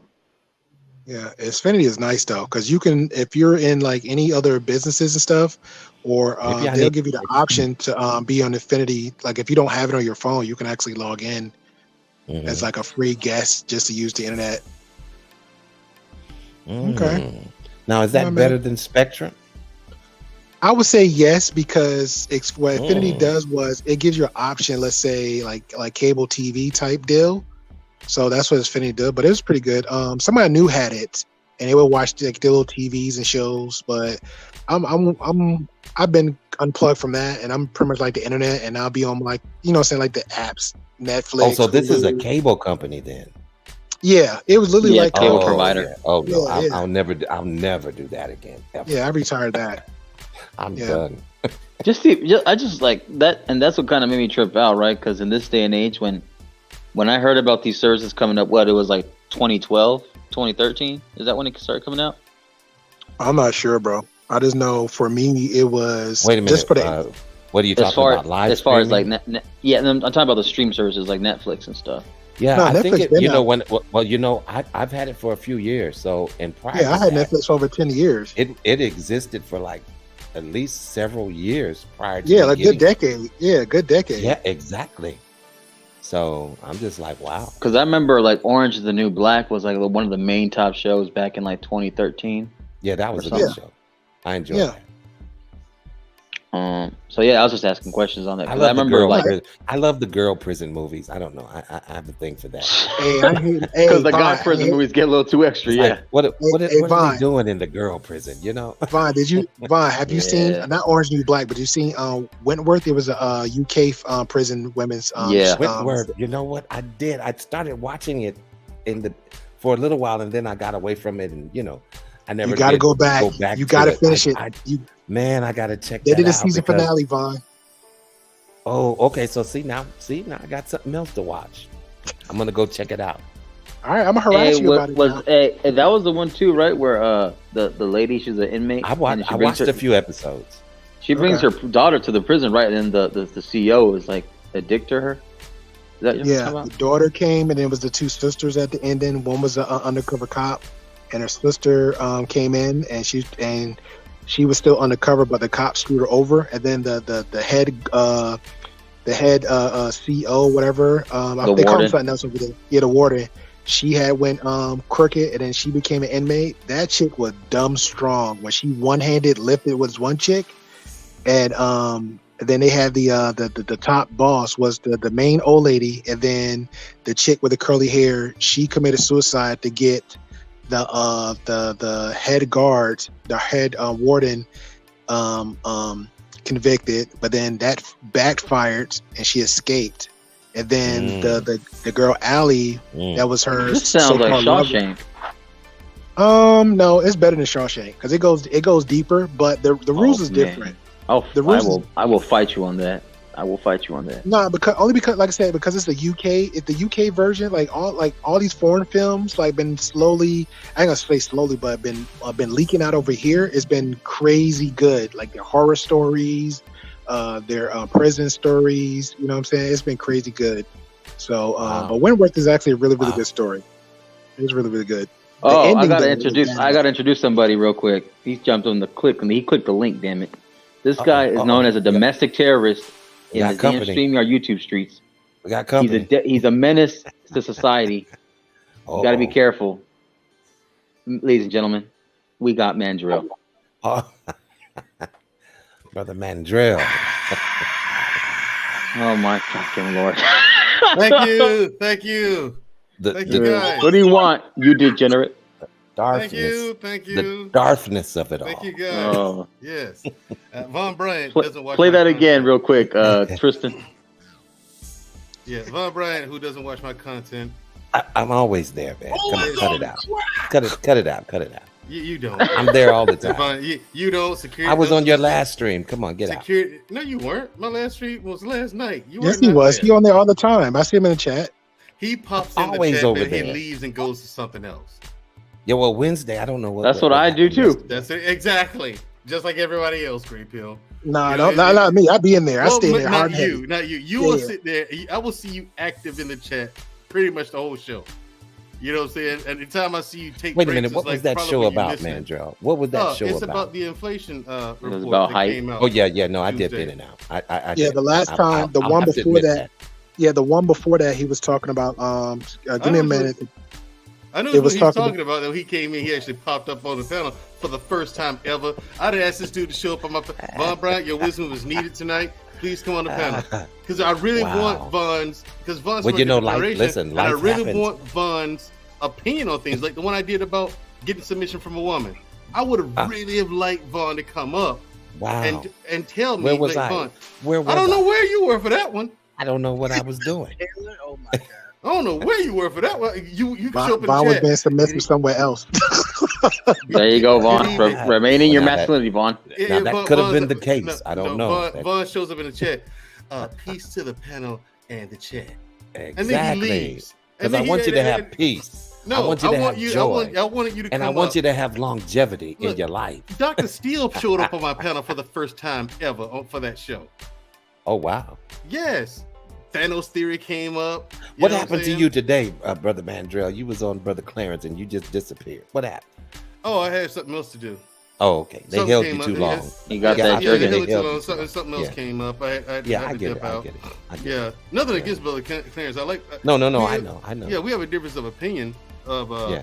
Brother Clarence, but Yeah. I mean, nothing against the fella. I like that he'll actually he will actually have the conversation. Yeah, that's what I like about Brother Clarence. He will actually. I really was looking forward to what you had to add to the conversation, but I understand.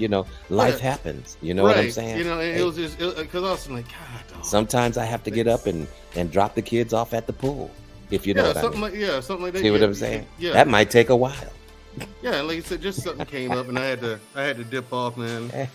Hated it because I thought I had something important to say or worthwhile. Yeah, because they was under strong impression like the BMU clique is coming in to charge down hard heavy. Ooh. They were showing up in forces, in mass forces. It's so not like that. It's so not like that. I was just like, man, you guys was like bees over there today. Play that again real quick, Tristan. Well, the thing is, I saw. The thing is, that's right. Wait a minute. What? I thought I heard Sega. What happened? No. Yeah, I thought I heard too. I love it. I love that. Here's the thing, though. No, the thing is, most of us over there on BMU's network, we actually do watch Brother Clarence's content. We're actually fans of it. Yeah. You know what I'm saying? We actually do enjoy his content. Like, no cap. So that's why you'll see us pop up one after the other. You know what I'm saying? Because we were watching anyway. I got Medro. It gave me Black Pill vibes, bro. Like real talk. Like that shit gave me Black Pill vibe. Like one at a time. And I know how they do. It's like one chime in Discord. Hey, Mandrell on bloop bloop bloop bloop bloop bloop. Like it ain't that serious. No, it's not that serious. You know what I mean, bro? When the Black Pillars come, bro, they come for the head. Right. Yo, that's the vibe I was getting. But the thing is, like I said, the reason why we show up like that all the time on this channel is because we were watching anyway. Yeah. You know what I'm saying? Exactly. We're not sitting there texting back and forth. Hey, you see Brother Clarence, blah, blah, blah. No, it's just like, it just kind of happens like that. You were watching, yeah. We were watching. It's like, all right, I got something to say to that.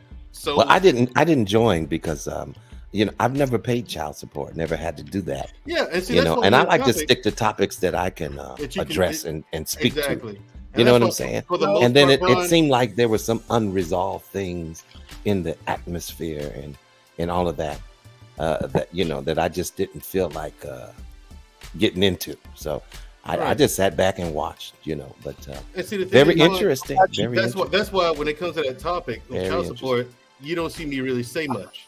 I don't really, I've never been on child support, never been a parent. So I don't have much to say. I can tell you what I don't love the chaos that happens with all of these panels. I mean, I would say I do have an opinion about it, but I don't know if I really want to voice it. They are rich on YouTube, Tristan. They're millionaires. Listen, I love the chaos every time. I'll tell you, this guy's so creative with his OBS, man. All y'all are just dysfunctional, and I love it. I'm like, please entertain me at work, okay? Because if y'all not gonna solve the issue, listen, I'm just gonna watch. Except for Mandrell. Mandrell likes to be a peacemaker, which pisses me off. Like, I love to be a peacemaker. You're right.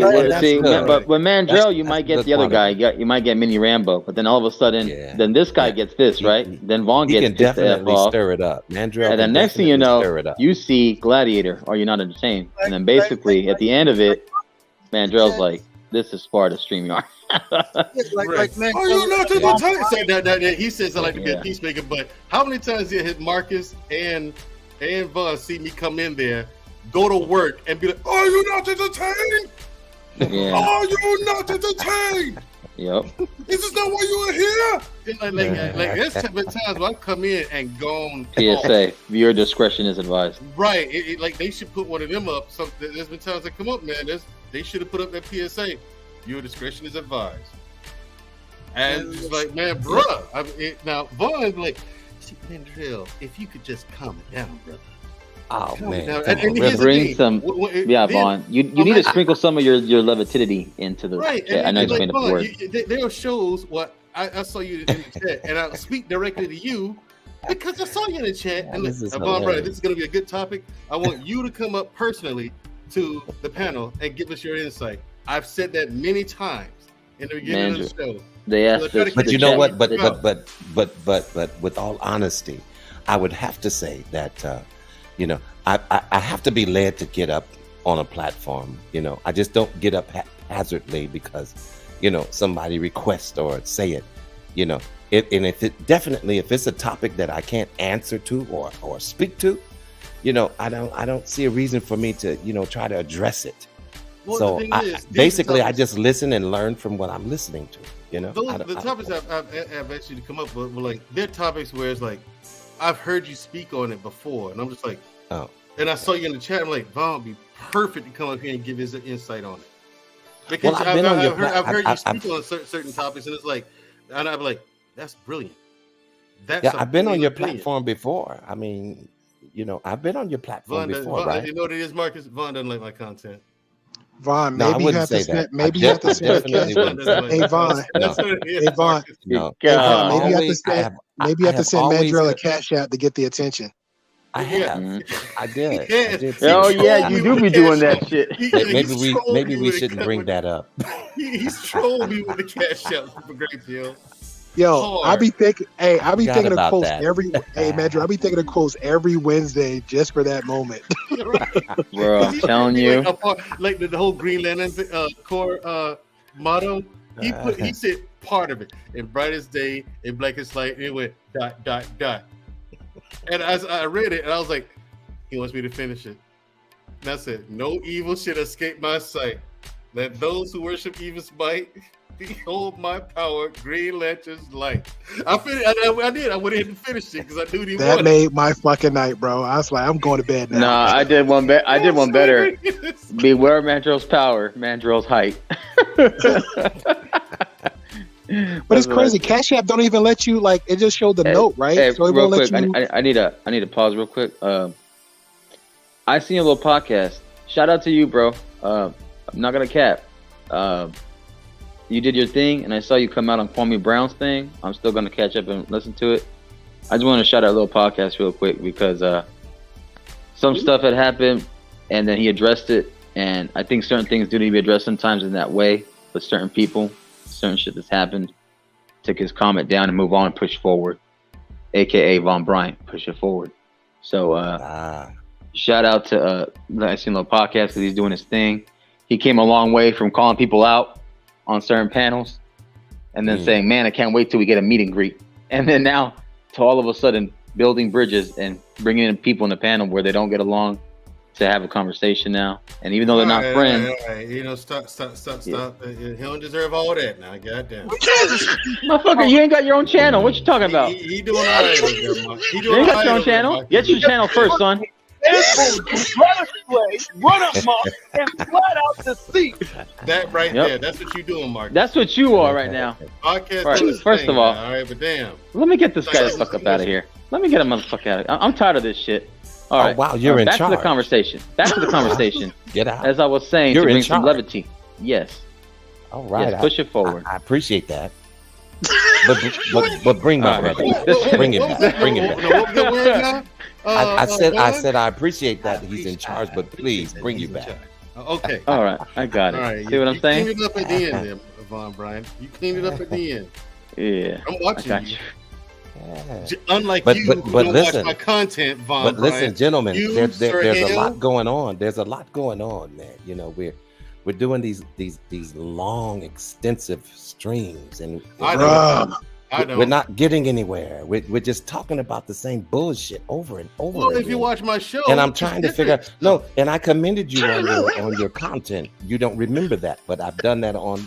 I do remember few occasions. Right? Because that's a few occasions. Yeah, that's a few times. Anyone has ever complimented me on my content. So those who appreciate it. Man, get the fuck up out of here. I complimented you on your shit.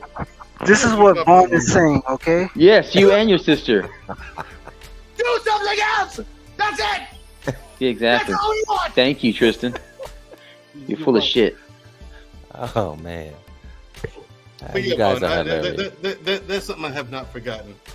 And I won't in any short amount of time at all. Yeah, the fact he complimented me, that's one of the few compliments I've got. I've done that on occasions. Exactly. It's from the heart, man. I'm serious, you know, because you try not to have content that's similar to the talking points. Mm-hmm. So, and I appreciate that. So yeah, honestly, even, I do. Even when I talked about men, this is how you get submission from a woman, and it's your fault.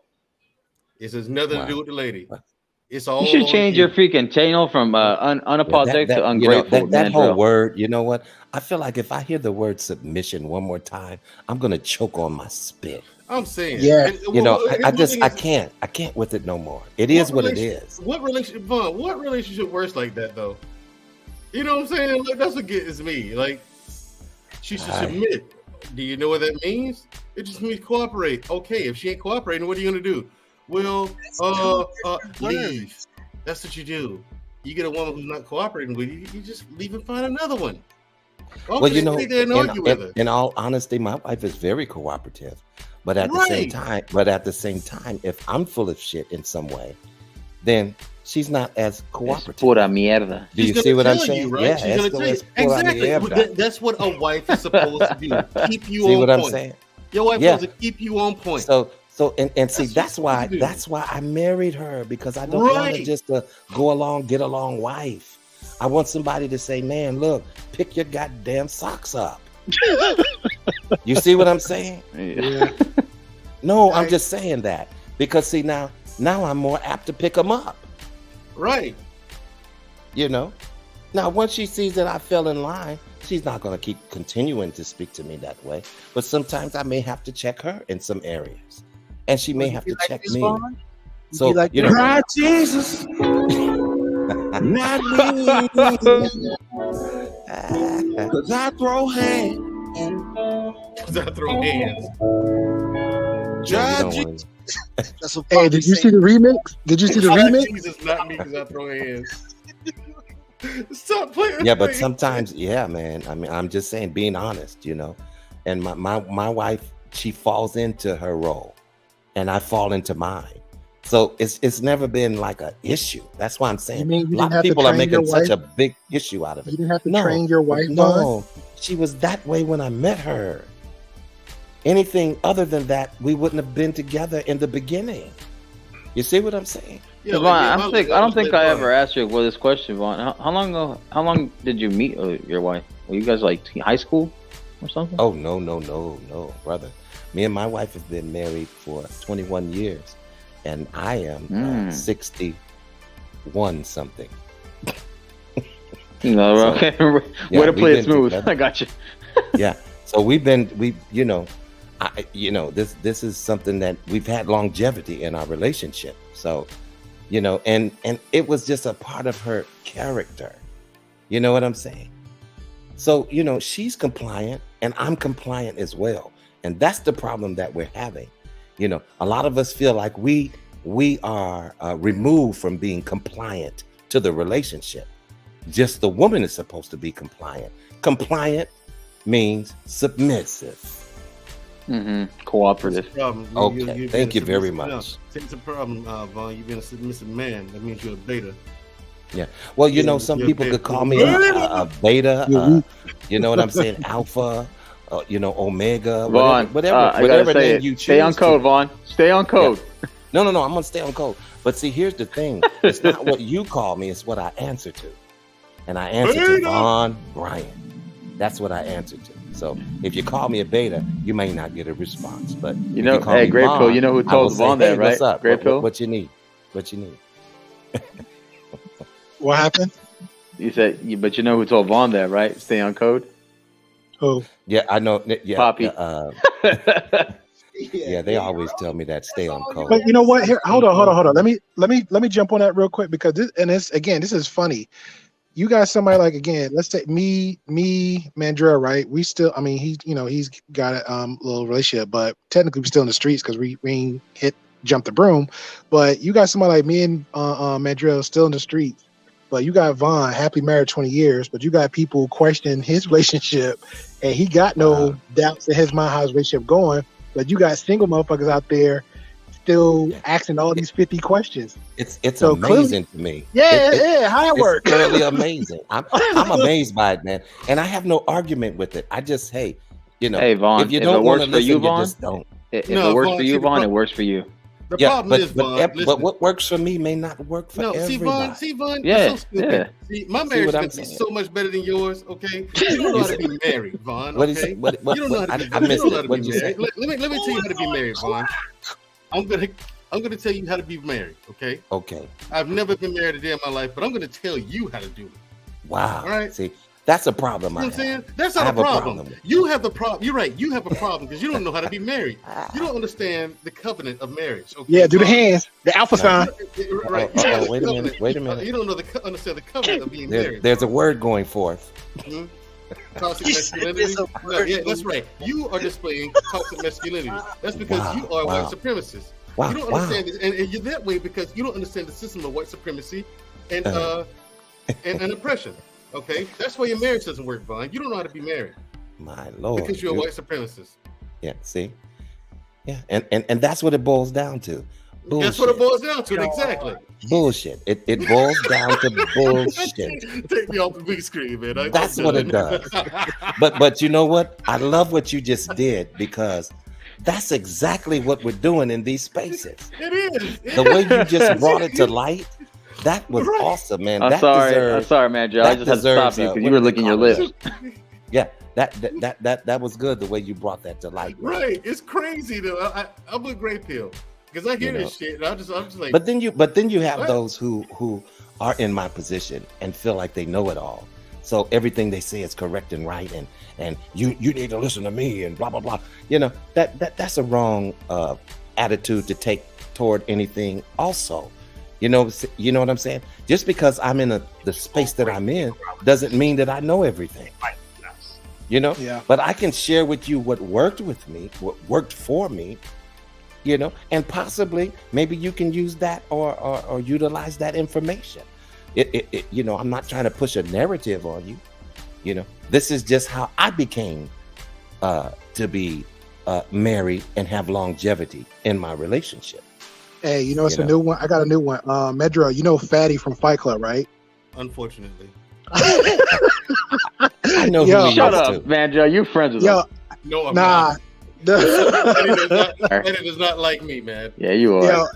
Yo, I guess I'm on his hit list, right? So I go on the stream, right? And then he's like, hey, I didn't realize I didn't realize I was on Fight Club because I saw Britney's face, so I thought I was on a Britney's thing. Yo, if you can, Marcus, I don't want to mess up anything you're in. Turn the volume down to like 25, 26. It sounds just a little bit extra loud for some reason. But while I'm asking that, so so I get on, and then Fatty comes out and was like, "Hey, Gray Pill." I said, "Hey, what's up, Fatty?" He's like, "Let me ask you a question." I said, "Yeah." He's like, "Why do you a bitch?" I was like, "What?" He's like, "Why you a bitch sometimes?" He's like, you be friendly to the women. He's like, then you be friendly to the pretty women, but you be mean and petty to the guys. I was like, petty. I say, Fatty, when this ever happened? He said, he said, you know the win, Gray Pill. I said, no. So he mentioned Britney's beat. I say, so I try to explain. I was like, Fatty, this is this damn girl channel, man. I just can't be disrespectful to the host. And I say, Fatty, I say, have you ever watched me on other streams or panels? He's like, it doesn't matter. I say, Fatty, it kind of do matter because you only naming one panel that you're saying that I've been only nice to pretty women on the platform, but I only be mean to the guys, right? And I said, let me name a few people. I said, Fatty, let me name a few people for you. I say, have you heard of Poppy Blanco? He's like, yeah. I said, okay, man, this motherfucker go at it all the time. I say, have you heard of? So I named some other people that it's the same ones we know. I said, so Fatty, what are you talking about, bro? I said, I argue with the women just as much as the men. I said, matter of fact, I said, I tell people I'm petty off the rip. And then he's like, no, he's like, I see it. He's like, Gray Pill, you remind me of that, he's like, Gray Pill, you know the guy that always that be nice with the guys, with the girls, and try to get with the women all the time and this and that third. I was like, yeah, they call fuck boys. I don't mess with them. He's like, yes, you Gray Pill. So I started laughing. I say, Fatty, look, I know you don't know me, and I don't know you in this whole YouTube space. I say, Fatty, I promise you, I'm not that guy, Fatty. No, you are. You are the Gray Pill. You are. I was okay, Fatty. I just want to say that's a pretty good Portugal impression. Especially if you were on Fight Club, he was just trying to start some shit with you. You know, okay, you're right. So when he called me a bitch, I said, okay, cool, I got you. Now I got your number. So the stream, so Aaron O comes on, drops the stream, right? So now we're behind the stream. So he's doing like, you know, I know we tease you about it. He got his head all down doing something. So I said, hey, fatty, what happened? I was like, so I'm a bitch, right? No, that was you too. I said, no, nigga, keep that same fucking energy you had on with 4K. Let's keep this shit behind the stage too. No, great pill. I said, no great pill now. I say, you called me a bitch on 4K. I'm gonna be that same bitch behind the scene. No, but I'm saying great pill because you be nice. I say, fatty. I say, I name as many people I can name to you, fatty, that we kind of interact with the same spaces. I'm pretty much, I tell everybody I'm an equal opportunity employer. I'm gonna be respectful. If I feel like, depending on the conversation, I'm gonna give you that little pushback or that kind of energy. I said, but if you coming out in that disrespectful mode, that's what I'm gonna give you.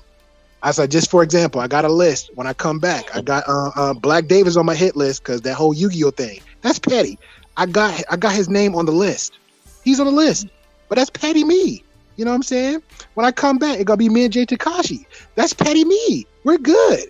You know what I'm saying? I said, but I'm not gonna come out of my mouth and drop on panels and call somebody a B off the rip without no real example. So ever since then, that's been fatty though.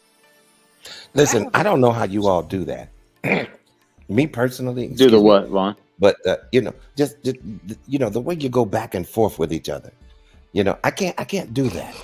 I don't have patience for that. You know, I don't either. Yeah, my thing is, you know, hey, I'm going to respect you, and I know that I deserve respect. You know, and I'm not going to make it. I can't make you respect me. I can't change your attitude. But what I can do is change me being in this situation. Thank you. That's what I said about Jay. What I do is I just dismiss myself, you know, because I can't. You know, and they sit up for hours. How do you sit up for hours? Bro, exactly. Yelling, and Jay, remember what they said. The revolution won't be televised, but it looks like it's going to be streamed. That's how it goes. Okay, you understand? Right. This is the revolution. Whatever that means, Tristan. But that's like, for example, everybody knows. Be streamed, right? Yeah, no. Perfect example, right? Everybody knows of Jay Prince on Fight Club, right? That dude personality is going to be the same. Whoever talks to him, Jesus come talk to him, the Pope can talk. Jay Prince is Jay Prince, right? No disrespect to him. But I seen a dude, no lie, a chick comes on, have a conversation. Another young kid, he looked like he had been wet behind the ears. He comes on the panel like, that chick, she gaslighted Jay Prince. He tried to put the battery in Jay Prince back. I'm like, yo, that's been Jay Prince mode from day one. And Jay Prince get riled up, he's gonna get riled up. If Jay Prince got whatever in his mind, that's Jay Prince. He gonna speak his piece. Ain't no chick, no dude is gonna twist or put a battery in his back. But she didn't correct him, and she could have got him what he say messed up in the legal system because how he carried himself and whatever. And I say, okay. So I'm thinking about it. I'm like, hey, well, there's another woman on there. She didn't say anything. There was a guy who actually asked him about his personal business dealing with law. So that was another brother who didn't shut his mouth. And guess what? There was other men in the panel didn't say anything too. So again, Jay Prince, a grown man. He opened his mouth, he spoke, and guess what? Everybody allowed the conversation to keep going. Because that's Jay Prince. I will say this though, you know, I don't have a problem with Jay Prince. I just think sometimes some of the things he goes by is a little too.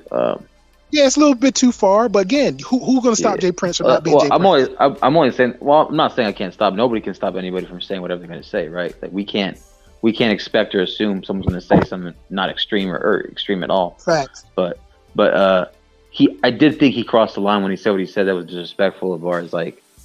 Because I know there's like colorism in each community, like because you're darker skin, you're lighter skin, and he basically said all y'all that are light skinned aren't black. Y'all don't count as black at all. I don't care if you're half or if you're just a light skinned black people with two black parents. Okay, now I'm good with that. But guess what? Let's go back again. We can count as each person that actually had a real interaction with Jay Prince. He says something loud and boastful. Again, his mind, his thought with somebody else. So again.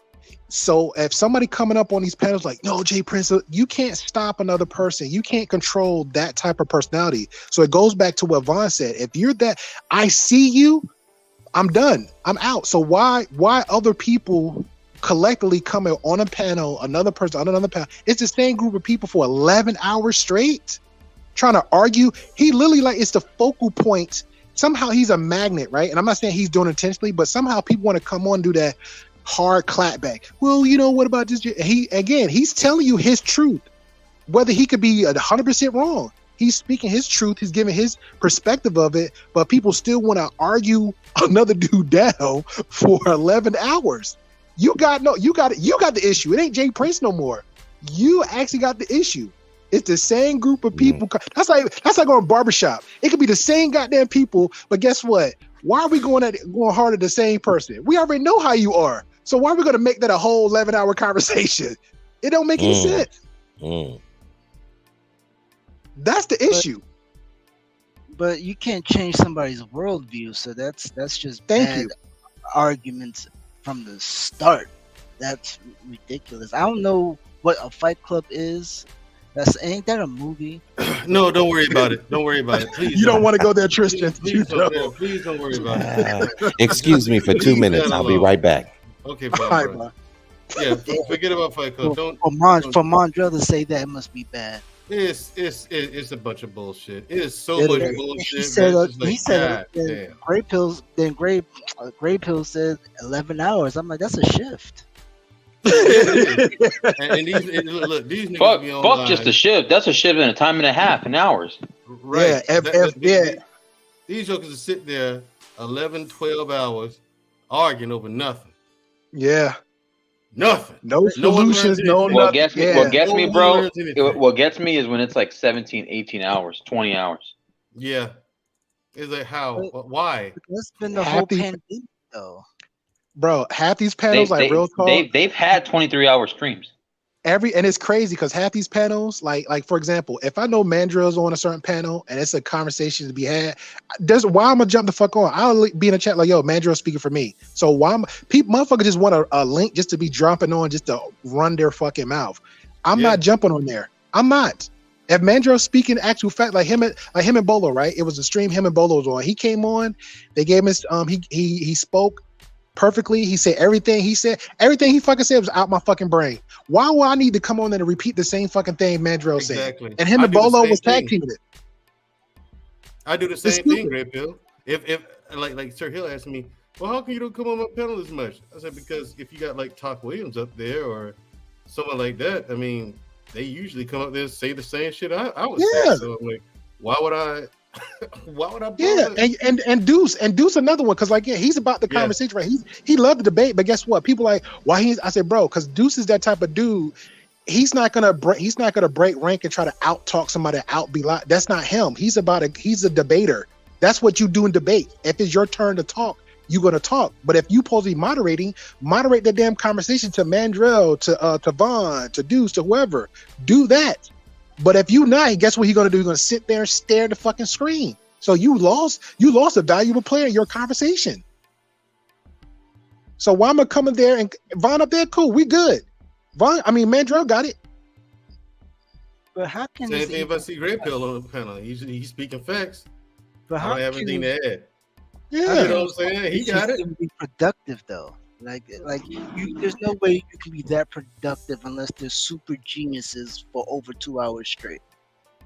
That's like high brain capacity. So if they're on there for 11 hours, it's just a hangout spot. And I get that's like, I got no friends, so I'm going on you. That's like it's a hangout group, bro. This is my thing, right? And I'll dumb it down a little bit. I get it. Like most people that get a YouTube channel, they want the likes and subs, and I get that. But the goal is, and this is where I give Anton his kudos, right? He has up to 100K subs, so he's the one making the money. If I'm coming on there for 11 hours, the only benefit that I can actually gain from that is exposure. But there's no real exposure because that platform is pretty much arguing, yelling, screaming, and always the black talk. that is beating the fuck out of a dumb ass argument time and time again. It's been so many spaces I've been on, or me and Mark has been on, or Mark has introduced me to. I was just on another one the other day. A guy has 152, and it was, again, shocker, actual black people having discourse. Wasn't yelling and screaming, actual conversation. Whoa. But again, if you say this to other people, free? Yes, for free. Real good conversations, real good knowledge. But if you go to the other side, the Anton channel, all they yes, sir. Hours for free. Yes, sir. Yes, sir. Rotate in and out like a shift. Like a shift. Wait, I heard they got paid though to like Brittany being. No, he give the admin something, bro. He don't give the. Come on now, like we on this panel. We here for free. We're here for actual general conversation for just chill mode. That's it. This is what this stream's about. Chill. You go on the other one. This people arguing all the day. Same group of people arguing all the day or debating, and it comes up to the same thing. I promise you, I give you my whole car. I'll put everything on this, Tristan. I give you my whole car, less than 30 minutes. Somebody or half that panel gonna mention about the black race. I got the keys in my hand right now, bro. Am I lying, Mandrell? Give you my car right now. That's how confident I am. 11 hours. And yeah, some people. What gets me is some people in this YouTube space, they're reckless, like with their mouth, like they don't understand that one day they're gonna run up against a retarded motherfucker who ain't gonna let you talk the shit you talk, man, and they gonna pull up on them. I'm telling you. That's the thing that gets me, man. I think it's funny. I think it's funny when they want to use like my own culture, my race as like an example of the strive to be, but like we got our issues. We have our own issues in our community. Right. I'm like, why would you use Mexicans? Perfect example, my family. What to be? Mexicans of all races. You want to use Mexicans as an example of what to be? They're not even first of all, they're like the Africans. They're not even niggas. They're Mexicans. I don't know. Well, first of all, you're not even I'm tired of this. You know what's funny? I learned the same thing. I learned the same thing with the. Why you put Mandrell out like that? I got triggered. I could no longer rest in my masculinity. I could no longer rest in my masculinity no more. I was tired of it. No, but seriously though, you know what's funny, Mandrell? I learned that about the Filipino community too. They're like the quote unquote the nigger the black Asian race of the Asian community. Yeah, I didn't know that. They're like the wait, who is the Filipinos? Yeah. Oh, they're considered like the yeah, they're like the low. But I thought it wasn't because they were it was because of their area, how it looks like the slums. No, it's everything, bro. It's everything. I don't because me personally, I know a few parts of the Philippines, but I don't know like the nicer parts. I've only seen the main like Bangkok, like Thailand is part of the Philippines. Bangkok, right? That's not Philippines, no. That doesn't count over as the Philippines side over there. No, that's the Philippines is one huge island broken up into a few. You got Los, you got Los Angeles, you got I mean Laos, Carlos, you got Manila. You got a few others. I can't remember, but they are broken up islands. That's I just don't see it as a big extravagant thing unless it is actually looks like nice as the. It got nice areas, but the city-ish part of it is pretty much city-ish. Like overall, it's like Bangkok. You have to see it for yourself. Like real talk, bro. Because I know me and you both watch other streams together, but like real talk, check out when I say Old Dog New Trick is one of them because he has a Filipino girlfriend. He's an expat. He actually showed the areas. Yeah, you showed me his content.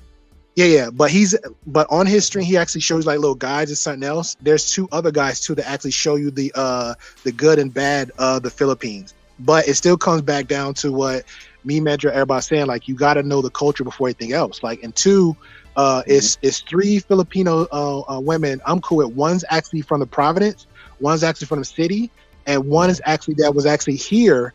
She lives in the States, and she got married to a guy in the army for so she's been in the States for like 32 years. So she understands the Western and that culture. So people got to do their homework before they like, whatever. But it is considered the quote unquote the nigger version of the Asian community. They good people. Gotcha. They good people. Why I gotta be the nigger version? Do all that shit for free because that's how everybody label them though. No, they label. I know. Yeah, that's how they label them. It's like how. Yeah. It's like back in the 1950s how white people looked at black people. That's how they look at them. Then it's like if you not like, and this is how it's funny because most of the women does this over there. That either they feel like if they're not lighter complexion, they're not valued as much. But when they came over, most of them that actually came over here because most expats like, hey, let's bring them over here like to visit or whatever, get their visa, and they'll be like, everybody be like eye goggling, oh my god, you're beautiful, and they will tell you that like they have me and Mandrell's complexion or maybe a shade darker, and over here in the Western culture give them so much props and like, oh my god, you're so beautiful. They light their face like, oh, they never heard that, but they'll go over their countries like, oh, they're competing with everybody. Hey, real quick, Ray Pill. At one point, wait a minute, did this motherfucker just put on a Yu-Gi-Oh card? Who? Just Tristan. Man, get that trash out of here. I'm just saying, he said about the oppressed people from the Philippines. Hold on, Tristan. Yu-Gi-Oh card. At what point does it become? At what point is preference no longer preference but racist? That's a good question.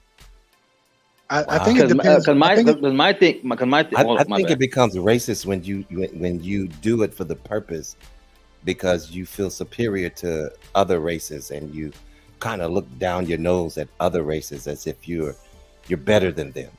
You know what I'm saying? To me, that's a racist attitude to me. Oh, and then my other thing it's is not just with white people. You got all kind of racists now. Yeah, cause my thing. Well, maybe I worded it wrong. At what point, what is it colorism? At what point is it preference too? Oh, okay, color. Hey, listen. I think that people should be entitled to whatever their preference is. Yeah. If you like darker women, that's okay. If you like light-skinned women, that's what you prefer.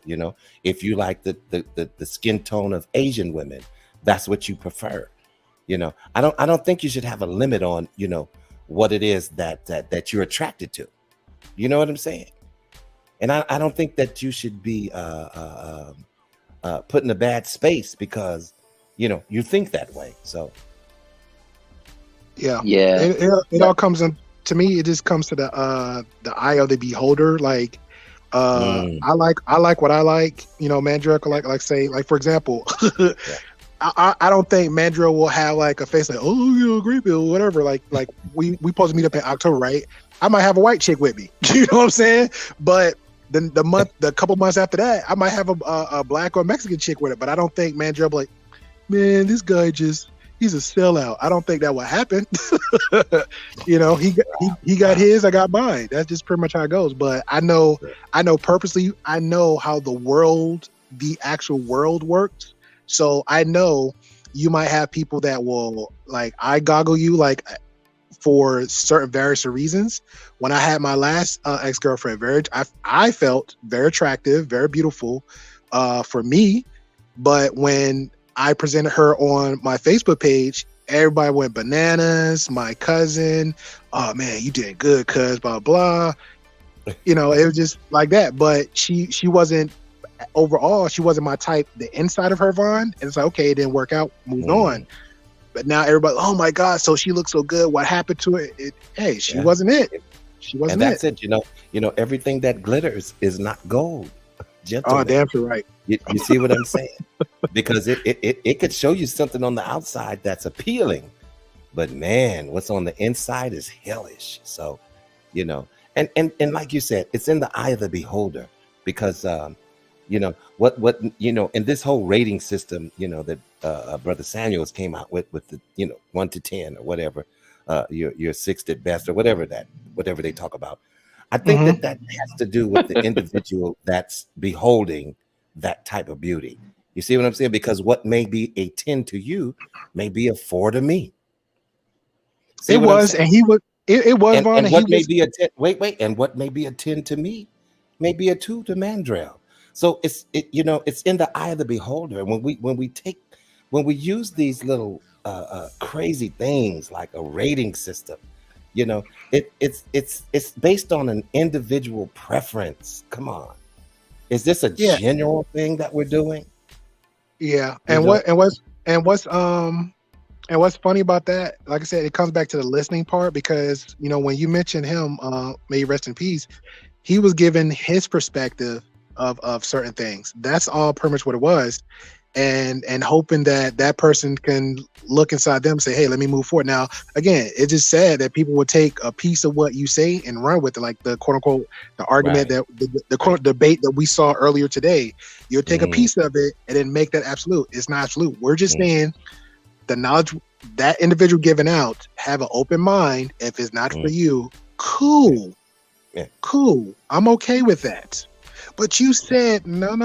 I'm giving my. That's why Soul Love or my end. I'm like, hey, I'm about perspective. Now, if you want to challenge a fact, we can have that conversation. But I'm still good with like, hey, you got it. It's not no problem. Like I said, me and Marcus had a conversation. I'm sure he didn't care less like who was right or wrong. But I saw another side of a conversation we had long time, and I was like, oh snap, hey Marcus, I just owe you an apology just cause. You know what I'm saying? That's just me. Right, but nobody thought nothing of it. Like I got brain gray pill to smoke. That's crazy, you know. And like I say, I don't like smoke. Listen, I have asthma, so I really don't like smoke. This motherfucker! Goddamn, Von Brian, you're gonna get this. You're gonna get this smoke, damn it. Okay, you can get the smoke. I know Mandrill gonna come with something. Yeah, I'm gonna give you. I got asthma. Von Brian. I have asthma. I don't like. I'm using that. I swear, anything I love. I'm using that. I don't like smoke like that. You see what I'm saying? It does something to my spirit. But go ahead. It's down to your individual preference. No, there's a universal standard of beauty, okay? And it is. Well, it has to be, right? Would you disagree with that? No, I don't disagree with that. There's some because you have your own preference, right? Yeah, of course. Well, what if somebody said no? That shouldn't be your preference. Well, fuck you. How do you know what my preference should be? Exactly. It's my preference, not yours. And we expect you to say that, by the way, Mandrew. I know you should, because I will say disgrace. Like the one I did, the episode I did called "The Answer." That was the one where I told men how to get submission from a woman, right? Yeah. And then I was talking from a couple months ago, right? Maybe a couple of weeks ago, a couple of months ago. Who cares? Like but at the end of it, I told men, I said, "See, man, you see what's on this list? Has nothing to do with money. Has nothing to do with what you own or how much or what kind of car you drive. These are characteristics of character." I said, now what this list does builds trust. If a woman trusts you, she'll submit. If you're leading, she'll get the fuck out the way. But she has to trust you. She has to trust and know that you. I said, you think I'm gonna allow any of you ignorant niggas to be in charge of my sister, have my sister's hand in marriage?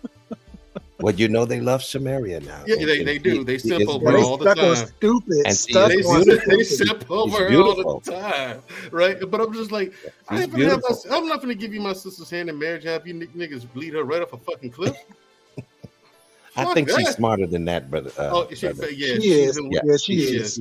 She's far. Yeah, she's not. Yeah, she's not gullible at all. Right. That's why she's single, because people, a pretty girl. She must be stupid. Listen, she's definitely not a simpleton. Okay. Right. Exactly. That's the thing. She's run into quite a few guys like that who thought she was stupid. It's like, because she'll call me. It's like, can you believe what this dude tried to do? What? He said this and that. And I said, really? She said, I know, right? Like she'll call me and tell me what the crazy stuff guys try to pull. You know what I'm saying? It's like, nope. But see, we have uncles. You know what I'm saying? We had a fantastic father. You know what I mean? That we have both parents. We grew up with both parents in the house. We had a fantastic father. We have fantastic uncles. So all of them taught her something. Like one uncle pulled it to the side after my dad passed, and he said, "No, before my dad passed. No, it was after my dad passed, right?" He said, "Shamaria, never accept a man who is less than your father." She said, "What?" She said, "Your father was a great man. Never accept a man who was less than that." Wow. I said, and so my mom was like, So my mama told her, she's like, so whoever it is, he got some big ass shoes to fill. Yeah. And he does. Like, credit where credit is due. I mean, I didn't know. I knew my dad was had that example, man. Right. And the thing is, I knew my dad was a good man. Yeah. I didn't know he was that dude though. Yeah. My dad was that dude. My dad was. He had every right to go and say, "I am that nigga. I am him." Like, that's a guy. He could walk around there beating his chest and saying that, and no one would argue. But he never bragged about himself. Yeah. He never bragged on what he did. I didn't even know the credentials and stuff he had, like all the education he had. I had no clue he had any of that. And I'm his son, and I grew up with it. Never bragged about it, never talked about it. It was just some shit he did to him. Like, from my perspective, I guess he took it as it was just some shit I did. What? You know, I'm just like, damn, like the epitome of moving in silence and stoicism. Yeah. Like, if you didn't find out, you didn't know. Like, this is a very highly educated guy. Like I said, so many people showed up to that funeral. Like, people were standing outside while the service is going on.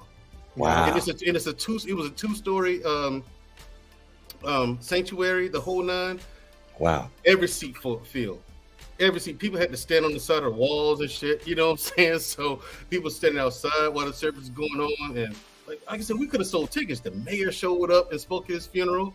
Wow. I didn't even know he knew the mayor. Wow. You have a great listen. You have a great legacy that you know. I don't want to say that you have to live up to, but that you had as an example, you and your sister. So imagine growing up. I wish I would have had that. You know. Yeah. And you know what I'm saying. And things is, Von Brian, all this stuff, the education and the things he done for the community, I had no clue. Like, he would make me come to church with him and clean up on Sundays, because we went to church on Saturdays. We grew up Seventh-day Adventist Christians, right? So on Sundays, come on, Carlos, go. Why? Where I went to church on Saturday, huh? Yeah, we went to church on Saturday. So clean up the church. So we'd go there, clean up the church, clean the sanctuary. It was a big ass church too. I'm like, it's just two of us. Where everybody else at? We're not worried. A large organization. Come on, Seventh-day Adventists. Yeah. Come on. We're like, he was like, we're not worried about everybody. They're not a little bunch. They're not at all. A large group. There's Seventh-day Adventist universities. Yeah. Oakwood University up in Huntsville, Alabama. That's a whole accredited college. You know what I'm saying? A big campus too. Wow. Huge campus. So and it's like he do slick shit. Like, we're not worried about what everybody else doing. We're gonna go clean this church. It's just two of us. It's just two of us, Daddy. Aren't other people supposed to come? Yeah, but whatever. Let's get started. Why? Don't worry about what other people doing. As long as you're doing the right thing, that's all you need to worry about. So when you look back on that, and you know exactly how you felt during that time, the resentment. The resentment you probably had for doing it. But when you look back on it now, what did you learn? What would you say you learned from it? Integrity. Yeah. Like, we could have just gave up too. Yeah. I wanted to say, well, if ain't nobody else coming to help me with this shit, ain't no way two of us gonna clean this. Fuck that. No. Forget about that. We're not two of us. No. Him. Nope. We said we were gonna do it. No. First, Daddy, you said we were gonna do it. Yeah. I said we were gonna do it, which includes you, right? Yeah. So you're going. If I say so, that's why you're going, because I said you were going. Yes, sir. What is this? I don't know what that is. I was you going because I said you're going. Yes, sir. You know what I'm saying? So we said we were going to do it, so we're going to do it. Don't matter if it's two of us. Then two of us are going to do the best, clean this church better than it ever has been done before. We sat there. We in that church from what was it, like 8 o'clock in the morning to like 2 in the afternoon. We did a deep cleaning at a sanctuary, man. It was crazy. Just two of us. And then you have that. But you know what? You have that memory, and you know what you took away. You know what you took from it. You know, you didn't understand it then, but you totally understand it now. Yeah, integrity. You know? And it's probably the same type of principles that you would teach to your own son if you had. You know what I'm saying? And it was good for you. You know, it was. So that's the way that I want to be with my son. You know, and the way that I try to be with my son. Because I absolutely didn't have that growing up. You know, I didn't know what that looked like. You know, I had to look at men from afar, you know, to figure out how to walk, talk, and be. That was me, Vaughn, because like my mom, like my mom could do the best she can, but there was no tool to be I mean, there's no booklet to say, hey, how to be a good parent. And but then I had her cousin, my older cousins in the South, you know, there are a lot of them, Mandrell.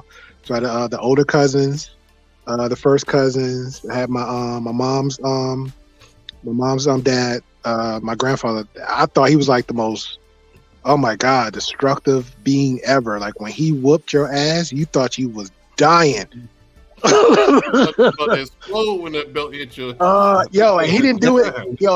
When women beat you versus men give you that whooping, it's a difference. And see, I only got whooped by my mom, so I wouldn't know the difference. But I know the difference. I would have swore that she was trying to kill me.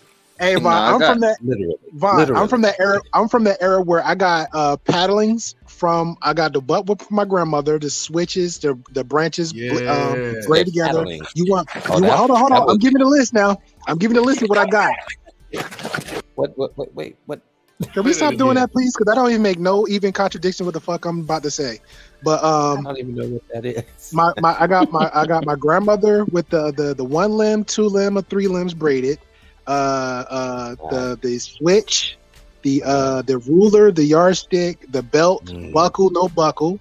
My mom, my grandfather, in school. This how it goes back a little bit now. When the teacher give you the paddling, and then if you get it really bad, you had the principal give you the paddling.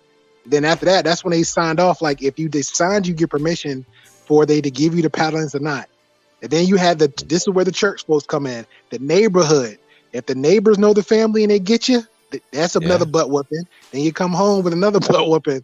So he's right. You're right. I remember those days too. I'm serious, man. I mean, I would get it on every end. You know, you know, at one point I was just like, well, what the hell is wrong with me? You know, why am I getting it up the street, down the street, everywhere else? You know, just crazy. Wow. Yeah. So I don't know if it taught me some.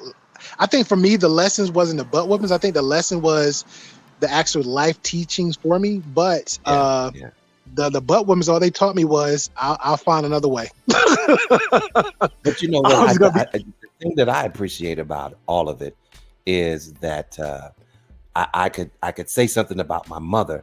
When I got to a certain age, she started to deal with me differently. You know. She started to deal with my psyche versus, you know, trying to just beat me. You know what I'm saying? Yeah. Because when you get a certain age, I mean, come on, that's ridiculous now. You know, but in all actuality, I believe that I got my last ass whooping probably around 13. And that's old. You know, I could never think of whooping my son at 13. But believe me, you know, what was I doing? Ditching school. You see what I'm saying? Yeah. And my mom, hey, she was the only, you know, parent, single mother, you know. Yeah, I'm gonna whoop your ass. You gonna go to school. You know. Yeah. And that what happened. That happened to me. I was in 8th grade. And I had to take it. I had to take it because what am I gonna do? Rise up on my mother? Yep, you know, that was me. The last real butt whooping I got was I think it was like in 7th, 8th grade. My mom told me to sit down and she's gonna. Can you hear me? Yeah, I can hear you. Go ahead. Okay, yeah. The last butt whooping, I was in 7th, 8th grade. My mom told me to sit down, so she gave me the lashings on the leg, and she had she was a correction officer, so she had the police issue belt. And when she was giving me the lashings, and when the belt broke, that's when she stopped. And I thought I was like indestructible, and my brothers and sisters like, the belt broke. And so from that point on, she took another tactic. She just started taking things and having the conversation. So I was having these lessons from there, and that was it. But I want to respond to what's up, Yella? Real quick. I want to do a little shout out real quick to Yella. Okay, cool. Shout out to Yella Pill Coffee Company. Make sure y'all hit the link, like, share, and subscribe to his channel, man. He's another great place where you can go chill out, have a good conversation. No real drama or beef out there. But continue, great Bill. Okay, yeah. Shout out to Yella. I wanted to respond to Wealth in the chat. He said, "Do you have receipts?" Yeah, Yella. My gaming channel, Dangerously Active, is right there, bro. You can hit it up. I have all duels. I have from pretty much almost every deck. And when I get a little bit more active, I have more. So what I was planning on doing, I was going to revisit and do a how-to in every deck and explain every one, and then I'm gonna move on to the new one for PlayStation. I forgot the name of it, but it's Yu-Gi-Oh something that my homeboys tell me about. So because I know Xbox can interact with that game, so I'm gonna pretty much chime in with them and start whooping ass there. But the duels that I have on there is the top 10 players from that game. So me and another guy pretty much go down from top 10 players and start racking up the ass whoopings. So yeah, the receipts are there, sir. He's alright. He ain't all that. He alright.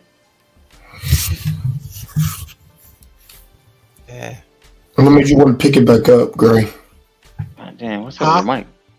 I said, what made you want to pick it back up?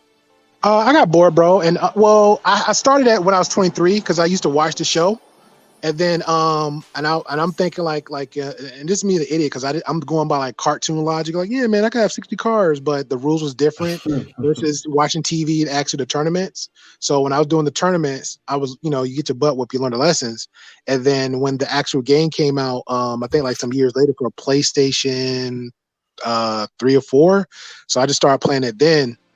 And then I always had, because again, like we got real lives, bro. Like I can't see me buying $6 games every other week, every month, and I got an actual life to live. And then here I am on YouTube.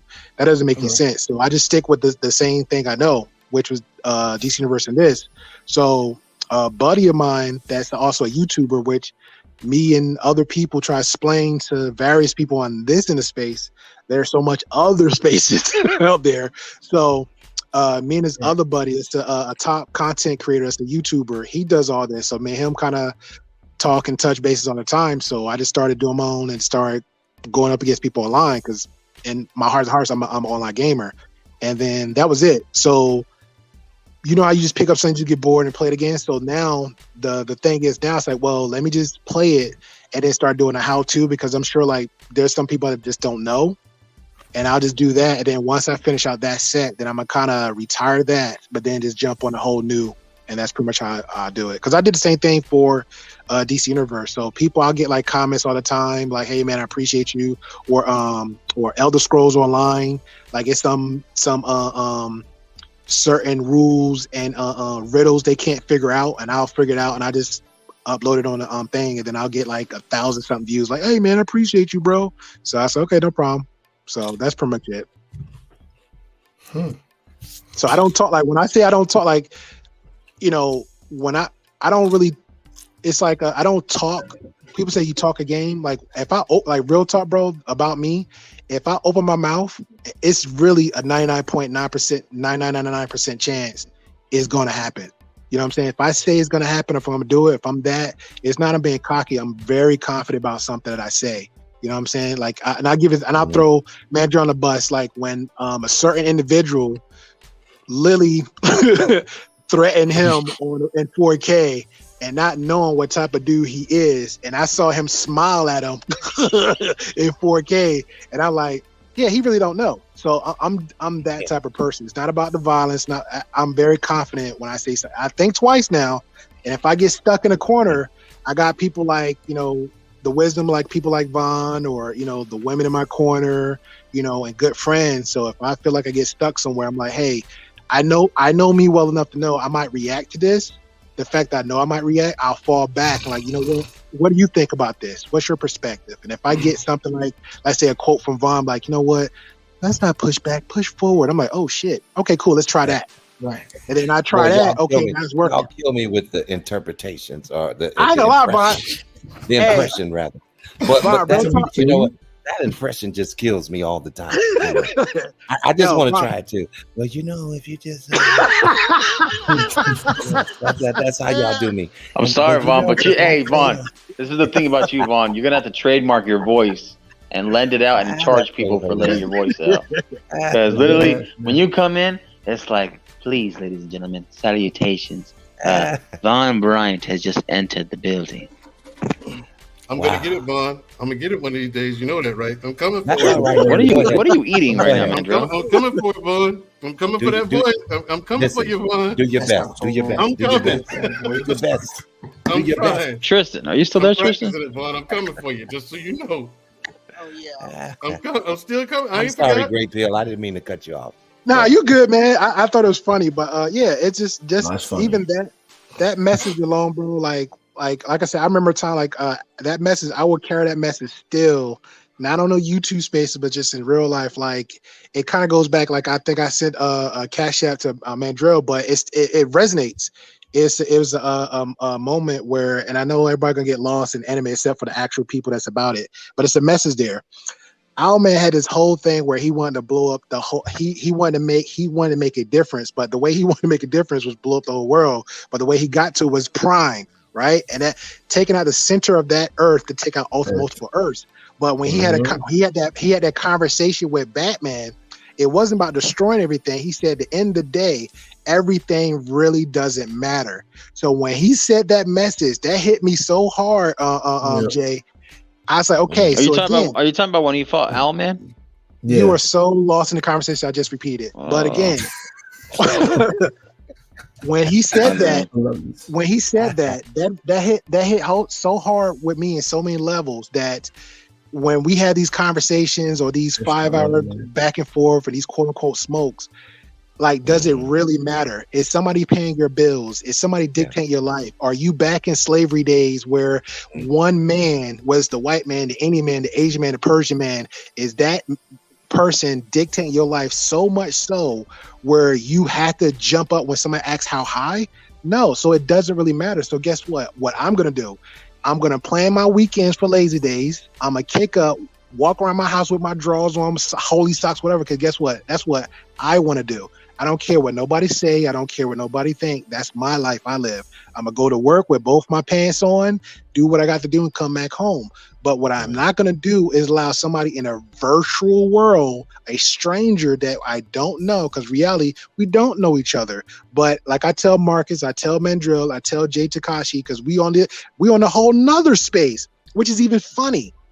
Y'all seeping through here. We're on another space. So wow. At the end, so with that being said, just the fact of that, I'm gonna give even those guys that just mentioned more respect just on the strength of we are virtual friend. You know what I'm saying? So I gotta trust Von Bryant by his character. I gotta trust Jay Takashi. I gotta trust Marcus. I gotta trust Mandrell because how their character is 24/7. And like I tell everybody, you cannot fake not being you in 4K. Trust me, it seeps out. Trust me, me and Marcus and Jay seen other spaces where people do these talk the talks, and we'll come back like, remember in episode 42? Remember on content this? Remember that? You said this, but guess what? Even if you didn't say it, you were showing it. You were showing it. So contradictions and hypocrisy. Exactly. So again, it comes back to that message. Let me push forward, and does it really matter? Wow.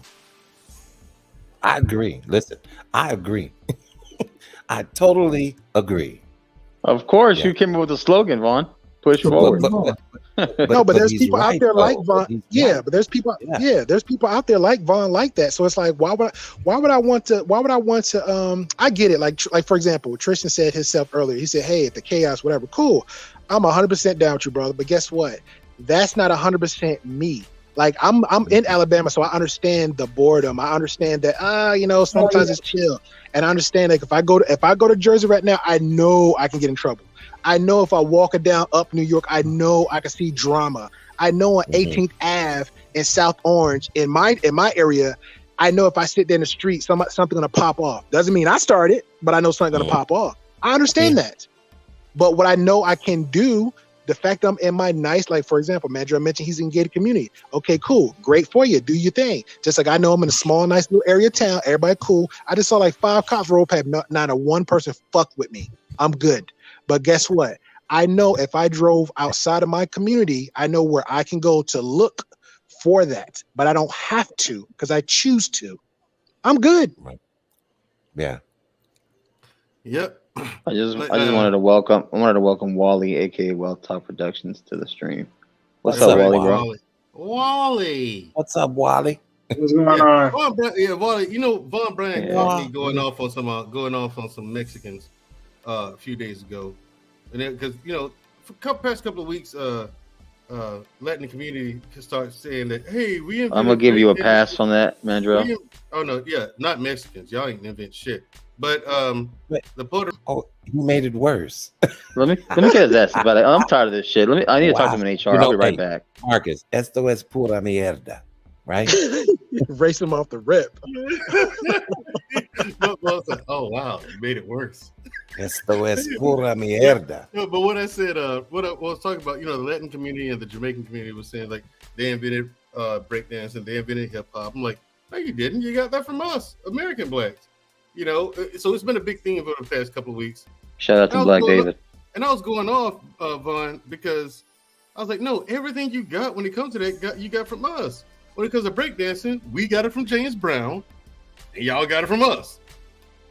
That's how this works. James Brown. Oh, you know who? You know who will have a good conversation with you about that, Marcus? There's nothing new under the sun, though. Nothing new under the sun. Who? Griffo? Pro? Yeah. Pro? Yeah, I like Pro because I talked to him about that before. I used to dance. Pro talk about dancing, hip hop, and bebop all the time. Mm-hmm. Yeah, and hip hop, we came up with that. And do you see the video that Black Man Unfiltered plays? That black and white about the black guy from way back in the who looks 40s. Like Information Man back in the day? Exactly. Yeah, Doesn't he look like Information 40s. Man though? He does, but he's doing a rap. Right. I thought it was Hank. You honestly think you coming up with stuff that's already been invented? There's right. nothing new It's like no, we've been American black people. We've been doing this. We created shit. You ain't created shit. Exactly. You didn't. You remember Mandrell, the story of that, and remember that story of that guy from the Crossroads back in the day, and then it was Bob Dylan who got inspired by that black artist. Motherfucker, we made rock music. Remember Bob Dylan? He got inspired by a black artist because there was like a saying of a folklore of a Crossroads demon, whatever. He made a deal with him, and then the artist passed away. But Bob Dylan got inspired by that artist for what he's saying. It was old school though. My bad. To you though. Yeah, and I think, like I said, when I first played that video, I'm like, that speaks volumes. Period.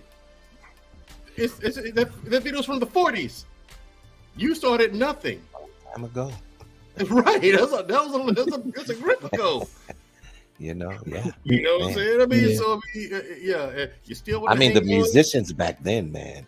Right. I mean, come on. If you were to honestly just give a little time to do a little research, and look at people like Charlie Parker and what I'm saying, Miles Davis, and you know what I'm saying, Thelonious Monk, all of these jazz musicians, man, it's like they put the blueprint to the music. But who was first? Was the Temptations first, or James Brown? Genius, man. They were geniuses. I mean, if you would really have to go back and just listen to what they accomplished. Yeah.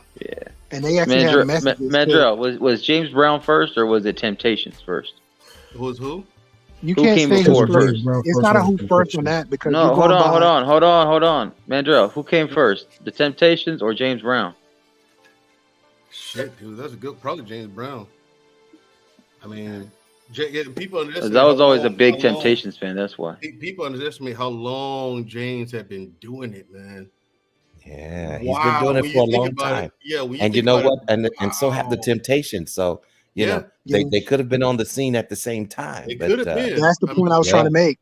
Exactly. That's the point I was trying to make. Because remember, back then they was looking for record deals. So if you're going by record deals, then you go by that date and time. But reality check is they was out in the clubs, the bars, and stuff, making it happen. Yeah, they were making. They were trying to. No, because I was just asking from like a time like date of birth to when they were old enough to when they started like doing like the small time. Yeah, but that's a hard answer because again, that's like, they was going up doing it. Right, because think about Little Richard came out around the same time, man. Like these guys have been doing it for forever, dude. And they was working together too. Yeah. Who was that? Who was that guy? That Michael Jackson used to love watching when he was little. Is it Jackie Wilson? Jackie Wilson. Oh, I don't know why.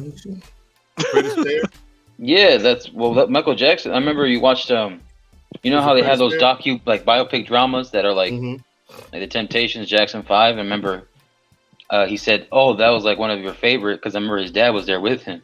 He said, "Dad, that's him." I said, "That's him. Who?" He's like, "That's Jackie Wilson." And that was like one of his main favorites. So, what was that reference? Okay. Well, you know what? I just Googled it, and the Temptations really came out around the 60s, around the time when I was born. And James Brown came out around the 50s. Yeah. Yeah. So, he was that old?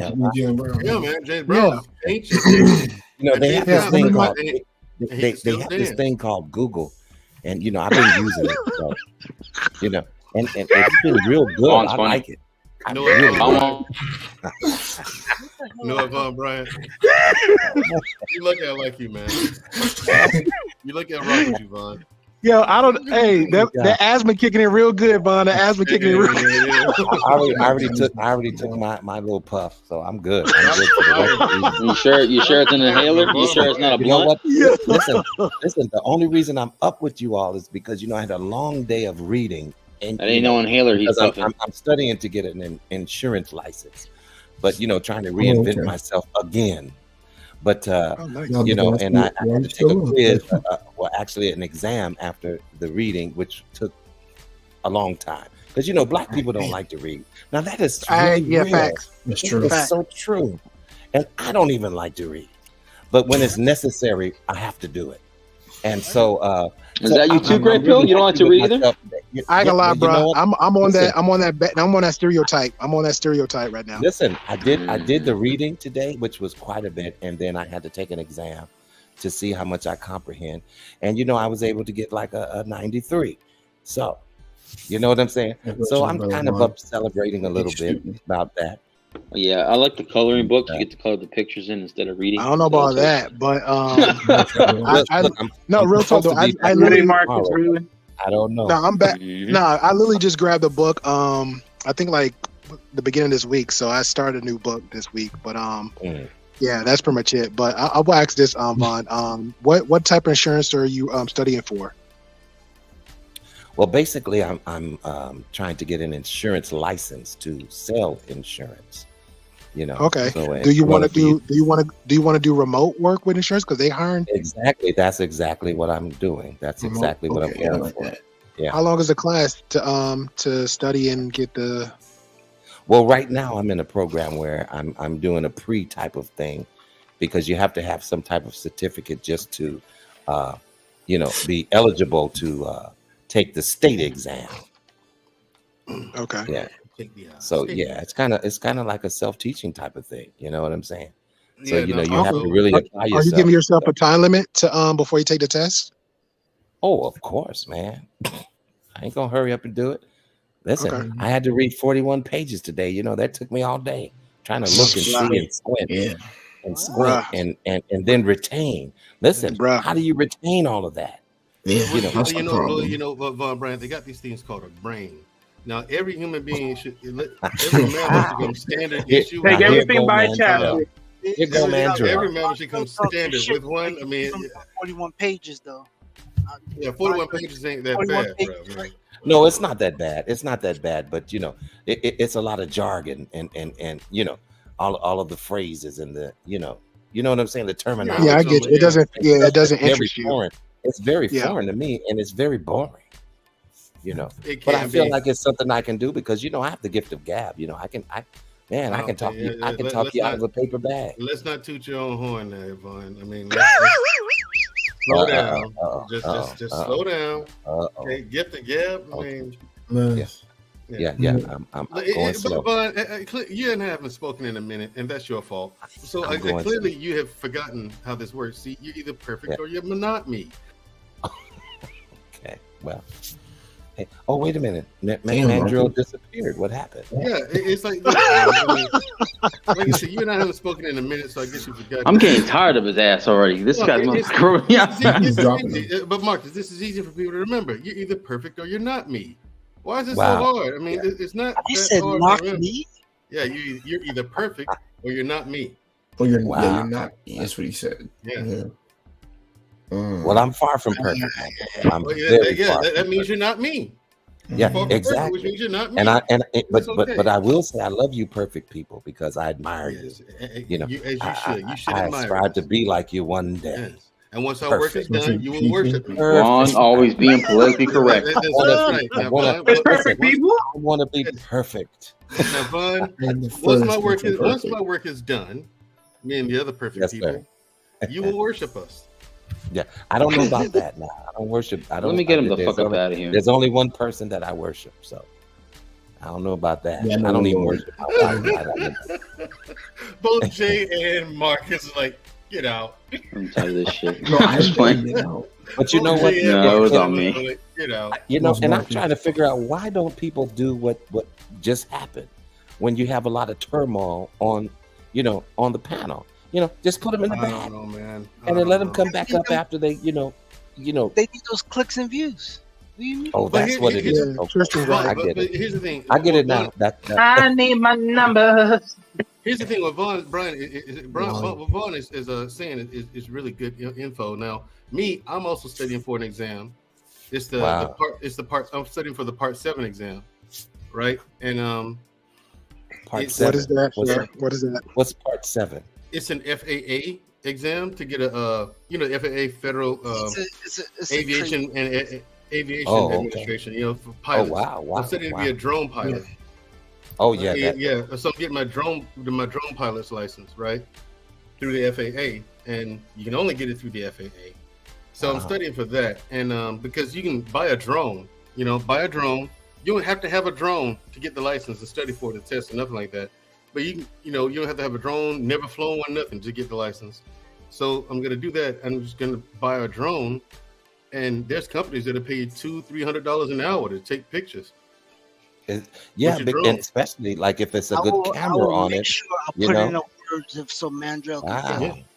Yeah, I mean, like you get, especially if you get one of these drones, and they're not as expensive as I thought they'd be. There are some that are up there now. There's like $150 or something like that. $200. There's some, but you don't want that one. You want to get one. But you know what? That drone allows you, especially with the camera, to get some very good footage. Very good. The cameras. They've got some crazy ass shots with those things. And a lot of people are moving. They're using them in movies now, man. Yeah, exactly. Movies. Fire departments will hire you. Police departments will hire you. Other federal government agencies will hire you, man. Listen. Please email me that. I want to look into that. Okay. Not a problem. Not a problem, Great Pill. And because I looked at like drone pilot jobs. I just did a quick Google search, right? There's jobs. I mean, I think the lowest. I had no idea that was even a thing. I didn't either until I was seeing. Are you serious? Thing is, I talked to Talk Williams, right? Wow. He's a good guy. Right. He's a good guy, and he mentioned that he does it, right? And he was talking to me, and Tommy B were talking to him. He mentioned it to us. It was like, what? Yeah, I've seen a video that he posted about the drones, and he was like, this, that, and the other, and blah blah blah. He told us about it. I was like, get the fuck out of here for real talk. He said, yeah, and so he was giving us some of the ins and outs of it, and I was like, immediately, Tommy B and I were both on here. Googling. Did you see the video that he posted about the drones at all? I didn't see that. Go back and look at it. See, he talked to us before he did that video. You know what I'm saying? So immediately, me and Tommy B sitting here Googling. Right. And then I looked at, like, I had like 12 tabs on just Google drone stuff. But there's some drones out there, like, if you buy a whole kit, let's say you use a credit card and you pay it for you get one for like $2,000, right? But that's the drone. That's for like 4 extra batteries. It comes with the camera, and the cameras are worth $3,000 alone. Like, these cameras on these drones are ridiculously good. They see very good. Yeah, you can see from like some of them 7 to 12 miles away. It's crazy, and night vision, thermal vision, and I'm like, wait, all this comes together in this $2,000? Hell yeah, I'll take this drone. You know, and you can zoom too. Right, zoom. You can zoom in. Up there, you can pull the camera back and zoom. Look, these things come with a remote with a screen on it. You know what I'm saying? So you can see through the camera, or see through the camera from the drone, or the camera that you're using to move around and take pictures independently of the cameras on the drone. This shit comes with, the one I'm looking at buying now, it comes with sensors where if I just press forward and there's an instruction coming this way, it automatically goes around the obstruction, like trees and shit nice. and buildings. Right, Now, don't they have just all over it, and Okay, it's just so- I'm like, this whole thing was like $2,000. So for don't the they have drone, stuff, extra man? batteries, extra parts, all kind of Right. superfly stuff. Hard case. Okay, so don't they have some of those drones that work with the Oculus or whatever that is you put over your eyes? Or No, whatever? Oh, yeah. No. There's a And you know drone. you can There's a- still I know what the you're talking drone about. will you can I got still you, see but- it through the Oculus. I got you. Now there's a drone, a newer one. It's a smaller one that you hold the joystick like this, and you put the VR glasses on. Yeah, that's what I'm talking outside, and yeah, and you can just control it by pointing to where you want it to go. Like you can twist your wrist like this, it turns. You know what I'm saying? And the thing is, you're seeing through the VR glasses. Technologies. Yeah, Crazy. everything's on a heads-up display and the whole nine. That thing's not expensive either. I thought it was going to be expensive, but it's like no. I'm like this. I'm expecting this shit to be like thousands and thousands of dollars, but no. And the thing is, once you take the test, and I know that like 2,000 is a lot to a lot of people, but the thing pays for itself. It pays for itself. The lowest paid like full-time job I've seen was like $96,000. Now think about it. You got no degree, you got no certifications or anything like that, or none of that. You can go get a FAA license and a fucking drone. You know what I'm saying? But that's got to be kind of serious, though. Now with the what is it? FAA license? You said? Okay, so what is FAA? Is that the Federal something? Federal Aviation Administration. Okay, so basically, you they control like if you ever been to an airport. Yeah, no, I get it. Doesn't matter what airport you're in, the FAA controls that. Right. You know what I'm saying? Yeah. So federal agency job. Yeah, it's a federal agency. Yeah, and like private. And so you would have to report to them every time you use it. Is that how that works? No, once you get the license, you can register your drone once you get one. If you don't already have one, you can if you want to. You don't necessarily have to, but I'm going to just to be on the safe side. Fuck, why not? You know what I'm saying? But because they ain't like the drone expires or anything. They just like, hey, they're just kind of curious as to what people are buying.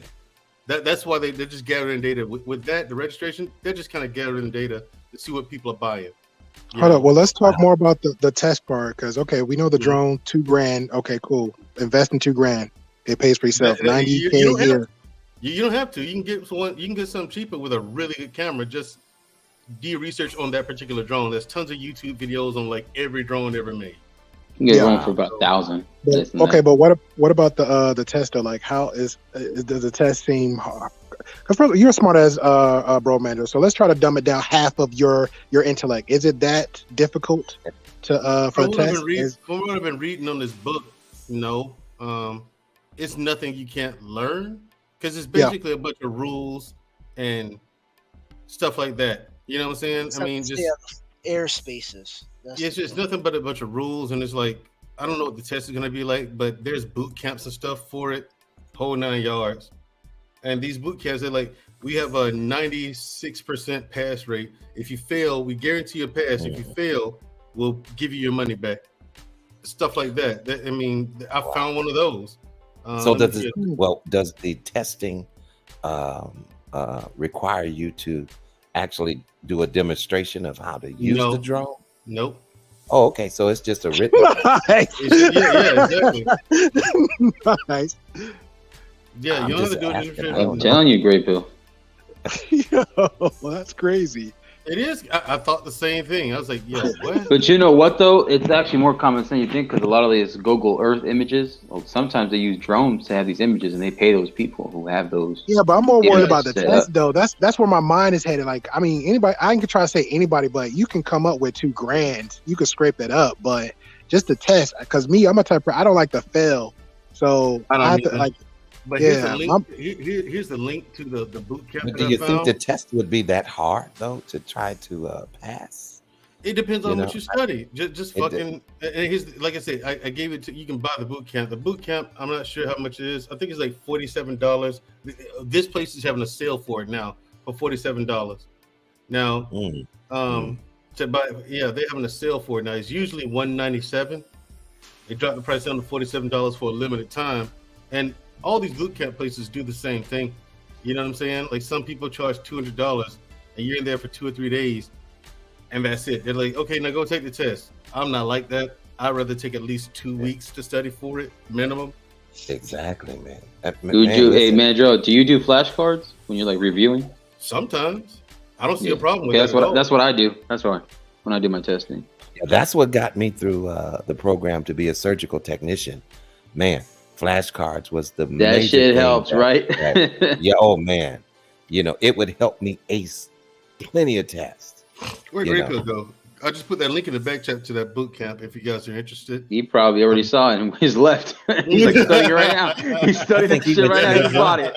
He just bought it. Now here's the thing: the $47. Now here's what they did. I clicked on it to buy it. You took down Graypill? And it's like it was like, hey, you want these things? You can go ahead and buy these things on discount too. I'm like, I don't want that. I don't want that. Just give me the shit for the test. I'll come back for this later. You know what I'm saying? So fuck it. I want the test study material now.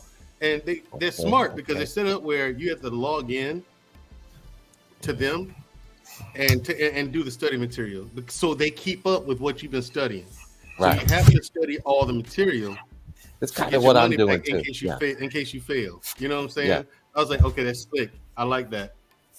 So it's a program. It's a program. Yeah, it's a program. Yeah, it's an actual program. Yeah. Plus, it's a federal job, so it's gonna be way better than state. Like when you work for the state, they overwork your ass. But if you're federal, you get more perks, more benefits, more pay, all that. You get pretty much to do nothing, Marcus. Does that count? Hold on. The FFA, does that count as security clearance too, or no?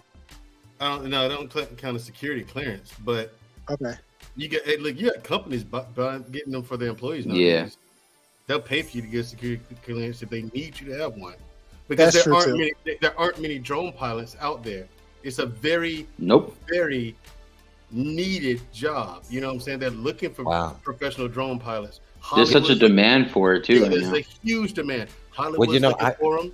The federal government's looking for them. People who do weddings are looking for them. Police departments, fire departments. Even the military are hiring too. Military, yeah. His talk was telling me and Tommy. He told me and Tommy. He said there's a company that gave me 3 days to take 5 pictures. We was like, what? He said because at any given time you don't know what the weather's gonna be like, so that's why they gave me 3 days to take the pictures. I said, how much they pay him for that?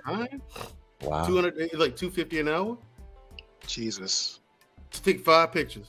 Yeah, just imagine, Graypill. Just imagine you work only 5 hours a day. You get what, $12.50 in that one day. Now you times that by 5 days, bro. And then that's 1 week. Bro, you know how stupid you thought I was bad when I was because I was working as one company, right? I had so much free time. All I did was just travel. I have a 7-day stretch. I never stay home. Like if I had the long days off, one time I was in Birmingham visiting all the little sites there. One time I was in Montgomery. One time I was over here in South Carolina, North Carolina. What, man? Okay, yeah, it's done. Can you do me this real quick flavor, Graypill? Times 6250 times 4. Nigga, it's like 2:30 in the morning. Then man, Von just tell you we tired of reading. I ain't trying to do no math. You gotta do math too. I get it. You're struggling. I get you. You're struggling. And I got it. Listen, I have to get up and do some more reading, like all day. Yeah, they're not trying to do math on me now. Yes. And I'm being toxic all the while. I was just like, yeah, you know what? They're right about it. What's the math question again? Get that shit out of here. Don't do me like that. Don't do me like that. What's the math question? Yeah, tell him. It's I did it in my head already, but it was I think it's basically 12,050 times 2, which is about 12,500 times 2, so that's 25 grand in a month. So you'll be making 25 grand in a month. Now you times that by 10, 250K. Now you times that by 2 more, and that's another extra another extra 100,000. So maybe so basically time full figured. I already paid that 1 month. 300K a year, bro. Yeah, that 1 month I already bought off a new car, and I paid rent for a year. Wow. And you'll be and listen, and you'll be high valued. Yeah, I mean, high value, Vaughn. That's pretty good. That's pretty good. Here you go. Here we go. Those YouTube points. Those YouTube talking points. Yeah, I could sit in a white chair and just start pointing fingers at everybody. What are you, Andrew Tate? Hell no, them motherfuckers canceled this dude left and right for his big ass mouth. He's still making millions. He's still making the millions. You can't. That's what I'm saying. When stuff out in the media, bro, you can cancel all you want to, but I literally see clips of him, not even on his own channel, but everybody else's channel. He's popping out on everybody else's podcast right now. They are literally sending newscasts to go talk to the guy. They are literally going on. The podcasters that have their base here in the States are literally flying over there to sit down with him. Yeah. Fucking crazy. I didn't expect that shit from him. Because it goes before, like with the media, like just on the content creator, you can't be in the middle, bro. You got to either go left or right with it. Like even Trish said, like drama sells, sex sells. You get those spaces where it's like, okay, let's have this conversation and let's be neutral about some party. Cool, you'll get those spaces, but really gonna pop off in one hot second, and we've seen them. 1K subscribers in 4 days, another 1K subscriber in another 5 days, another 1K subscriber in 7 days. Why? Because people like that type of stuff. Pearly Thinks is already at 360,000 subscribers. I remember her back at 10K. Fuck. Yes, I still got that. Black people's content. You gotta be freaking kidding me. No, Pearly Things is a white person's content, sir. Sure about that? Do this. Not, but we some of them trust me, when I say me and Marcus do this, especially Mark, we do this. So she literally hit less than a year. She's at 352. When last time I saw her, not even Fresh and Fit did that. Nope. And she stayed. And the girl, Marcus, like real talk, bro. I know I joke around, which I still mean it though. She's my Lex Luthor. But I had my friend as a therapist, right? It was a clip that she was debating with that girl about the definition of mental abuse, and she was asking her to define it. I was kind of against Pearly Things about it, right? So I had my homegirl look at it. I said, look, I just need your input on it. She's like, okay. She agreed to everything she said. She said, look, she said, I agree with her because everybody else is not giving context to what's addressed. And she said, I feel people today keep throwing mental abuse out like it's a handshake. And she said, that's a problem. And I'm on my mind like, oh my God, Pearly Things, right? You know what I'm saying? But the fact is, the girl is not dumb. The girl is smart. She stays on her P's and Q's, whether you agree with her or not. And she's on top of the main two focal points is she's advocating for men. And she got that red pill content down packed. And it's how she presenting herself. Unstoppable, bro. And I don't know I know you don't got Instagram, but there's clips of her on Instagram, right? That's not tagged to her, but other people's picking up how Andrew Tate is all over this YouTube space. People in the comment section, grown men, protect her. It's serious. It is serious. I'm telling you, bro, the tribalism is real. It is serious. Tribalism is fucking. Yeah, hey, Great Pill. That link is a YouTube video of the drone that I'm looking at getting. Okay. Yeah, I just want you to check that thing out. How much is that, man, Drill? That drone? I'm on the website to get it now. Let's see. Too much products. Not right. Not really. The 30 series. Let's see.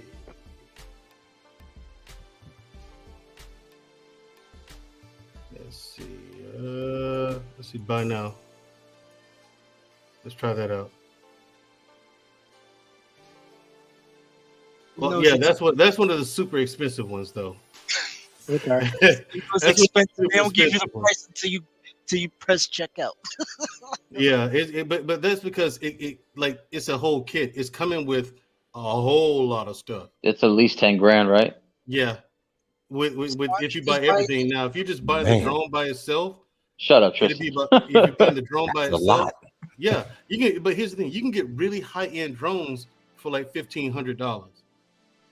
It just depends on the kind of drone you want. This one is industrial. They use it. They really do use it for like Hollywood films and stuff like that. When you look at the quality of that camera when it's flying around, Great Pill. Tell me, do you understand why it's 10 grand? When he's flying around, you see the quality of it. You see all the shit it's doing. Like it's like, yo, yeah, I see why. I see. All right, I hope they don't be picky. Like when I get my certificate and they tell me you gotta get the F-30 whatever drone because they're gonna get that middle finger. No, they don't care. They don't care what kind of drone you get. Okay. As long as you have a drone with, because this one's way more expensive than the one Top got. Wait a minute, Mandrell. There's another one that's right here that says parachute. The one with the parachute system for $4,000. I don't know. I mean, wow. Maybe they like I said, they have a lot of different ones, man. Because I know Best Buy, and this is me because we're talking about, okay, the one you're showing is like $10,000. The one you mentioned earlier is $2,000. Now, when I hear drone, I'm thinking about the ones that you buy at Best Buy. You know what I'm saying? Mm-hmm. That's what maybe I say maybe 500, 600. I mean, I don't know. Well, the thing is, if you want, he may be talking about something a little more high tech than that, right? Like the one that you're looking at there has thermal vision, night vision, and all that kind of stuff. The camera is really what the expensive part of the drone you get. As long as your drone has a good camera and you got enough battery life to do what you need to do, you're good. You know, because this one has like 45 minutes of flight time, constant flight time, and you can change the batteries out with you can swap batteries out without losing power. You know what I'm saying? Like the way this one's set up. Like this one just has a whole bunch of bells and whistles and rickety-rackety.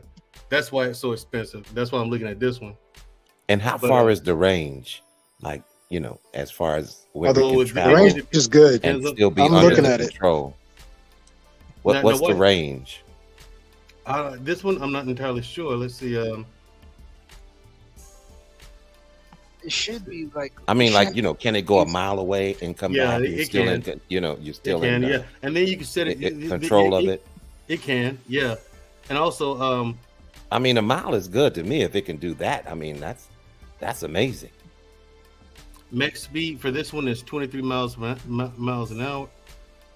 M/S. I'm not talking about how fast it goes. I'm talking about the distance between where, you know, it's out of range for you to be able to control it with the controller. What school has this one? These are expensive. Oh, about half a mile. Okay, not even that. That's surface ceiling. I'm trying to look at, but you know what? That's still good. A half a mile. Yeah, the thing is, that's half a mile surface ceiling. I'm trying to find out like how far it can go. I talking about how far steps, it can go. Distance, yeah. But because if it has a half a mile surface ceiling, that's about a mile. So you're saying it can be up? It can go up in the air, half a mile. Yeah. Okay, but how far can it go? That's what I'm saying. If it's that's the part I want. It's about a mile. Then has to be. If your surface ceiling is 7,000 meters. At least 3/4 of a mile. Wow. Yeah. Because I put in the private chat. I seen the one the DJI Agras 30 series. Mm-hmm. Does the military use drones at all? They do a lot now lately. A lot these last few years, especially. Yeah. Wow. So I mean, especially these last 10 years. If it's military quality, then I'm pretty sure it's pretty good. I mean, you know, wouldn't you think, or no? Yeah, if it's military quality, depends on what company they commission to make it. Yeah, because usually it's the Air Force and the Army that can afford that more stuff too, though. Yeah. The Navy, the Navy's different. Yeah. Yeah, but that's a business for yourself, though. You can get that's a tax write-off too. It certainly is. Mm-hmm. You know what? Right. I said just go to Best Buy and just rob it. They're going out of business anyway. What is wrong with you? Well, those are the cheap ass ones, though. Not gonna lie, those are cheap. Yeah, those. The thing is, this thing is, like I said, night sights, laser rangefinder. Like you can point and see how the range of something is to a particular object, and plus you can highlight an object, say a car, right? And the camera automatically follows the car no matter where it goes. Oh, nice. Yeah, like that's why this is so expensive. It has all that stuff in it. You know what I'm saying? And then it has sensors. I could imagine that would prevent it from running into a branch or you know getting too close to whatever a building or whatever it is. Yep. Wow. Or here we go, right? We get a drone, but we buy a farm and just let that drone. What is wrong with you? What happened to you as a child? Free farming. You know what I'm saying? I'm just saying they got agriculture. You said tree farming? No, a regular farm. Agricultural farms. Yeah, just I know what he means. stuff You like know you that. can farm. You know you can farm trees too, Trish, and get paid for it. Let's do it. He's on board. I'm He's mad at on you, bro. board. I'm mad at you. I would imagine you need some land. Yeah, he needs Yeah. land. Yeah, that's true. But you know what, Vaughn? You can Google that, Vaughn. You definitely, yeah. Hold on, let me get my phone so I can see Hey, if I can Google. Let me see if I can Google that real quick. Oh my God, it's This thing, like I said, this thing you can link it to your phone, your laptop. Yeah. When y'all was talking to talk, yo, because like shit like that, I like to hear about. Yeah, man. I mean, we talked about this a minute ago, and me and Tommy already on this shit, man. We're like, God, That's crazy. we're like, That's damn near like an early retirement. Just chill mode. Yeah. Mm-hmm.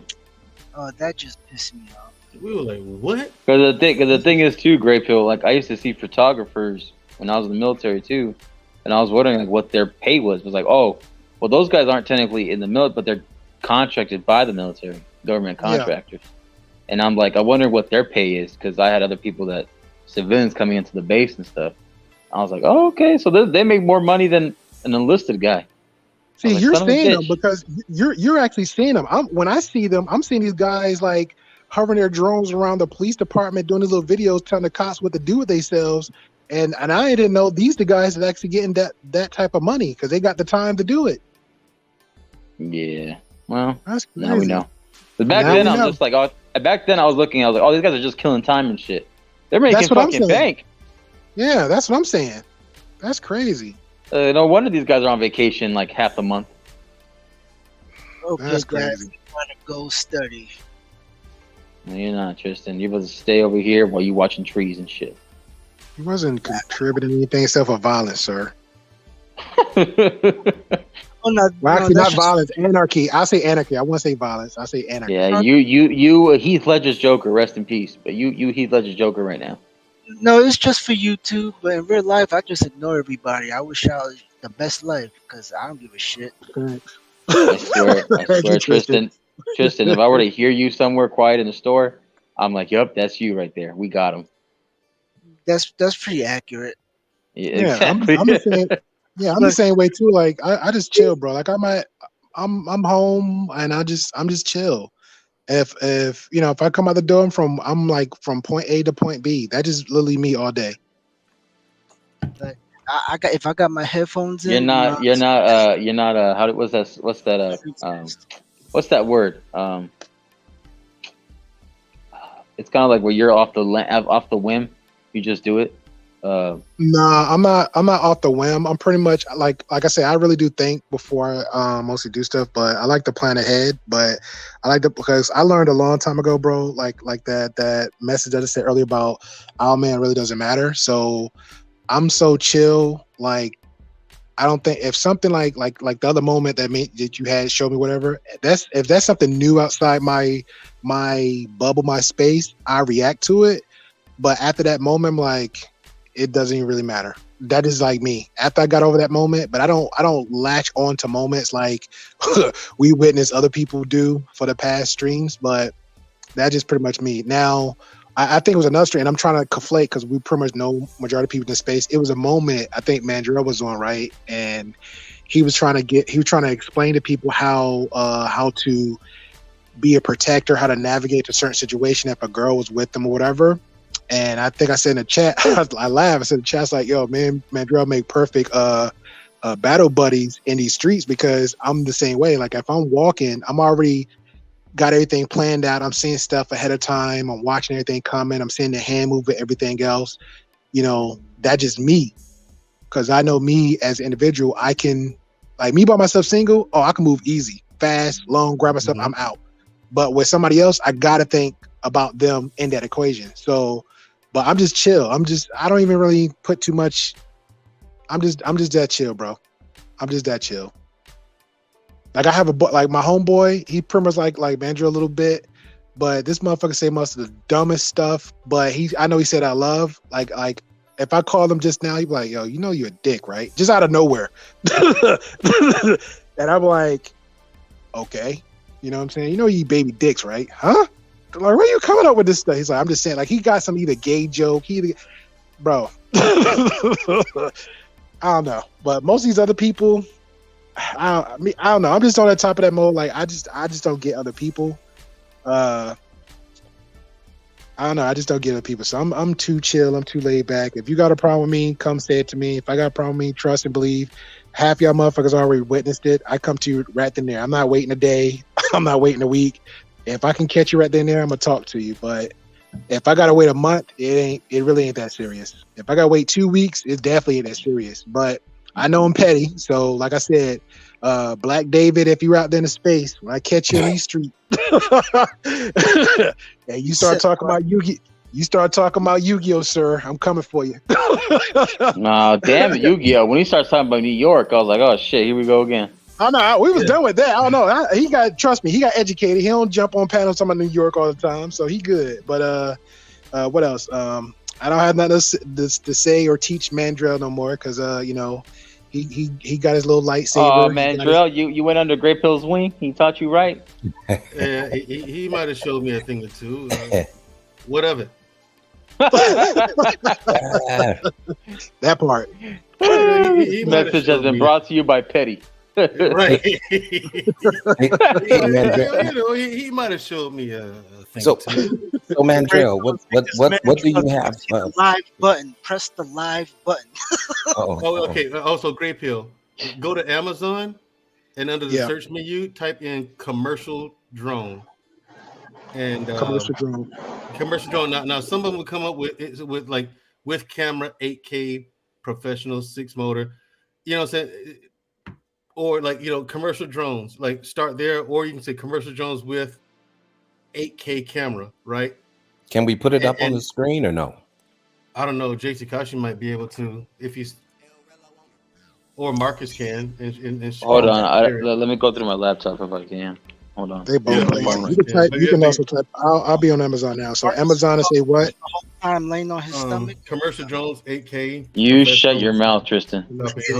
I'll put it in the back. Exactly, Tristan. There you go. Just copy and paste that.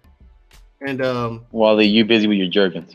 So what I'm saying is, the reason why I put it here is because there's that's you. That's all you. I see a lot of good options here. Like there's the one for $2,000, $2,034.95, right? And so I see that one. It has a with the socks, 4K video, 8K. Damn, well, you descriptive. 64 gigabyte card. I mean, comes with a backpack. It comes with a whole. This one was the whole kit. This is the DJI Mavic Air 2. Yeah, that was that's a good set. Wait, I see one here that's for $1,200. Is that the one you're talking about? Like $1,300? I saw one. I see one for $2,000, and I see another one. It says the same model for $900. It says the DJI Mini 3 Pro with remote, and that's for like $1,000, and that's at Best Buy. I see one right here that's Touch of Modern. Is the DJI Powerful HD Camera Drone Mavic Air 2S drone for $1,250. Why can't you just go into the armory and just give us some damn drones? Can you shut up, Tristan? I'm about to drop. Get this motherfucker up out of here. I'm tired of your shit. He said the I'm armory. tired of your Hey, we shit. tired of your shit. Yeah, but the DJI Inspire 2 drone.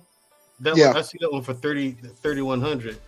I want to see what that comes with. The thing is, because you want to make sure it comes with the camera, and everything you need, and you want to see. That's why I say do your reviews on it. Like you look up YouTube videos on it, because these YouTubers, they're all over this stuff. They are all over it, and it's those I can white imagine folks, you can YouTube it and they would demonstrate it and they use it as a vlog. Oh shit! I see one here for $500. I have a serious. You see it? You see it? The one is like $450. A Mini 2 quadcopter with remote control drone. Nah, and then I'll focus on the $2,000 and up, or the other one's $1,000 and up. Did you see this one too? This one's fucking nice. It's called the B-Wine GPS 75 foldable 4K drone with camera for adults beginners for $530 at Amazon.com. Free shipping. This shit looks nice, bro. Yeah, but is that the one gonna get you the job though? That's the one I want. I want it to be compatible to what the job offers. So if it's the $2,000 one, because if you got 4K, if it's a 4K camera, you're good. It's a 4K camera. And 4K cameras. The thing is, what's gonna shock you, Great Pill, is how cheap some of this shit is. Like the one I'm looking at now is $399. It's a white drone and has a 4K camera. I mean, like, you could start with that and take jobs to do that. I'm gonna just buy that shit right now. Yeah, and you can start with this and do jobs to pay for another one that's like $10,000. Another one that's $10,000 that has literally everything you'll ever need from a drone. You know what I'm saying? So that's what I'm looking at. I'm like, holy shit. Now, are you looking for those positions in Indeed? And if you are, like, what's the title of those positions? Is it like, what's the name of those positions for so you can use these drones? Because I'm sure that you can, if you want to stay in Alabama, just Google drone pilot jobs Alabama. There's one in Mobile. There's one anywhere. There's another one in Mobile. Explore jobs. Because Drop Pilot, it's something called Drop Pilot here, and they're looking to hire drone pilots with the FAA Part 107. That's the name it is, the Part 107 exam. A rapidly growing AI firm. This is a firm specializing in touchless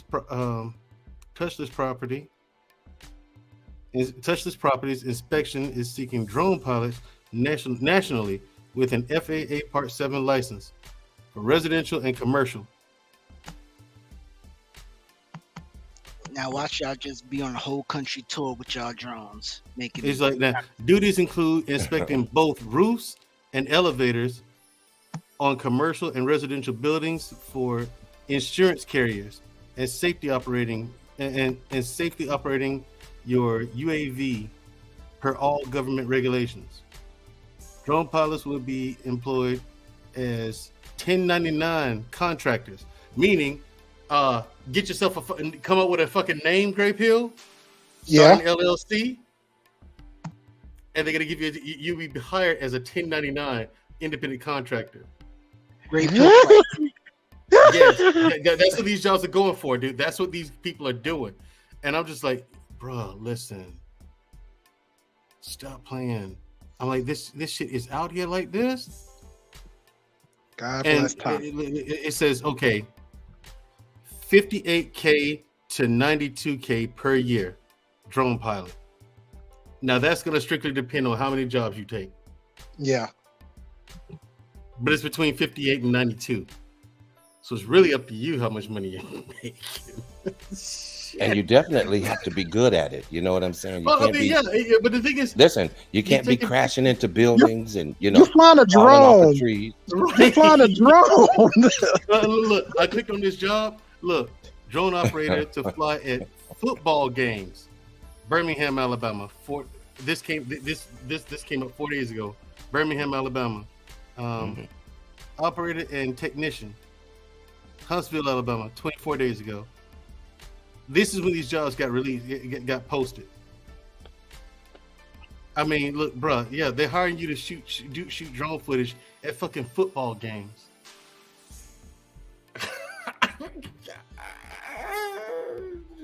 The perk's gonna be unfucking believable. I'm so down.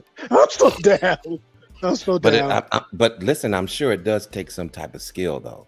I mean, you're just not just just haphazardly doing something. Fine, minus the book, bro. Real talk. Minus the book. The book is a whole nother thing. But flying a drone, it's like you might as well grab me another 2 PS5s and say, "Here." I figured that shit in an hour. You all would be good at it. Me, I figured that shit in an hour. Into shit.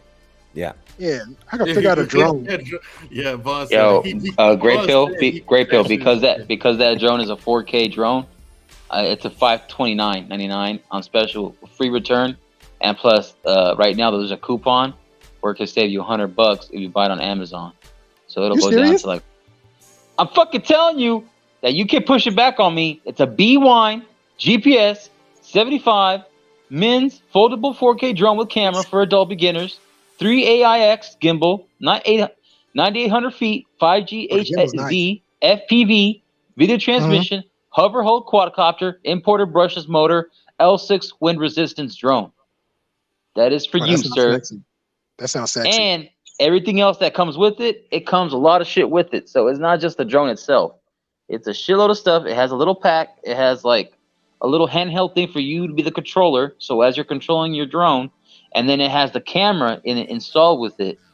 This shit is nice, bro. What I'm telling you, this is the kind of shit you see in Transformers. Yeah. Okay, I'm seeing that now in the private chat. That's what you put in the private chat? Yeah, all the descriptive shit. But if you just put the V-Wine GPS 75, you're going to see one, and it's going to pop up in stock right now. And you could get, well, it says here delivered as soon as Thursday for me. But next week, though, the 22nd. So it'll get within your arrival. But you can get it within a couple of days, depending how fast your Amazon delivery is. Hold on, you said if I just put in the FPV or because I'm reading the description of the last one you got. Because the last one you got is the gimbal one. That's the one you're talking about? The 3 AIX? Yeah, I basically cut it into two text. So it was the B-Wine GPS, and then the other part was the 3 AIX. Oh, okay, I got you. Okay, so you could just like highlight all of that stuff and copy and paste it. I'll screenshot it too. Yeah, but I'm just looking at it because I mean, it's just that my laptop's on no battery. That's why I haven't put it on the big screen. But you're good. Yeah. Check out. Here's the thing. Here's one for $23.99, right? Let's see. Yeah, it comes. Okay, good. It comes with extra parts and the remote and everything. It's the Phantom 4 Pro version 2.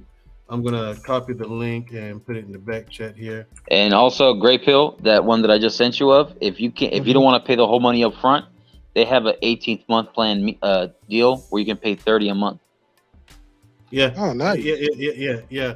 So if you want to pay the $500, you can just do $30 a month. Is that on Amazon? Yes, sir. It's on Amazon. Oh, I would never. know this, Vaughn. You know this, Vaughn. I would never suggest for you to do that because see what they do is they're gonna. Oh, I almost said the F word, but they're gonna mess up your bank account. They're gonna mess up your bank account because what they do is whatever the price is or whatever the payments are, they authorize all of those payments with your bank, and you don't know when they're coming through. Oh, I had a bad problem with Amazon. But hold on, it's a way around that. It's a way around that, Vaughn, because I know what you're saying. Oh, okay, all right. Well, tell me about it.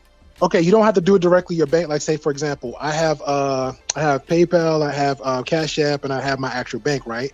I can take that bulk of that money or just that sum that's supposed to be monthly paid and transfer it over there. So if they're only supposed to take $30, that's what they're gonna fucking get is $30. You know what I'm saying? Right. And I leave it like that. What they do is say that you have 7 payments to make. Yeah. See what I'm saying? They're gonna authorize all 7 payments. They're not gonna get it. No, I'm just saying. Nope. I get it. I had a bad problem with Amazon with that. Yeah, that's why, like stuff like that, like even I on would even like never do it again. Yeah, stuff like that, like Hulu and all that stuff. I wouldn't never put that on my actual bank account card. I have it like I have a debit card. I have my Cash App. I have my PayPal. So if I have, let's say, for example, if it's a month of, I'll try to calculate it for like 3 months to a year of like, okay, like frivolous stuff like Netflix, Hulu, whatever. I'll put all that over there. Even hell, I even have something like some like frivolous cash, like $50 on PSN cards. You know what I'm saying? If I'm gaming, I'll put all that over there, and then I'll just take money from there. I won't go to my checking account every other $5, every other $10, because when that bank statement hit, that just look retarded. Like every other $5, $6, $5, $6. No. Yeah, I remember that. Man, I specifically remember that. I cursed for a while about that. Because, you know, when you mess with somebody's money, man, oh yeah, you know, it's definitely a problem, you know, and yeah. So I said I would never do that again with them talking about, oh yeah, you can make 10 easy payments and blah blah blah, you know, and then they they try to take it all at one time. But see, that's I thought you said 10 easy payments. You know, but see, that goes back. Listen, if you're gonna take all the shit at one time, that's not 10 easy payments. Tell him, Vaughn. Tell him. Highest level of festivity, Vaughn. Festivity. But Vaughn, here's the thing. Vaughn, I'm just saying. It was 10 easy payments all at one time. Yeah. Damn. Well, let this be a gentlemen. Let this be a warning. I'm just you saying. paid it all at one time. See how easy that was? That was so easy, wasn't it? Vaughn, the spirits have spoken. They should have said one easy payment. Then I would have understood better. He said you should have told him, Vaughn, it's my zodiac sign. That's what you should have told him. Yo, see that was Vaughn all at one time. You made 10 payments at one time. Wasn't that easy? Wow. No, it wasn't easy, man, because I had to talk to my bank, and then I had to do all kind of stuff, man. It was not, man. That was not a happy time for me. I believe it. You know, it's funny. I do not like people messing with my coins, man. I'm just saying. I'm serious. Don't do it.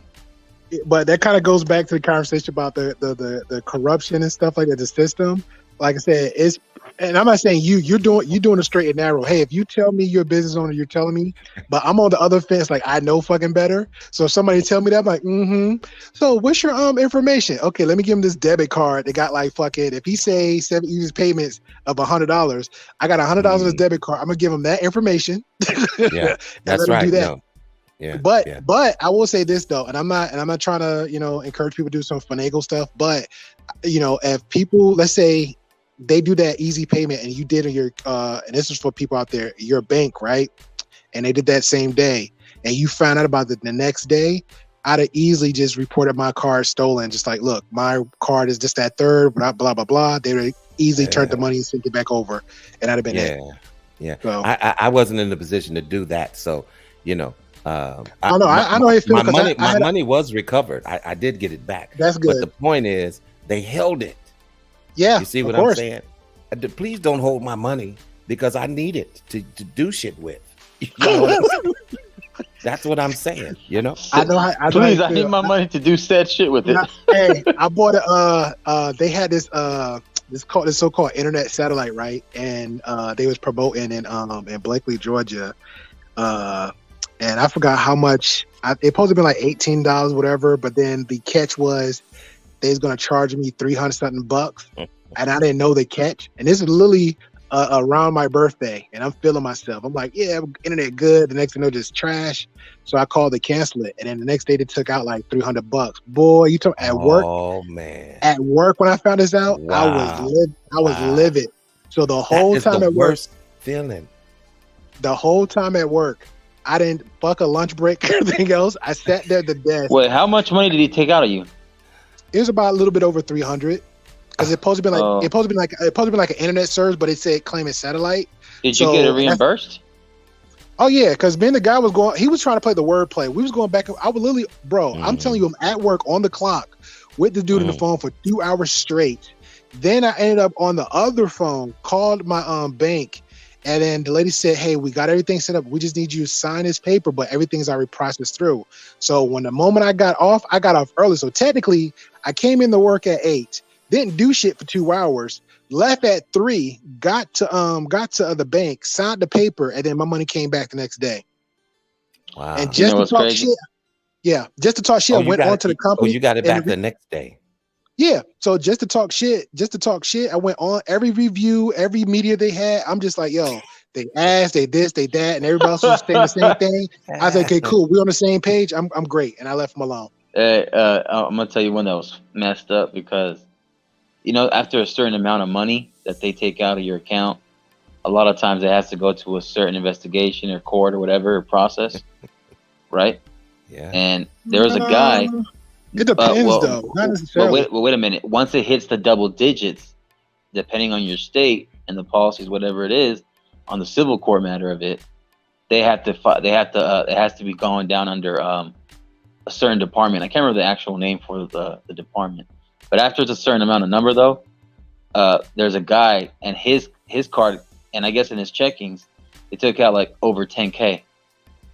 And so the guy was fraud. Is it the fraud department? Or? I don't think it's the fraud. I think it was But that's a different though, Mark. That's a large amount. Like really, somebody gonna be looking on that. If somebody's but hear this though, because like when the guy went to go try to get his money back, he said if it was under like 95, let's say it's like 9,500. If it was that low, where it was 9,800, because it was under 10K, he could have got it back.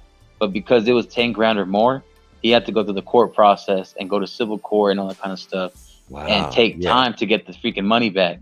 So when it's double digit, like the thousands, that was the process he had to go through just to get his 10K back. So at that moment, he has to represent himself if he doesn't want to pay for a lawyer, and then who knows the time it takes to get that money back. Yeah, that's but crazy. See again, I'm not knocking that story, but that's that I really wouldn't even play with. $5 grand, exactly. $2 grand, yeah. Come on, really? Are you serious? I was mad about my little $400. So I guess the guy had money. I guess the guy had money, so he was okay with it. But whatever. Yeah. Now imagine what we would do for 10 grand, Vaughn. That's what listen. Bro. That's what I'm saying. I would probably be in the headlines. You know what I'm saying? Oh man, because I need to come find where my money is. Yeah, we need to. Yeah, I got to point me in the right direction. I will go there now. Man. Yeah.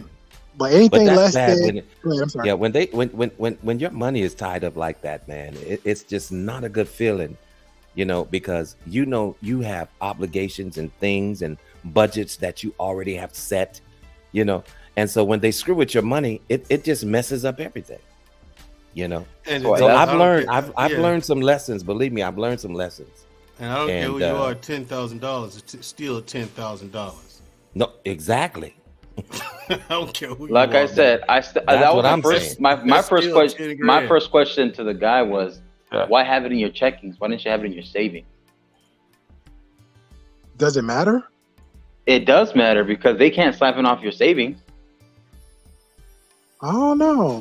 Because I'm just saying in general, right? In general, they have to go through your checkings, but then there's a process depending on the bank, right? When you say, hey, I have it in my savings. I haven't withdrawn anything from my savings, and technically that's supposed to be like a wall, like a firewall type of thing for your savings. Your checking, they can charge you because that's what's on your card, right? Well, but, I know certain banks that will, let's say, I don't know, bro. I mean, like I said, $10,000. So that's, you may be on that level to have that conversation. I'm not knocking it. I'm glad we're having this conversation, but I'm just saying for me, if I get over $5 grand in my checking like that, I'm taking 2 out and putting it somewhere else. Yeah. No, put under the mattress. I got you under the mattress. That makes. I mean, I got a safe, but I'm just saying, that makes a lot of all sense. That. I cut a hole through my mattress and I put it in there. That's it. Yeah. Trust me, I'm not knocking the conversation. Thank you. Trust me, that would raise an eyebrow when I get that number amount. And I'm like, that dollar amount. I'm like, all right, it's time to manifest that bitch. Yeah, it's time to go ahead. Also, Great Pill, on this link, that's the one that I was originally and still am looking at making my first drone. Making my first one to start off with. Okay. Listen, that's a long link, brother. What the hell? Did you just? What do I press in the middle? Vaughn, this guy's like posting essays and shit. Vaughn, this guy's posting essays and shit for late. I was like, God damn, this ain't no assignment. Well, the thing is, you don't have to copy it. You just click on it and it opens up a. But my goodness, look how long the link is. I know, but this shit maxed out at characters. Hold on, Marcus. Vaughn, this is how you're not going to drive that drone. Well, let me ask you something. Vaughn. Land the plane. Do you want to make some motherfucking money? Yeah. No, I do, but I'm just saying. I'm not sure if I've ever seen a link that long. And maybe it's just. There you go. Vaughn, you're going to have Mandrell go on a spiel. See? Y'all don't want to get better. Y'all don't want to make money. Y'all don't make no money, man. Y'all don't want to stay broke then. No, I see, that's what I'm saying. Broke. I'm just saying. Wait, tell Vaughn what you were gonna call that one stream. He's an what? Entrepot niggas. Oh, that's a good title. Entrepot niggas. Yep, I was gonna call it that. I was gonna ask you what you were gonna do next week on Wednesday. Did you have something already planned? That would be a good topic right there. I did that show, but they wouldn't let me name it that. They didn't. Oh, yeah, they're lame. It wasn't politically correct. Yeah, I get us in trouble. But what about Entrepreneur Ninjas? Nah, I guess that wouldn't work though. But here's the thing, though. I think next week I'm gonna just look up some stories. Damn, that's a long list about crazy stuff. Like I saw the story about this girl who was attacked by a guy. The guy raped her and kept it and tried to kill her, so she killed him in self-defense. So she didn't have any money for bail money, so they locked her up. And the judge said, "Okay, you spent a little time in jail, so I'll let you go. So take a plea deal, all right?" This a real story? Is this a real story? Real story. Oh, okay. Tell her to take a plea deal, and you can take with the plea deal. I'll let you out and everything, but you have to pay the family of the guy you killed $175,000 in restitution. Keep in mind the guy attacked her and raped her and tried to kill her. This sounds like that story, man, Joe, with that girl that got pimped out and like she killed her pimp for her. Is that a true story? Like, where can I find that? Because that sounds crazy. Hey, Mandrell, that one actually make me sense. Okay, I was watching on the Amazon for the payment for the 48 month and the 12 month. The 12 months. Yeah, there's a 48th month. It's about $40-something a month for 48 months for the payment to get up to the $2,000.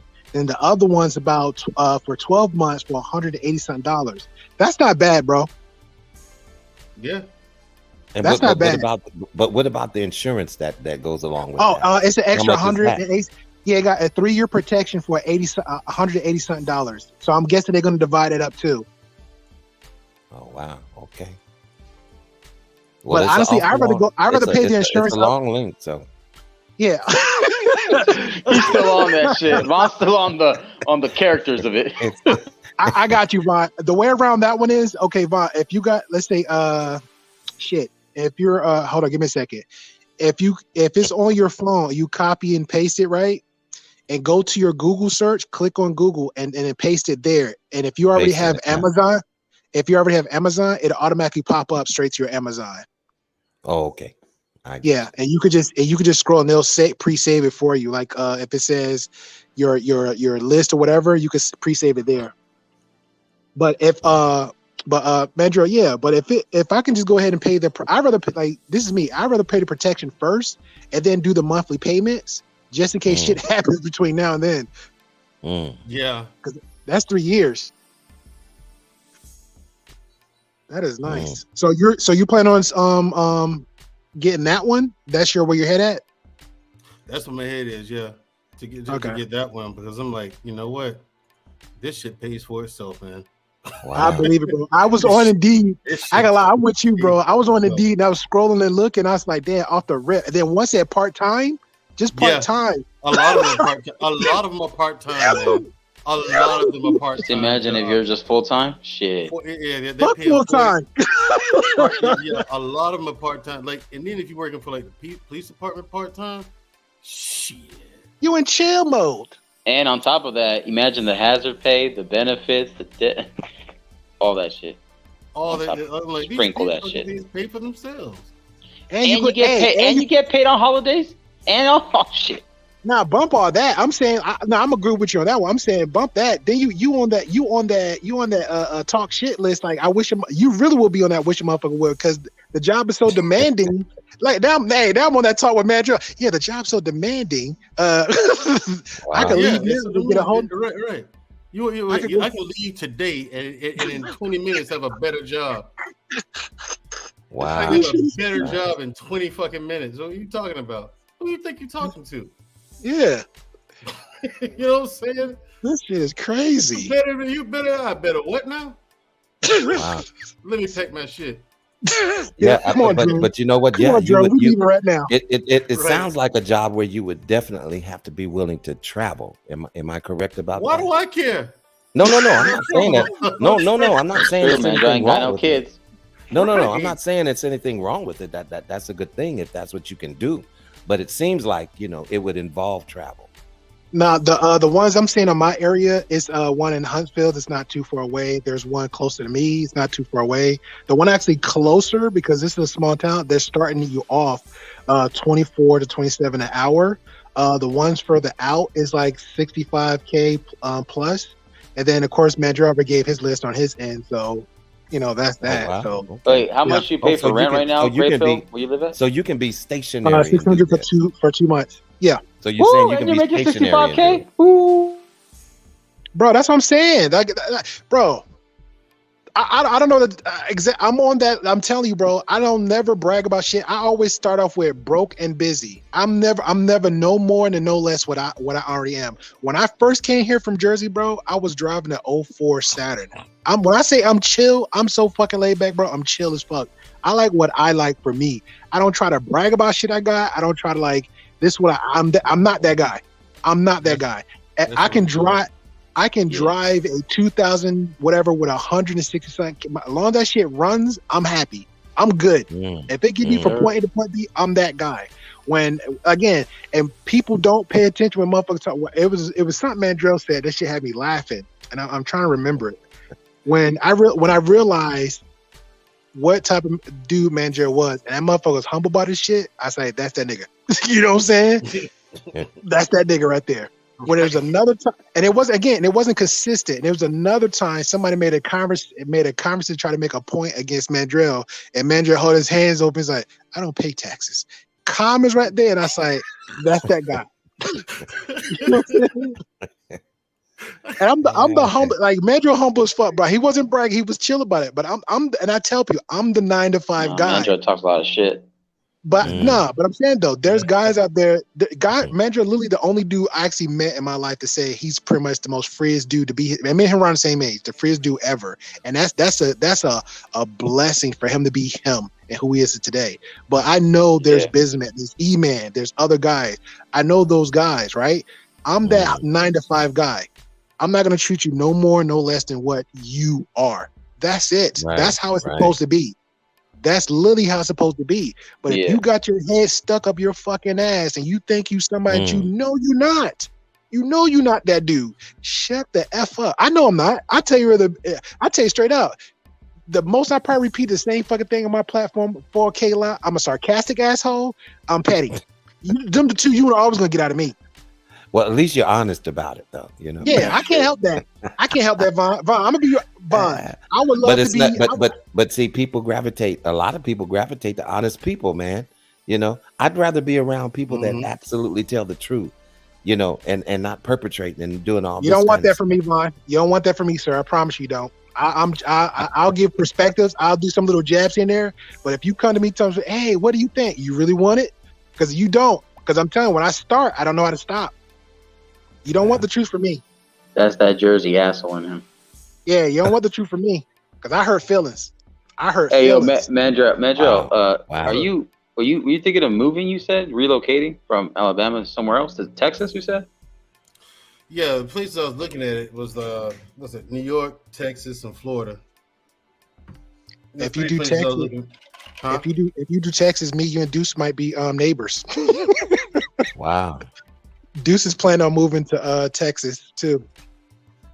Where you looking at moving at?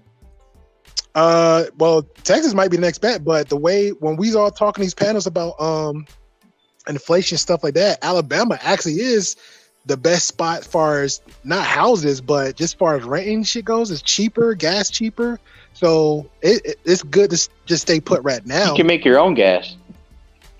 Nigga. What? You can make your own gas. I was almost falling asleep, and then I heard that. I'm just saying. Hey, real quick. Up, man. I gotta end the live real quick, but I appreciate anybody that came through, anyone that's still watching. Minus the gas part. Yeah, there's been 6 hours live streaming. I appreciate if you leave a comment. Please support the channel. Support the content creators that are here right now on the panel. Mandrell, you can catch up on BMU, Black Men Unfiltered Network, Wednesdays, Unapologetic with Shoo at 6:30, 8:30 Central Time, 6:30 Western Pacific Time. And then Von Bryant, you see him in the streets. He's a moderator, and he shows support to a lot of other channels. I'll be over there at Brother Clarence channel all the time. Yes, sir. You catch me over there on the live. Absolutely. Wally, Top Production. Wally, Wally Welltop Productions. Make sure you subscribe to his channel as well. He's on a different platform when he uses through YouTube. It's actually a really good platform. Wally, I know I haven't heard you speak that much, but I appreciate you stopping by. We're still going to talk a little bit in the back end, but just want to make sure I'm in the live right now. Gray Pill Podcast. Please make sure you hit the link, like, share, and subscribe to Gray Pill Podcast. You hit his Cash App, PayPal, Venmo, all this other stuff he has too. Great content. Also, I want to shout out to 100 Watts, who was here earlier. Truth and Purpose Nexus. Shout out to Truth. Very, very passionate, I said at least, perspective. And then Tristan Draper, the king of OVS. And then anybody who else was in the chat, I appreciate you all. Like I said, hit the link, like, share, and subscribe. And with that, I bid you adieu and buenas noches. Hasta